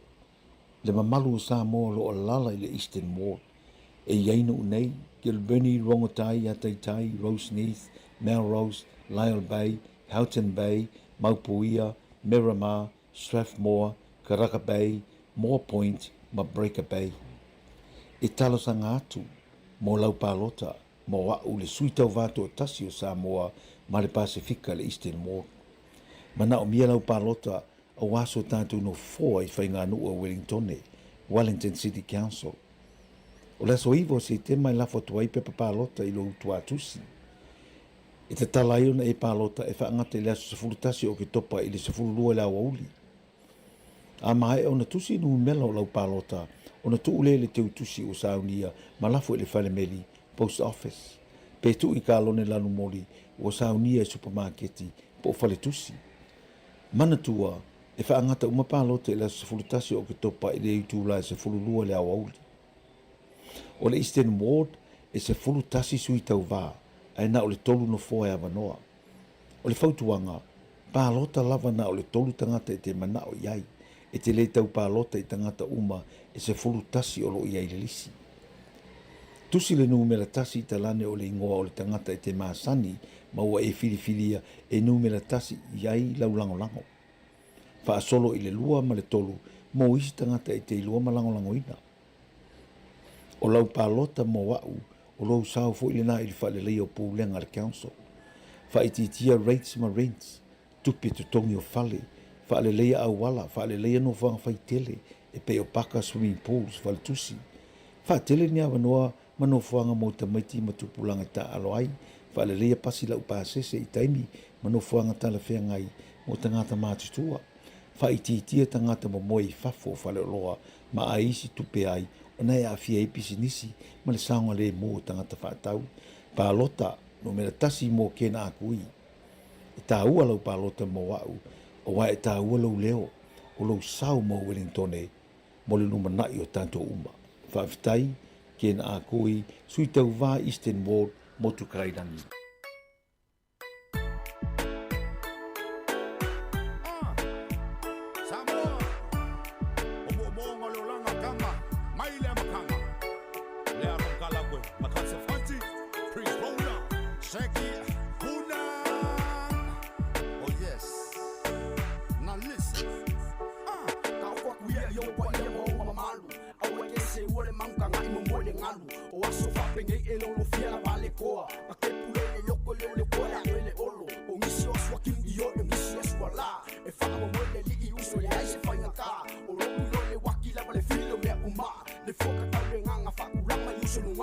I said to my God, don't give up.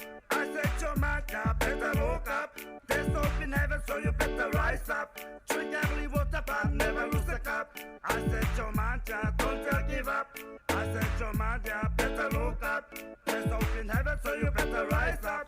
Drink every water, but never lose a cup.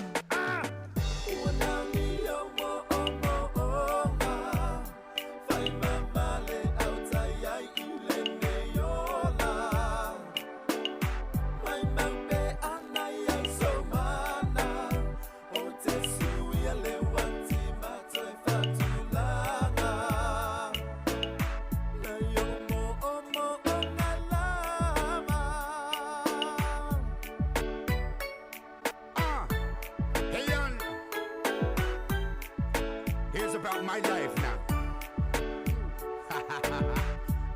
Hey, on. I hope everything on earth complex. Hardcore, for example, can members. Gotta confess, I wanna be rich. Lots of coaching and friends. One day I'll become a prince of friends. I got a picture, what you know. I got a vision once long time ago. Rich people from the local. I got a better know that and let it go. Listen and pray every day to the Lord. We love you with all our hearts. Yes. Help us solve our problem, please. I'm very confused, I don't know what to do. That's why I need you to tell me what to do. Tell me what to do. If I'm wrong, that's on me, man, not you. I love you. Yeah.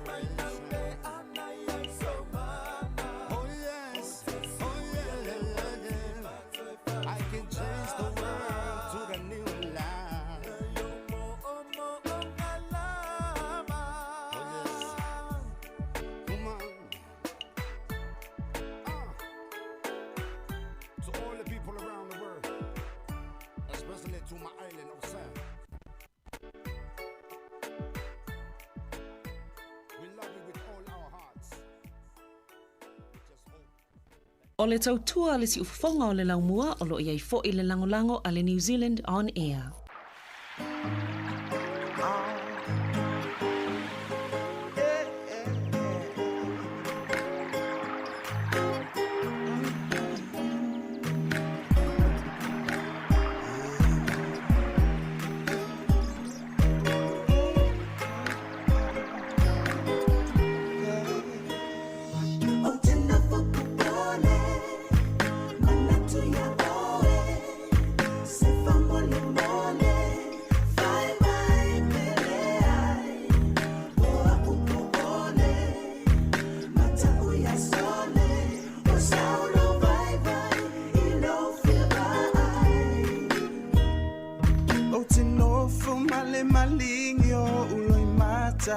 Ilo ufie vai, baby, I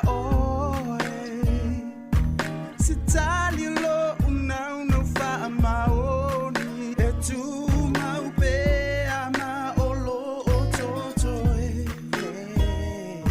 sa upu malu yo ngona so se tu simai una o lo to atoa e to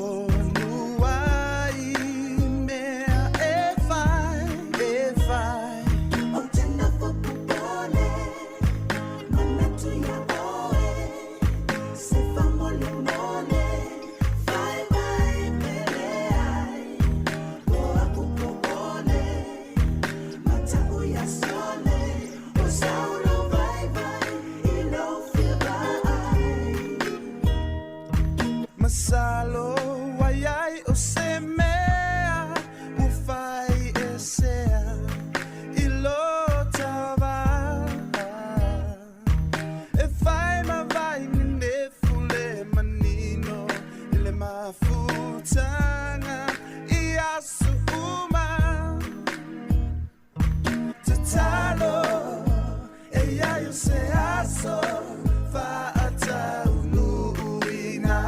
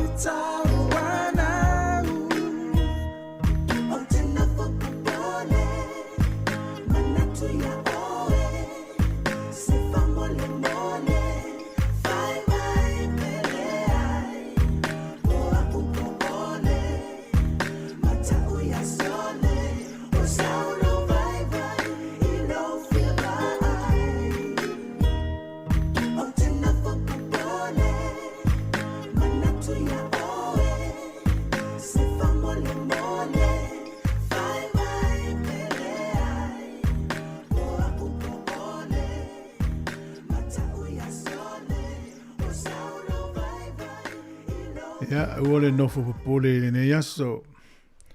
Mala tua la unga tatu ole I lunga maunga maua ina le mariko yono mata yono. Ma ia ua pole o tau I mea ai tu te ai ma lava ma I ofu ma vainu. Ia mena la sa ile no ese ia e silfia ia nga ia tatou ia ole mea tatou e fai ole sa ile malo le atua. O fetalenga na tatou li. Ia o te manatu leo wala manama fai utatou por kala melne yaso. Ia Tautua mai ta sesa mai Sāmoa ne milu te iluma. Ia fsili lo leo tangata vui mai. Ole ala malo le tua. Ia malo le tua na ole ami o tonu ole file mumo le odi. Ole system na e whaangalue ina ia e kalisia o lotu o malo. O a inga a ngalue I tonu le vaenga na ia na ua I tonu maua fua e tātou. Sa ili la ia mena. Ya mana ia nga mo tatou so I fuanga lo tatou I nei fia ngai ia tatou mo I tau leo langa ia whaftai le li o lo anga le ia tu nei mutu tausi tatou lo ngā lului la toi malanga nei whafia ngai ngama wharitua o nei tamaiti le aonga tatou ia tapua I whale ia maa lo lava le whai o le whaiva le tonu ia o lo manuia le nai tu o le tatou nuu po le tatou ainga vai aso fau pe a tatou lia. Ya ole telefoni tuinga o tala mai Samoa I le ngai atu le tātou whainga mano fau tau ave ia tiu te whai wha minsta pālemia, sui pālemia, whai pule se mai le tu malo, mai le tu malo, ia mai ia wang wha upwhai. Ia fua iai le tau sangale nei o tātou maua sui o le HRPP, o le fast, o le HRPP, o le SAP, ia masui tutu tai tō tasi, ia ua awe vailei, o le winga, a tūlai se isi tu se o le fast le la whai ia le malo, ai tua ngai umala le vanga nei le HRPP, o le SAP, mai ma whai pule ia tu tai tō tasi, pia wha pe tu mau pia ai le oni vanga wha upwhai, ia o le manei e fwoi la whila fo inga le palemene. Ua o le lei o le tua ngai, o le fsosoni tele na i le malo, fsosoni le malo ia latou fuafuanga wale fo ia i wale lui atu i le tua ngai, ia le malosi ai leo le whainga malo ma le leit, ia whaftai nei tamali ia o nei whaletua, ia ua leva mtausanga le palemene, te lelo latou sao i upufai, ia mai latou le ua fau atu mo le tei mua ia, sa ngai aina i o le tai tapo ia le tunu ma le tu malo lo tu wale whaiva, ia manuia ia le amtali o le vala wina fau mai le li. To e luas ful tonu minute o na tāleo le tasi tautua le siufonga le lau mua le sunga ia waino, ma le whawhiwhianga o le awa uli.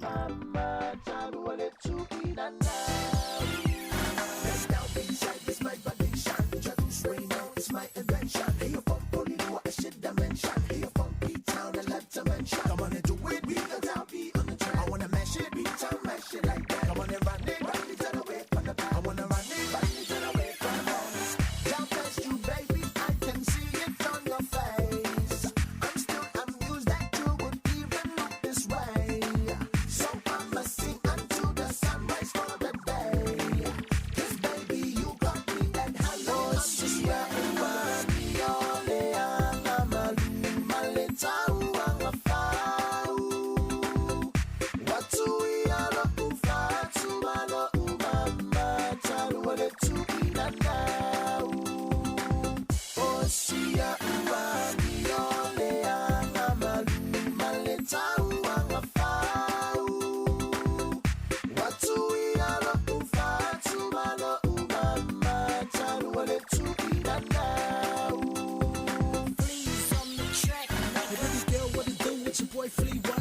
So fine, you'll be hot like the summer. Come my way, baby, let's roll. It's your boy Flea with the Usa way. No P-Town in the house, yeah, we get it like that. LB, lower her, yeah, we on this track. One for the Usos, two for the Tainers. DJ Flea, way no too famous. I love the way your body move, baby, just come my way. I see the way you look at me now, girl, you make me say. Girl, you make me say. Girl, you make me say. Girl, you got me going crazy. Oh, see.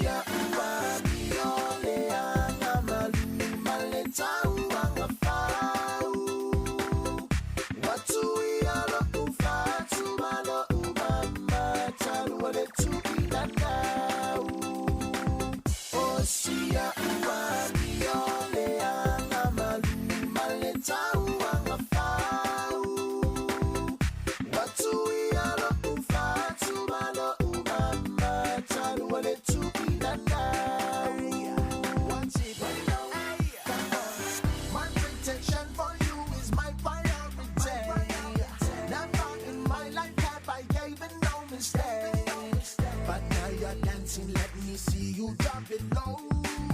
Collaboration, I'll be records playing. No, come on then.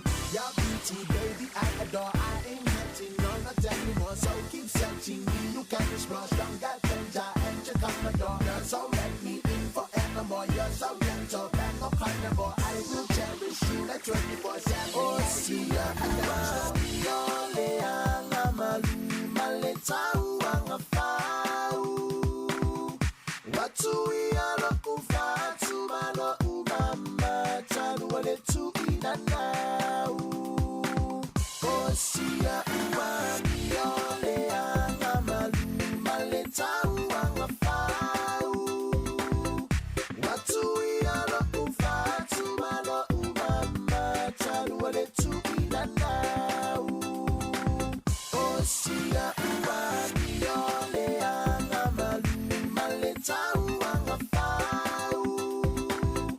What's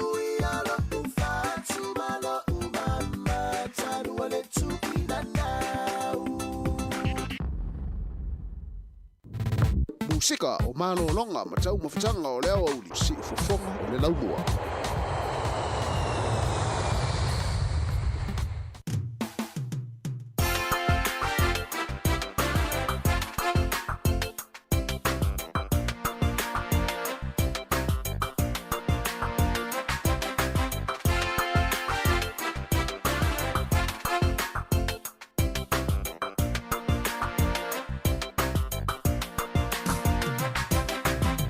Say, well, ulo to find out nothing.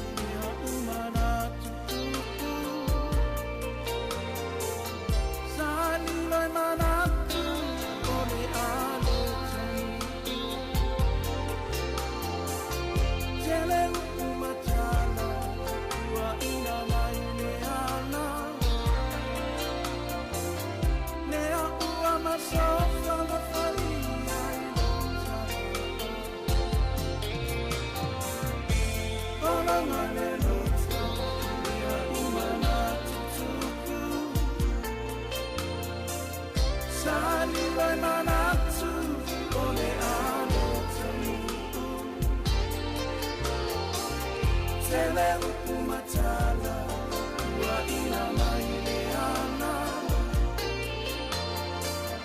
lea ua masofa mafalia inota anuma ave o ufa anu ana anuma ave o una mafotiana anuma ave o una faamona le moni le hake e a olo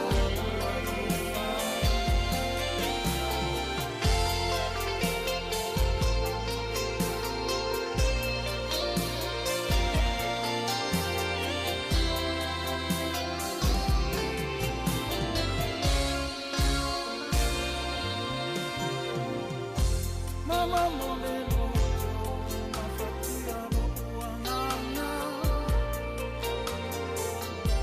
le no fasa fa avale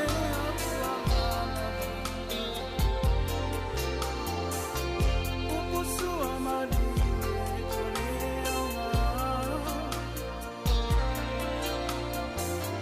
wa ave amau anele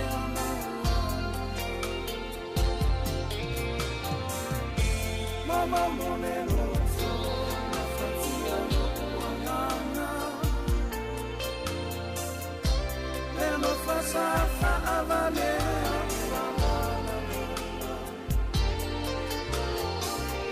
upusu amali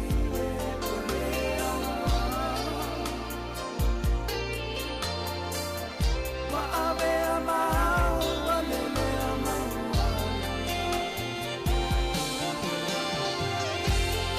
anuma ave o fa anuana anuma ave o una mafotiana anuma ave o una faamona le moni le hake e a olo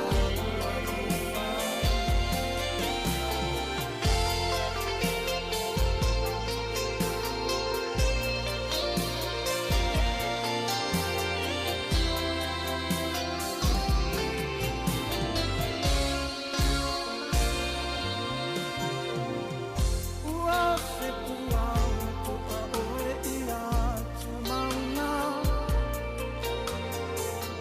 no ufa anana i la kama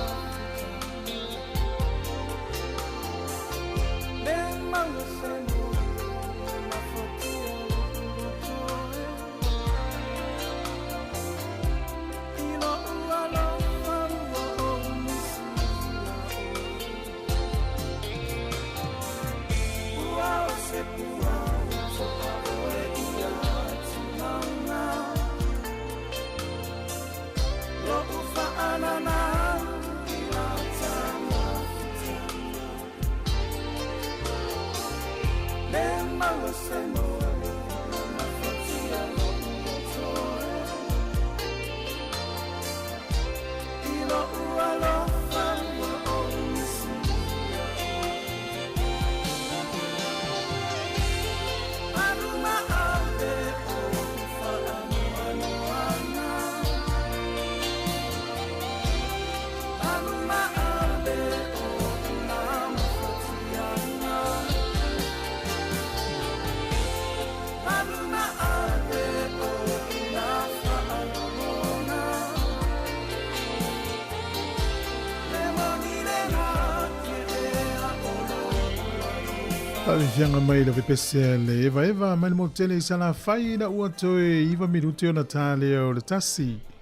Mana tu le o se mai tatou tau lungo fasele launga ni usile nei faftai atu le tunu o le mafuta mai.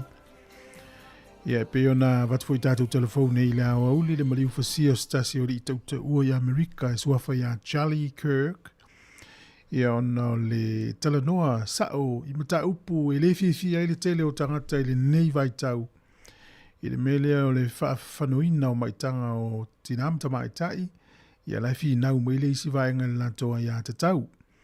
Ia male mata upu wha te tau i le fesuia inga o i tu ai ngā tangata mai le li, i tamaitai i le li.